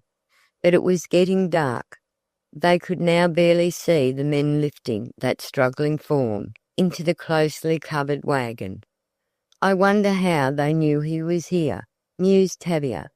"If they had not found him, what would have become of us? Oh, my foot! I am sure something is broken." With these words Molly sank down, helpless. The wagon had rattled off. and again the girls were alone in that deep wood, with night settling down. "I am strong," declared Tavia. "I can carry you." "But where can we go?" "Oh, I did not know I was hurt. I am afraid my leg is broken," sobbed Molly. "There must be some house or hut near here," declared Tavia, "and I will carry you along until we reach it. We cannot spend the night here starving." The strange girl was indeed light in weight, naturally slight.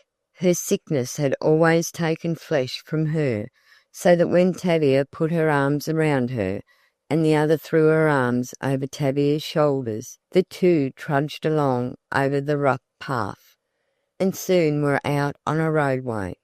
"There is a camp over there," said Tavia, as they came in sight of something white, just showing through the sunset. "We must go to that." "I can walk," insisted Molly. "It is too much." "So can I carry you," argued Tavia, "and if you have any bones broken you must not strain them further."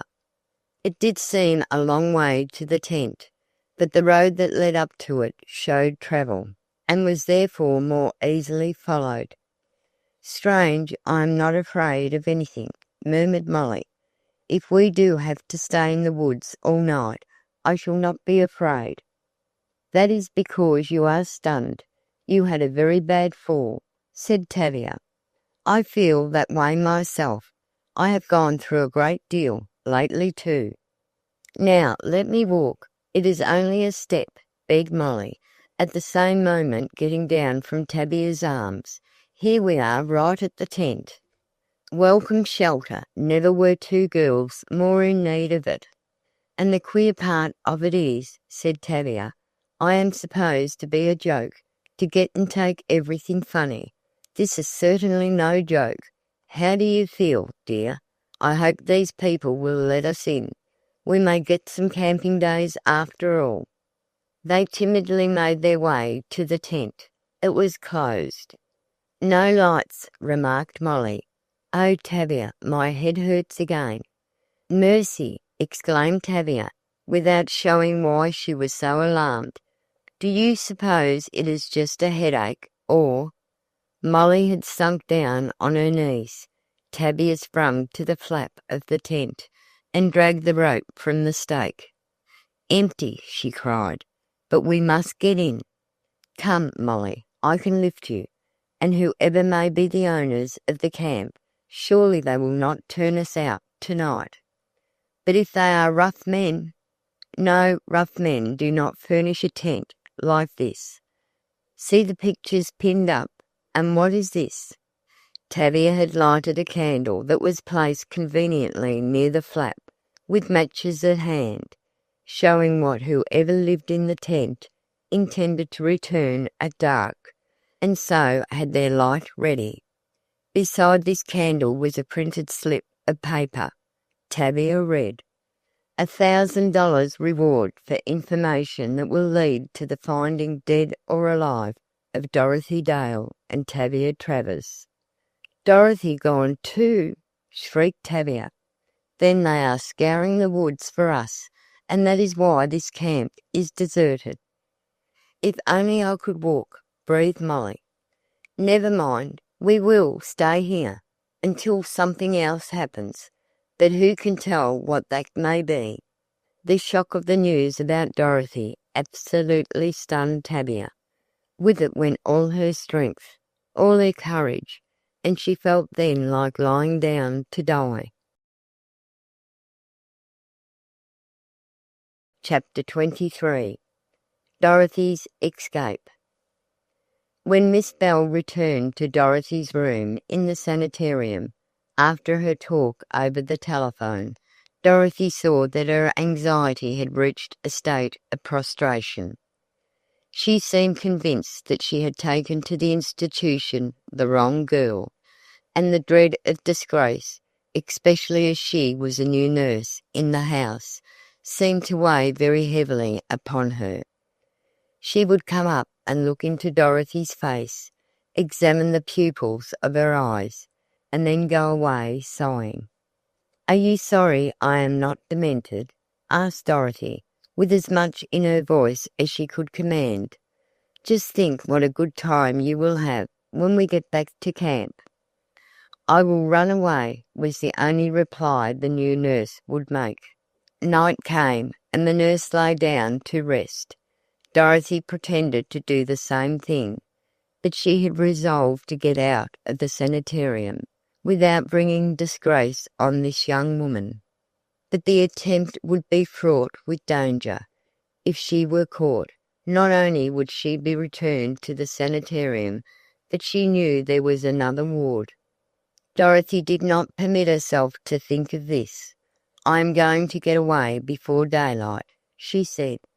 "Then, when the mother of the missing girl comes and I have gotten away, they will not know whether it was her daughter or me."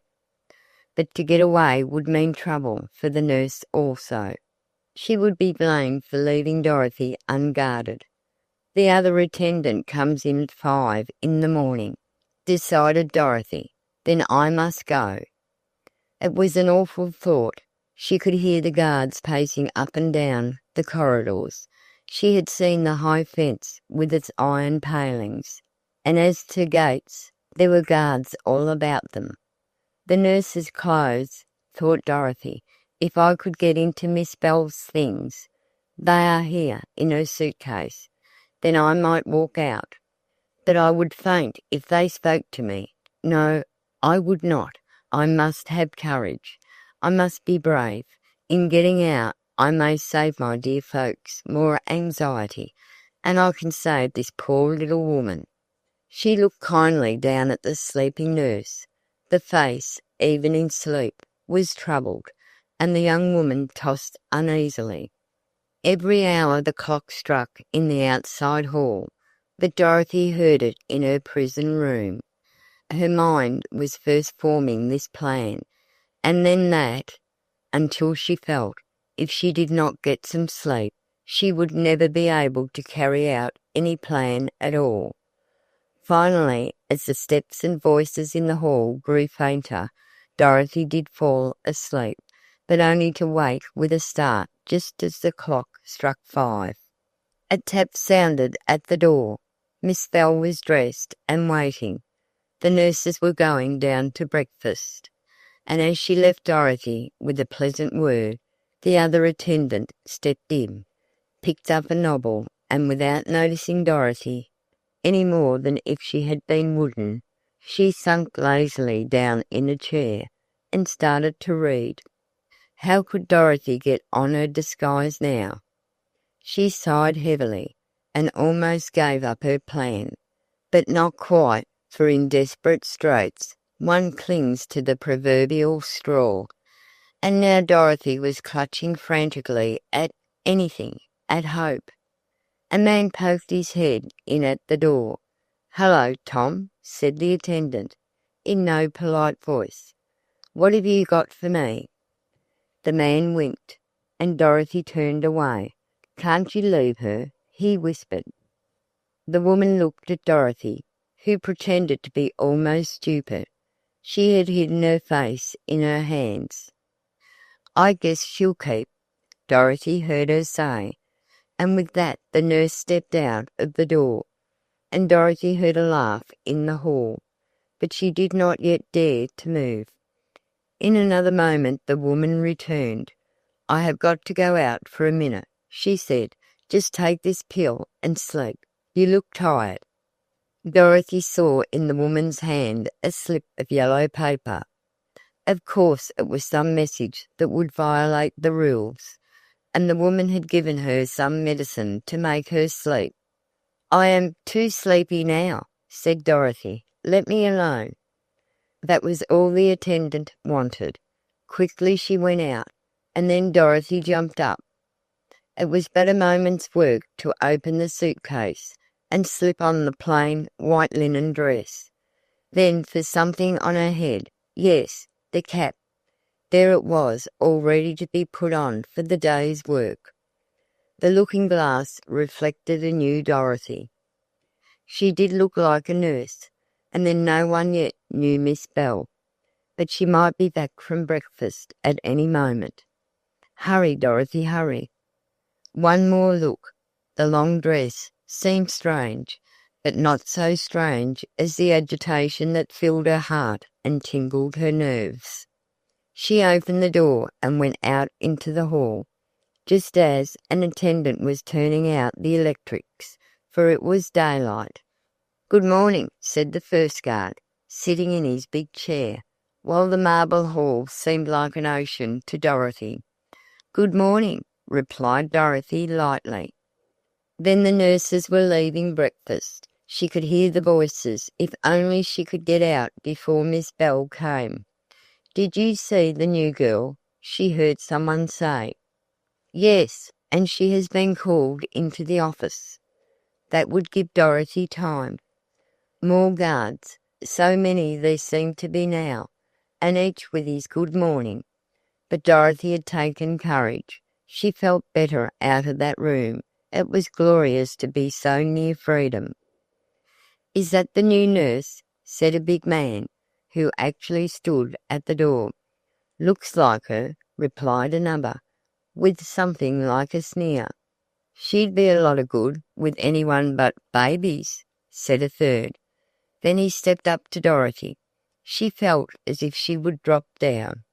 "Out early," he said, peering into her frightened face.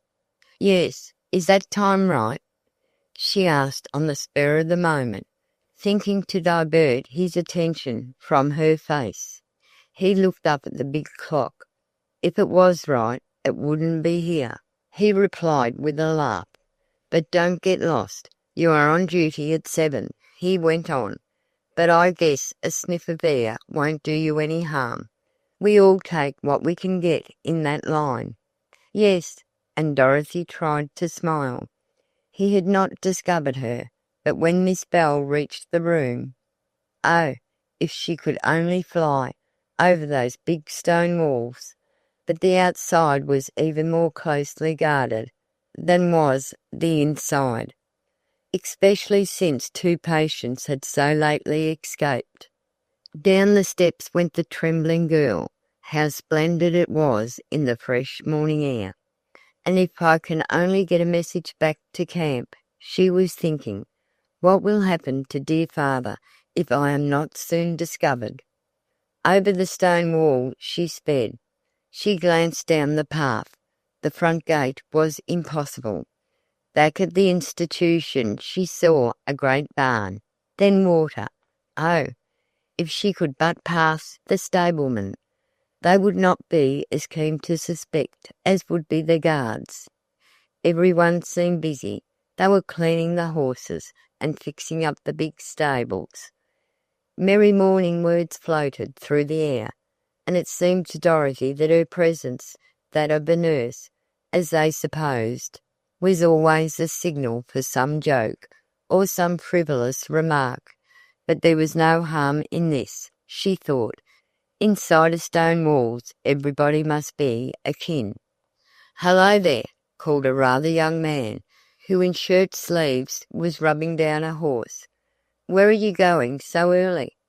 Dorothy scarcely dared answer, but fate saved her, for at that moment the horse took fright at something and broke away from its post. Instantly there was confusion, and Dorothy was forgotten. Up on the terrace were patients out in the air with guards, and in that direction dashed the horse, while every man from the stable ran after it. This left Dorothy almost free. She saw a summer house on the edge of a lake. Yes, and there was a canoe. What a chance! She shoved that canoe over the smooth grass, straight for the water. The paddles were inside, and Dorothy knew that once she was upon the water she could escape. Shouts from the terrace almost stunned her. She pushed the canoe into the stream, slid into the frail bark, and started off, just as the stableman came back over the grounds with the fractious horse. Chapter 24. A Lonely Ride. No sooner had Dorothy paddled around the bend in the stream that led into the river than she heard the alarm bell at the sanitarium ring. "That's the alarm for me," she told herself. "But they could never see me in this narrow pass. How fortunate that no one saw me take the boat. And I suppose they think I escaped from the front gate during the excitement about the horse." Dorothy was right in her surmise. So reasonable did it seem that she had passed out by the front gate when the guards came to the rescue of those in danger from the frightened horse, and no one thought of looking at the rear of the institution. "I wonder where I am going," she thought. "Perhaps this river runs into a dangerous rapid. I have always heard that Maine waters are full of surprises. At any rate, this is lovely," she went on musingly, "and, somehow, I feel that I will get back to camp before nightfall." The water was as smooth as glass, and in the sunshine that every moment became more insistent. Dorothy, in her linen dress, paddled away with all the skill she had acquired in dear old Glenwood School Lake. She had discarded the nurse's cap and the coat, and as her own suit was beneath the linen, she was only waiting for an opportunity to discard the skirt. "It pulls," she thought. "I might as well drop it now." At this she stood up in the canoe very cautiously, and with one move of her hand dropped the skirt into the bottom of the boat. "There, that's more like paddling," she thought. Adjusting herself again, she picked up the blade and plied it through the clear water. Suddenly the report of a gun startled her. Was it at her that the shot had been fired? Glancing over at the bank, she saw something fall. Could some person have been shot? The season for shooting was not open, but perhaps— Then her alarm subsided. A man, who looked like an Indian or a lumberman, was pulling at something. It was a beautiful young deer. Indignation filled her heart, but what could she do, alone on that water, and that man so near with his gun? Fortunately, he was so interested in looking at his game that he thought it not worthwhile to look at whoever might be passing in the skiff. So, once more, Dorothy slid out of danger down the placid stream. In all her trouble she had kept the little watch and her compass, and just now it occurred to her that by consulting the magnetic instrument she could tell whether she was going in the direction of Everglade. She paused in her action to look at the trembling needle. "Yes, I am going toward camp, due east." How slightly she paddled along. It seemed now that the sanitarium was past finding, for the noise of the bell and the whistle had ceased, and that everything, even the talking of the man to himself as he pulled the deer over his shoulders, was gone, and Dorothy was all alone on the delightful lake, moving toward camp. It all seemed like some horrible dream, all but the thought that she was going back to her dear ones, who must be so anxious. "I hope I have saved poor Miss Bell," she thought. "That girl seemed to dread something more than the mere mistake in taking me instead of the other patient." She slowed up to gather some water lilies. "I'll take them to Cologne," she thought. "I wonder where the girls are. I suppose scouring the country for me. Well, Tavia must have been found, at any rate. Poor foolish Tavia. I hope they have not blamed her." A gentle swish of the water startled her. She turned to see two canoes approaching. "Are they after me?" she thought, and her heart jumped. "I must have some excuse ready if they question me. I will just say I am from Camp Capital, and have come out for exercise. They may not know how far away our camp is." She heard the other paddles in the lake. Then they ceased to cut the water. On either side of her canoe the two other craft suddenly appeared. "What if this boat is marked?" she thought. if it should have some lettering to show it is from the sanitarium. That was the first time this had occurred to her, but the canoeists were now actually looking very pleasantly at her, 2 young men. They seemed too well-mannered to speak, and Dorothy wanted so much to speak with them now that she felt they had no idea of her predicament. Finally one said, "We beg your pardon, but might you have a bit of canvas that you could let us take? We have a small leak in the side of this canoe and the water is coming in." Dorothy breathed a sigh of relief. Then she looked about her boat, although she knew it was quite empty when she slid into the water. "I'm afraid not," she replied. "I never carry anything for such an emergency." "It's a delightful morning," said the other young man, out of pure civility. "Have you been out long?" "Oh no, not very. That is, it does not seem long to me," stammered Dorothy, still afraid that she would be caught in some new trap. "I love the water."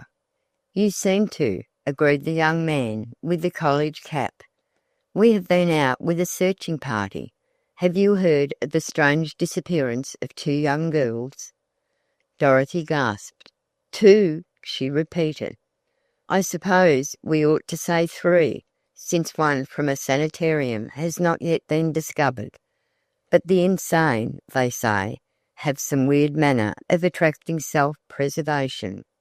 "Have they been dragging the lake?" asked Dorothy, her voice all a tremble. "No, not yet, although many have wanted to. But we have so many people lost in these woods every summer that we feel it is a case of that kind. We suppose the girls, who did not go off together, met later somehow, and in trying to make their way back, got deeper into the woods."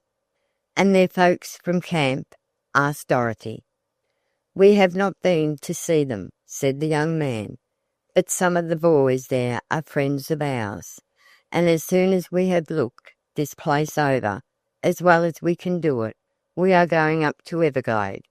The girl's father is an old soldier, and they say he is still a soldier in this trouble." Dorothy felt as if she must speak, but asked them to take her back to the camp, wherever it might be. But suppose they should take her for that demented girl? No, she must find her way on alone. Perhaps she could follow them. By this time the 2 canoeists had glided on ahead. Dorothy felt as if her heart would choke her. Then her father was still bearing up, waiting for her. She must soon reach him. A shout from the bank, and the 2 young men turned into shore. "Come on," someone called. "We have a clue. Get in here. We must get over to—" But that was all Dorothy heard, and again she was alone on the lake. For the space of a moment or so she felt that she had made a mistake. Then came the awful thought of that sanitarium, and the knowledge that the people from there were searching everywhere for her. "No, I will go down the lake a little farther. At least I am free now," she told herself. It was nearing noon, she could tell by the sun, and she felt the need of food. Just below her she could see that the lake broadened, and there she determined to stop. Her arms were getting stiff, and the sun burned down on her head, which was uncovered. "Seems to me I hear voices," she thought. "I must go into shore." Gracefully she swung into the grassy bank. No sooner had her paddle sent her boat within reach of shore than she saw— "Oh my, it's our camp!" she yelled frantically, jumping out, and attempting to run up the hill toward the barn. But eager ears had heard her voice. The next moment Dorothy Dale was clasped in the arms of her father. Chapter 25. Looking for Tavia. What joy there was in that camp when Major Dale actually carried in Dorothy. A signal had been arranged to notify those in the woods if any good news came, and as Major Dale placed his daughter in the arms of Cologne, Mrs. Markin ran out of doors and blew the big horn until she had no more breath left. This was heard by Jack, Ned, and Nat, who were just then preparing to drag the lake. There were no words to express the joy all felt, but Dorothy looked around for Tavia and asked frantic questions. "You must not think of her," insisted Mrs. Markin, bringing in some warm tea. "You have done enough for her. Of course," she hurried to add, seeing the look that came into Dorothy's face, "we will find her, but you are not to leave this camp, well, and I don't know when we will let you leave it again." "Oh, you darling," Cologne was crying hysterically. "I can never let you out of my sight again. To think that I should have done so in those deep woods." "I have had a great time exploring," said Dorothy, sipping the refreshing tea, "and I think, Cologne, that there are many kinds of camping days. But if you will only let me go out, I have an idea. I know where Tavia might be." Then she told of her trip on the lake, and how quickly the young canoeists left the water to answer a call of a clue having been found. Ned stood looking down at Dorothy to make sure that she was in the flesh. Mrs. White had not been told of Dorothy's disappearance. They felt, however, that they would have had to notify her had Dorothy remained away until another sundown. Nat was speechless. His handsome face showed the signs of his days and nights of anxiety, and he was not entirely relieved since there was even now no clue to Tavia. "Let's go up the river," he suggested. "At least Dorothy is safe, and we can leave her. But Tavia—" "I could not stay indoors," declared Dorothy. "I should go to pieces. The only thing that will save me is action. Let me help look for Tavia." She pleaded and begged, and at last Mrs. Markin agreed that it might be best to let her have the freedom of the air. Of course, Dorothy had not yet told all of her story. All the folks knew definitely was that the lost had been found. It took scarcely no time for the searching party to be made up again. The boys from the next camp had their craft already on the water, while Ned and Nat had but to push off their rowboat. "Why do you think Tavia is somewhere about the river edge?" asked Ned in his practical way. "Because when I came down I heard someone call, and two young men from their canoes answered promptly that they would follow the clue. Now, if I can only find the spot—" "Where in the world did this canoe come from?" exclaimed Jack Markin, as he espied the boat in which Dorothy had escaped from the sanitarium. "It is marked Blendon." "Blendon?" repeated Ned. "Why, that's the asylum over the hill." Everybody looked at Dorothy, awaiting a word from her. She was almost like herself now, after the manner in which blessed youth alone can recuperate. "I was not particular about whose boat it was," she said simply, "so long as I found something to get back to camp in." "I don't think it right that Dorothy should leave Mother," began Cologne, but Dorothy interrupted her. "Did you ever notice, Cologne dear, how a storm clears? It takes a light wind, doesn't it? Well, this little excitement will clear things up for me." Wise Dorothy was, of course, not opposed.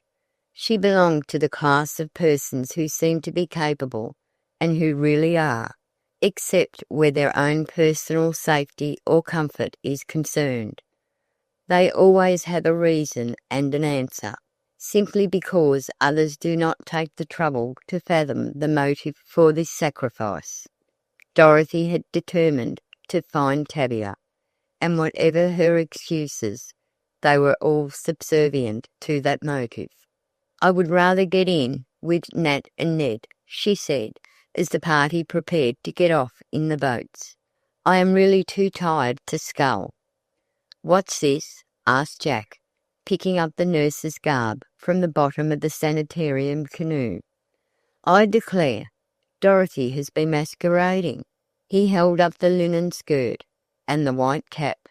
Of course, the very next thing he did was to put the cap on his head. Everyone but Cologne laughed. She seemed too stunned to so soon forget the horror of the loss of Dorothy. The young ladies from the neighbouring camp had decided not to go on the water. In fact, their chaperone had refused to allow them to go. There had been so many horrible accidents around there of late, she declared. Major Dale stood upon the bank and watched his daughter. To the others it might seem like a dream, but to him it was very real.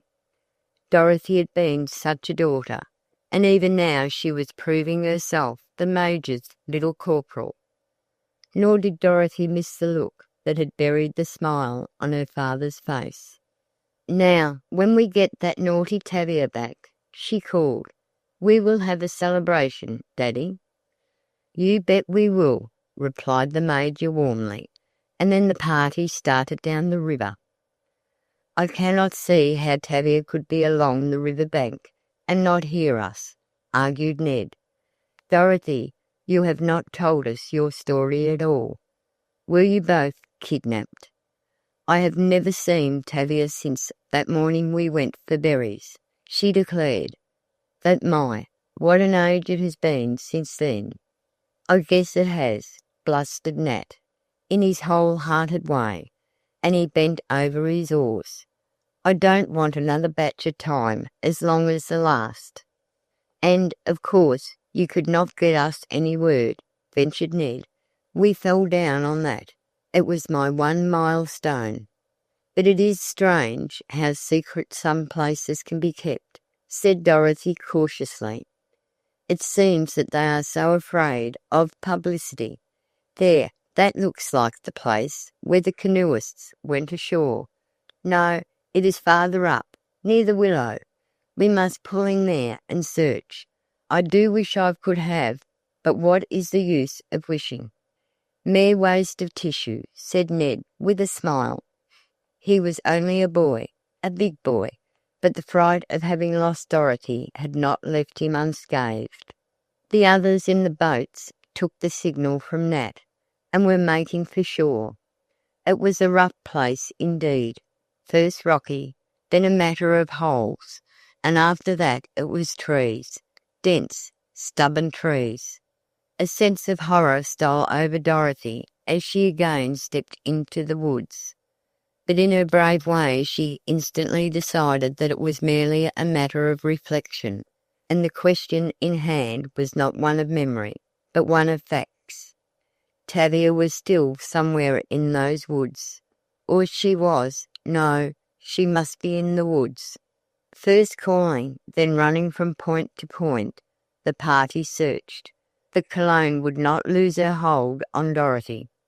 "You are not going to get away from me this time," declared the girl. "I shall always blame myself for losing sight of you."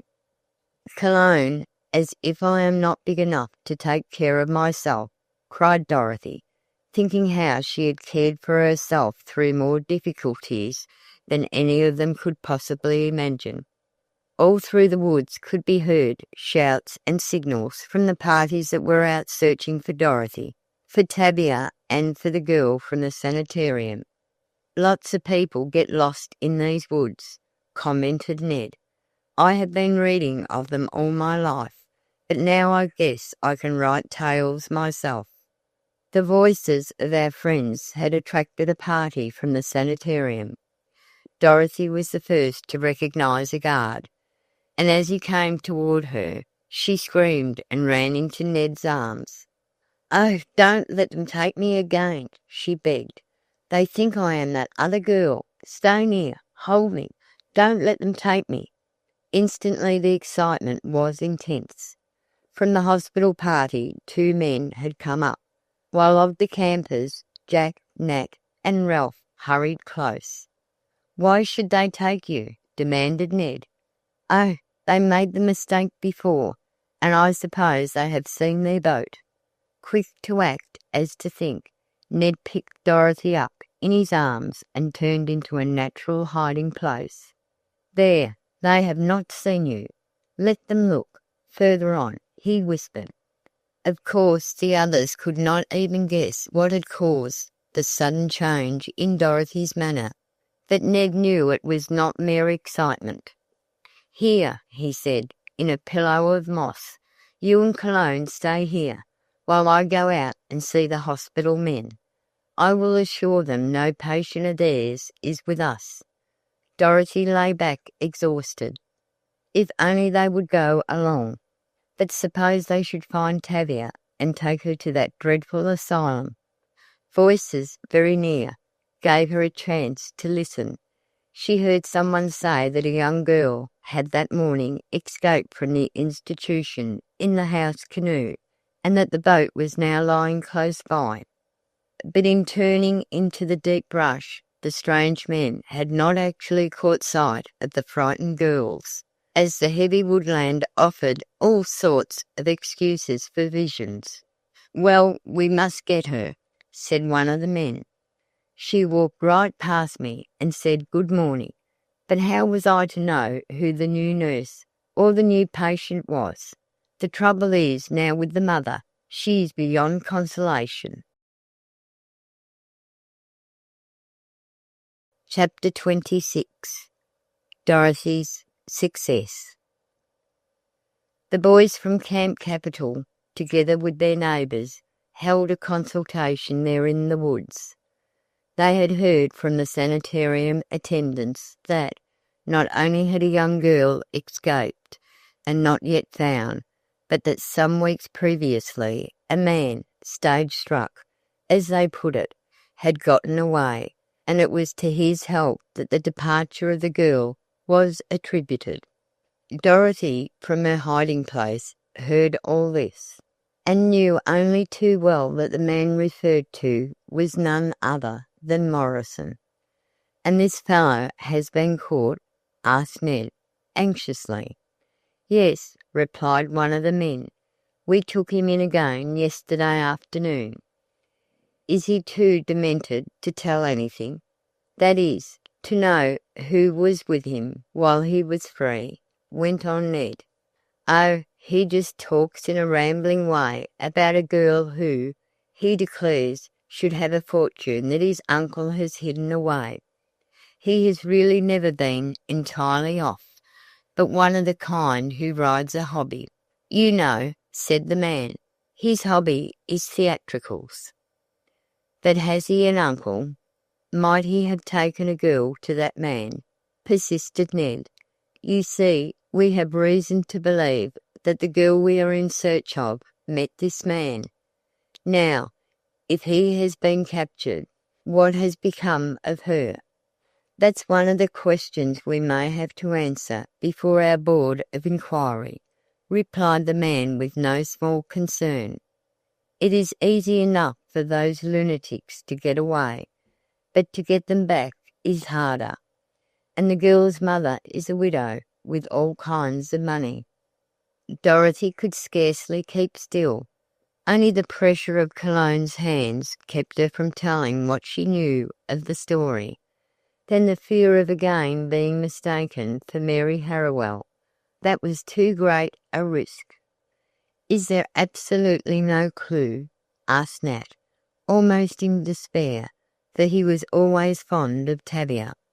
"Yes, the station agent at Lexington tells a story about a girl coming to him and staying in the station alone all night.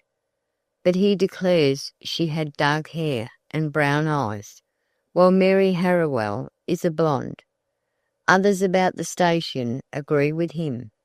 That girl left for the junction night before last and was not picked up dead or alive since. The officials of the road have had searched every inch of the track. Seems that old Sam Dixon is very worried about this because he let the girl go.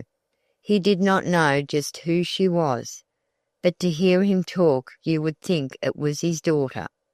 Well, we must go beating farther along. This searching and with night coming is no fun. We wish you luck, and if you find your girl, let us know." So the party separated, and then Dorothy was free to leave her hiding place.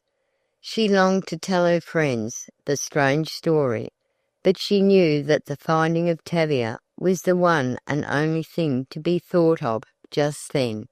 "Are you sure that this is the direction in which the boys went?"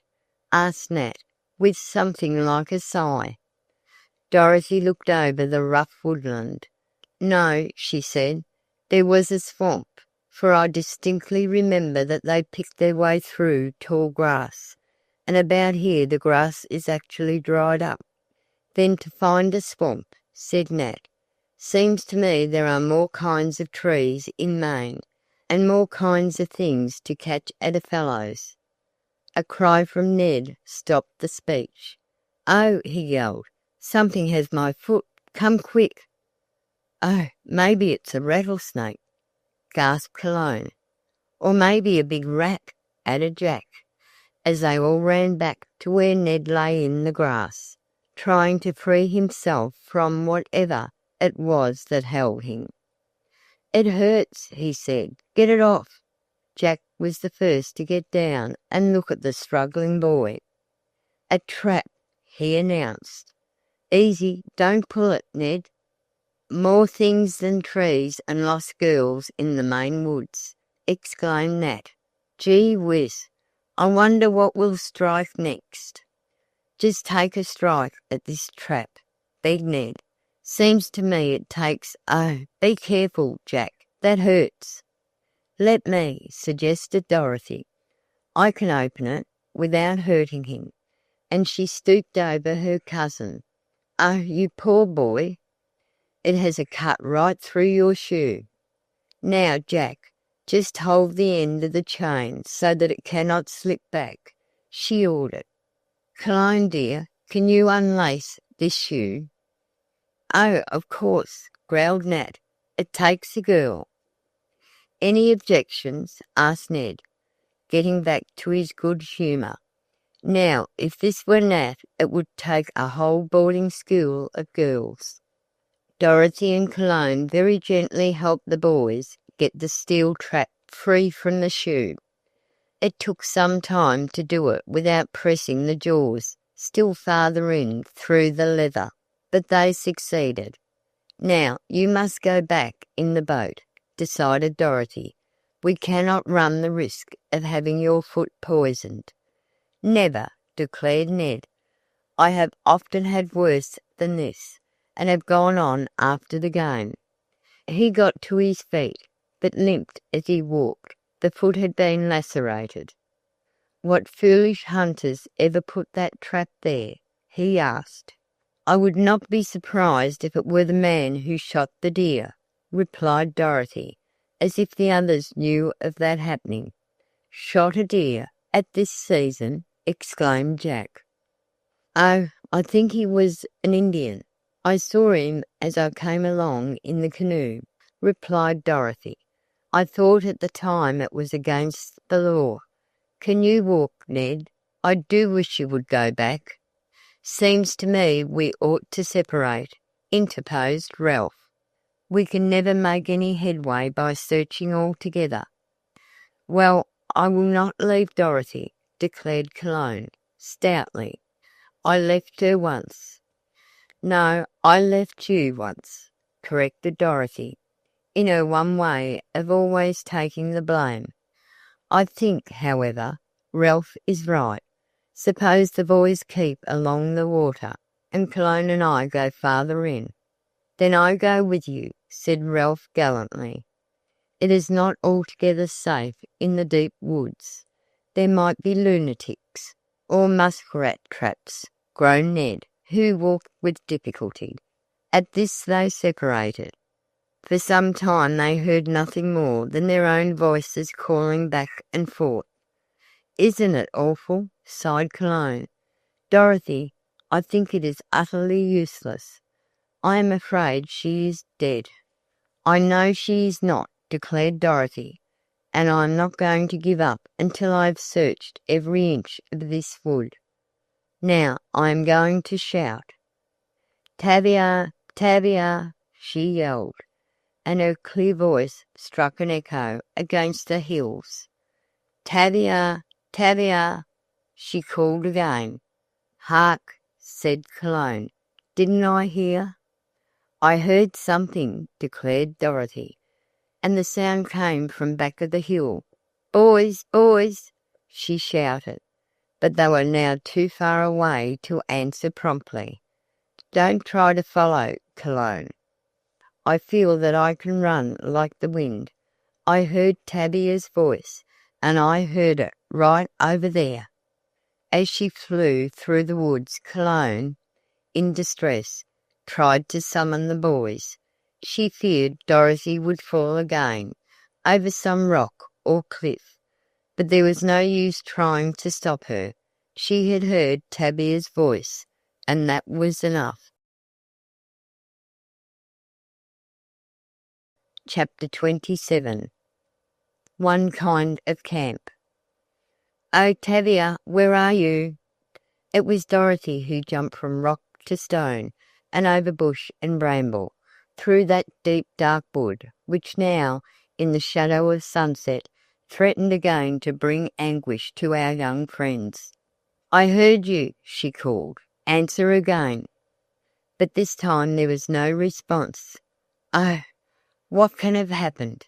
wailed Dorothy. "Surely she is not too ill, when she called and whistled just now." She was talking, but no one was at hand to hear her. Cologne was doing her best to reach Dorothy, but she had made a turn to notify the boys, and was really too surprised and frightened to make anything like the progress that her friend was able to make through the rough forest. Dorothy stopped and listened. She had reached a cleared spot, where the branches of a beautiful fir stood out over a greensward, like a natural tower. Without hesitating a moment, Dorothy easily scaled the strong branches, and presently could see from the height of the fir tree a spot, ideal, yes, and there was something white on it. "Cologne," she called, "I see a tent." By this time Cologne had reached Dorothy. "Oh, do come down," she begged. "If you should slip—" "But I shall not slip. There was no use in running wild through the woods, when I could get a distinct view from here. It may be a gypsy camp. Where are the boys?" "They seem to have gotten away somehow," sighed Cologne. "Oh, what shall we do? We cannot go alone to that camp." "Indeed I am going," declared Dorothy. "I heard Tavia's voice, and now I see a tent. If she is held there, we must go to her at once." Cologne was terrified, but the experience through which Dorothy had passed in the last few days seemed to make all other fears look insignificant. She had slid down the tree and was now making her way in the direction of the tent. It was near the edge of a natural bank that stood like a windshield against the rocks. This shelf made a covering for the spot, so that only from some elevation, such as from the tree, could it be seen for any distance. "Come on, Cologne," said Dorothy. "I see a path to the place. It must be somebody's camp."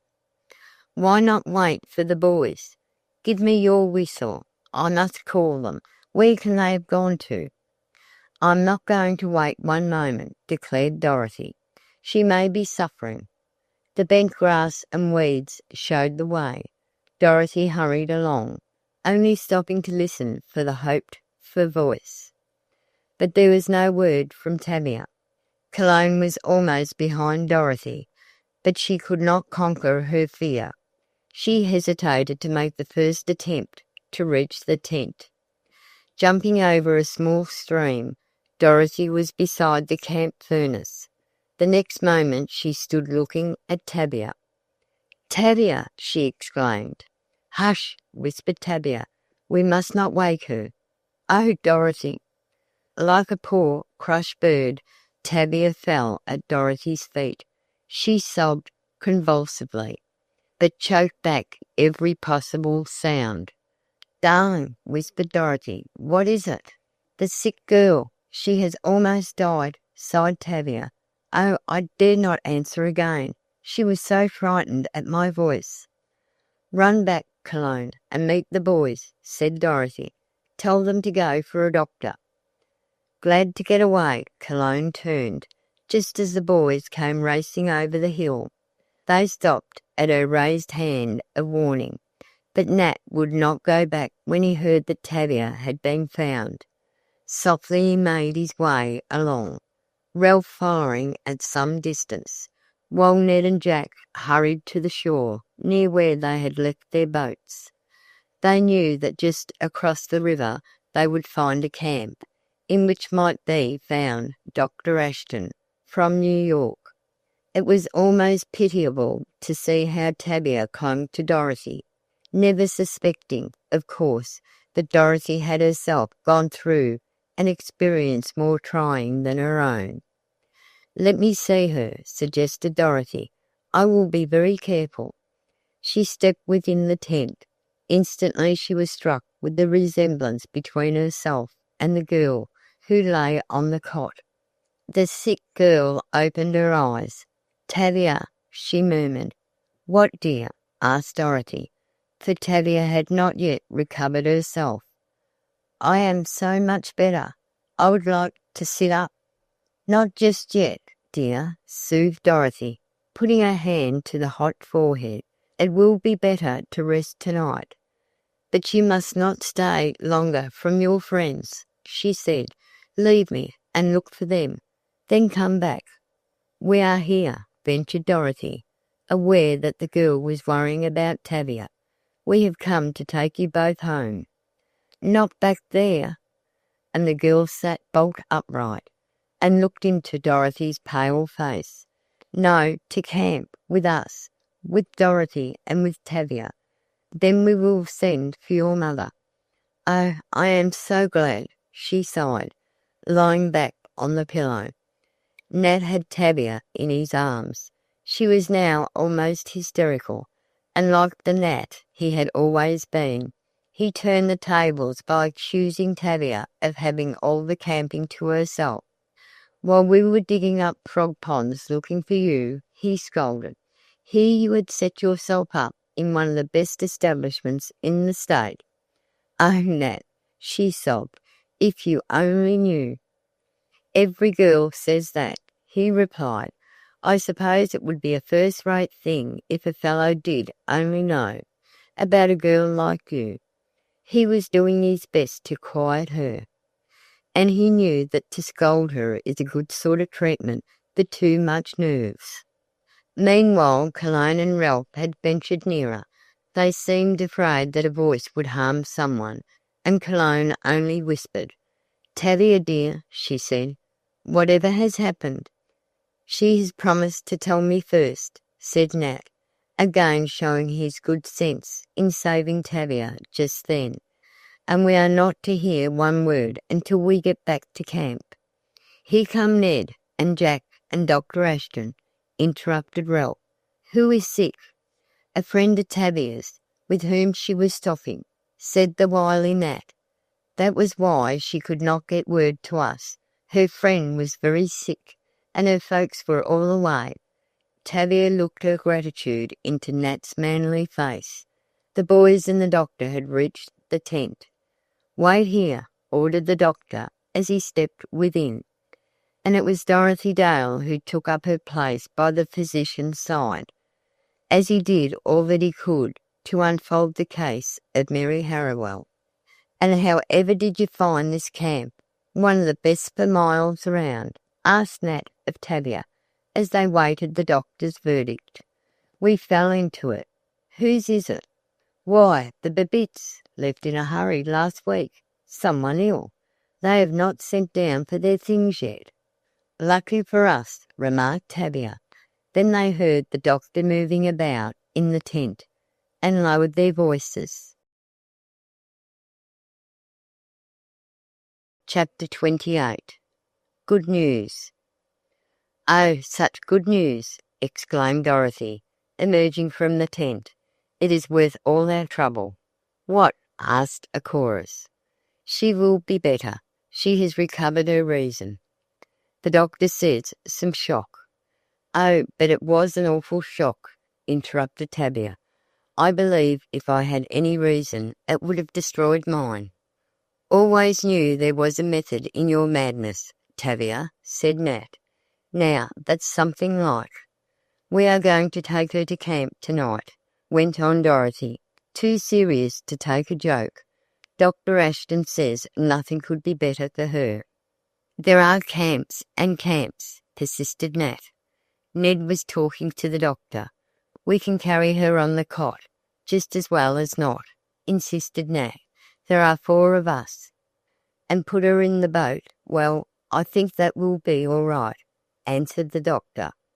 The present trouble is more of a morbid fear than anything else. And he put his stethoscope in its case. As soon as she feels the fresh air and realizes that she is out of all harm's way, I think she will. Sit up and take notice, interrupted Nat, for he could not help making light of the troubles with which he felt the girls were too heavily burdened. Exactly that, agreed the doctor. Miss Harrowing could not have fallen into better hands. I will, however, see her safely into the boat. It was a delightful task to assist the sick girl, realizing what it would mean ultimately. Dorothy insisted that Tavia go on ahead with Cologne, as she had had, Dorothy said, enough of nursing. But Tavia wanted to leave some word at the tent, a written word about its use. To this no one would agree, so she was obliged to go on without doing as she wished. Down the cliff started the party. Tavia, with Cologne, was soon joined by 3 of the Hayes girls from the next camp, who, although they had not been allowed to go with the searching party, managed to follow them at a distance, and who had heard of the discovery when the boys went for the doctor. Then came the boys, Ned, Nat, Ralph, and Jack, carrying Molly on a cot. Dorothy held Molly's hand and talked cheerfully to her as they all moved carefully along. Dr. Ashton had reason to be particularly interested. It was he who had taken his vacation from the sanitarium when Molly made her escape. He, too, had been impressed by the similarity between Dorothy and Molly, but, of course, he did not speak of it. Neither did he know of the trouble which that resemblance had made for Dorothy. The trip on the water was made without a mishap, and, as the doctor said, Molly gained strength and courage with almost every new breath. Then to the camp. Dorothy ran on ahead, for Molly was walking. "Oh, what has happened now?" asked Mrs. Markin, seeing the boys supporting Molly.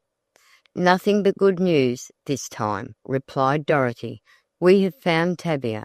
We have found the sick girl, and we have brought them all back to have a good time at Camp Capital." This was good news indeed. Dorothy always knew how to cheer. "Welcome," announced the lady, planting a kiss on Dorothy's now flushed cheek. "There is a visitor waiting for you," he added. "For me?" Mary Bell, the nurse, stepped out on the camp porch. She was smiling, and all the anxiety had left her face. "You little robber," she said to Dorothy, "where are my clothes?" But before she could get a reply she saw Mary Harrowing. She was too well trained to need an explanation of the case as it stood now. There were, to her, 2 Mary Harrowells. "Twins," was all that Mrs. Markin could say, as she helped the sick girl up the steps. Miss Bell instantly took charge of Molly. She was removed to a quiet room in the camp barn, away from all noise and all confusion. "Daddy," whispered Dorothy, as the Major stood looking lovingly at her. "Come on." She led him to the stable, where the old horse Jeff stood waiting to take his part in the important work. "Let's hitch up and drive over to Blendon. We can make it before dark. and I want to be the first to tell Mrs. Harrowell. I could never trust to a message." With a word to Mrs. Markham, the Major agreed. It was not so long a journey when the straight road was taken. It was the turns and twists that led everyone astray. Major Dale knew the road, and he and Dorothy went merrily on, with words of love and tenderness that only such a father and daughter know how to exchange. Dorothy learned that the boys, Roger and Joe, had not heard a word of her trouble, and she at once determined not to tell even her father all that she had suffered. She had to explain, of course, about being in the sanitarium, but about the Hobbs imprisonment she decided to say nothing. Reaching the sanitarium, Dorothy shuddered as she asked the guards at the gate if she might see the superintendent. When the man doffed his cap to the distinguished-looking Major, Dorothy again gained her composure. Mrs. Harrowell sat in the hall and was evidently much distressed. Dorothy stepped up to her, and the woman started. "Molly," she gasped. Then she saw her mistake. "But we have come to take you to Molly," said Dorothy, "and I want to be the first to tell you the good news. Molly is better." "Better," repeated the woman vaguely, the deep lines of trouble shadowing her pale face. "Yes, she wants to see you. She knows all about everything." "Your daughter, madam," said Major Dale, "has recovered her reason." "Impossible," gasped the poor mother. "Not at all," declared the Major, "but come along and you will see for yourself." An attendant had stepped up and was looking curiously at Dorothy. She took her father's hand. "Any word?" asked the nurse. "Not for you," replied Mrs. Harrowell with dignity. "I find there are better places than sanitariums for nervous girls. Come along, sir, thank you," as she took the Major's arm and left the place.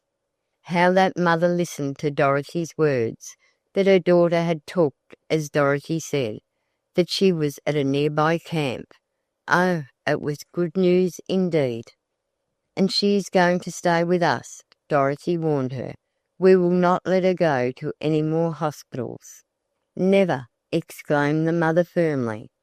"Molly may stay any place she chooses. She is all I have, and I so nearly lost her." It was a beautiful evening. The sun had just set. Over the hills could be seen tents, their flags flying, and their happy young and old owners could be heard singing, calling and shouting, could be seen building fires, and doing all the 1,001 absurd things that humanity insists upon doing every time it gets the chance. "It is lovely to camp," ventured Dorothy. "We have had rather an interrupted season, but I hope we shall make up for it." "If money will help you, it shall be yours," declared the anxious woman, "for my daughter has more than she can ever use." Dorothy looked at her in silence. Then it was well indeed to have been lost and found, for the sake of this dear girl. "This is our camp," said Dorothy as they reached it. Mrs. Harrowell fairly ran up those barn steps. But who would try to tell what happened when she found her daughter? Chapter 29. The Roundup. Conclusion. "It's up to Tavia. I have told you every word I am going to tell," she declared. "Oh, no you haven't," objected Nat. "I want to know about that stagey fellow. I don't quite fancy his interference." "He didn't interfere," declared Tavia, "and I'm not going over that thing again." "Oh, no, he didn't interfere," repeated Ned. "He merely had it all his own way. Now, if I had long hair—" Ned interrupted Dorothy. "Please don't. You must remember that the poor fellow was not responsible." "Lucky dog," murmured Ned, giving Cologne one of his favourite looks. Ned had a fancy for Cologne. "Then I think that Dorothy ought to tell her part," insisted Jack. "We have heard rumours of terrible things." "Mere rumours," said Dorothy with a laugh. "Why shouldn't I be entitled to my own experience? Haven't I paid it all back to you?" "Nope, not for the shoe that caught in the trap," said Ned facetiously. "Nor for visiting absolute strangers like those Hobbses," added Cologne, "and they are completely out of our set." "Well, I don't mind," agreed Jack. "We have found Molly." "Jackie, you do know a good thing when you see it," complimented Ned. Molly sat out on the low camp stool, very close to Jack, and it was plain there was no objection on the part of either as to this particular closeness. "Ralph says nothing," began Tavia. "But saws wood," added Ned, with a wink, for Ralph seemed to have appropriated Dorothy. Altogether they were a happy set of campers. It was only 10 days since the close of that distressing search that had taken up so many of their camping days, but there was still left plenty of time for the best of outings, which their keenness after their troubles made them more merry. Camp Dorothy was the name of the new tent that Mrs. Harrowell had sent up immediately after her daughter's installation with the campers. With the express came 2 maids, one for work and the other to look after Molly. Mrs. Harrowell had to be content with stopping at a nearby hotel, but every day she came over to the camp, and really was almost like a young girl herself, so great was her joy in the sudden restoration of her daughter's health. It developed that the sick girl's case had been one of pure melancholia, following a shock of grief, and that her association with Dorothy and her friends was the one thing she most needed. The second shock, in falling, had restored her reason. But Tavia could not forget that her fault had caused great trouble to Dorothy, and try as the latter did, she could not get Tavia to resume her usual good spirits. "But it takes Nat," whispered Cologne, as he and Tavia sauntered off to catch imaginary trout. "Needn't worry about Tavia's nerves." "I move," said Ralph, "that the heroine he excused from duty for the period of 2 weeks. Every time I ask Dorothy to go for a sail, she has to wash dishes." Dorothy blushed prettily. "I must do my share of the housekeeping," she insisted. "Besides, it's fun."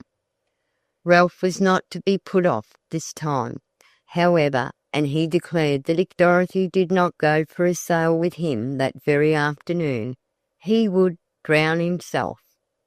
"Oh, such luck!" shouted Ned. "Too many fellows around here." Major Dale stood watching, but hardly listening. "What's the answer, Uncle?" asked Ned, seeing that the Major had something to say. "I have just been wondering," he said with a twinkle in his eye, "what would have happened if Dorothy had not gone up that tree, and you boys—" "That's all," interrupted Nat, who had returned to the group. "You are excused." "I have been wondering," put in Mrs. Harrowell, who, with Mrs. Markin, was enjoying the afternoon on the porch within hearing distance. "What would have happened if Dorothy had not been mistaken for Molly? It was a lucky mistake." But Dorothy insisted she had done nothing extraordinary. Yet she could not help but wonder what would happen next, and what did happen will be told in another book, to be called Dorothy Dale's School Rivals, in which we shall learn the particulars of some stirring doings at Glenwood Academy. "All the same," declared Tavia, a little sheepishly, "I don't believe it pays to try to keep Dorothy out when there's a question of—" "Common sense," finished Cologne. "There's the cowbell, and it's Tavia's turn to cook supper." Tavia sprang up and darted down the path. Nat followed. "She hasn't learned to work yet," commented Cologne. "She never knew a thing about how Tavia darned the station master's socks." Camp Dorothy had been closed tight all day. As tea time struck, the maid threw up the big flap. "Surprise, surprise," she called, and such a feast as was spread, the very best that could be obtained for miles about Everglade. End of Dorothy Dale's Camping Days by Margaret Penrose.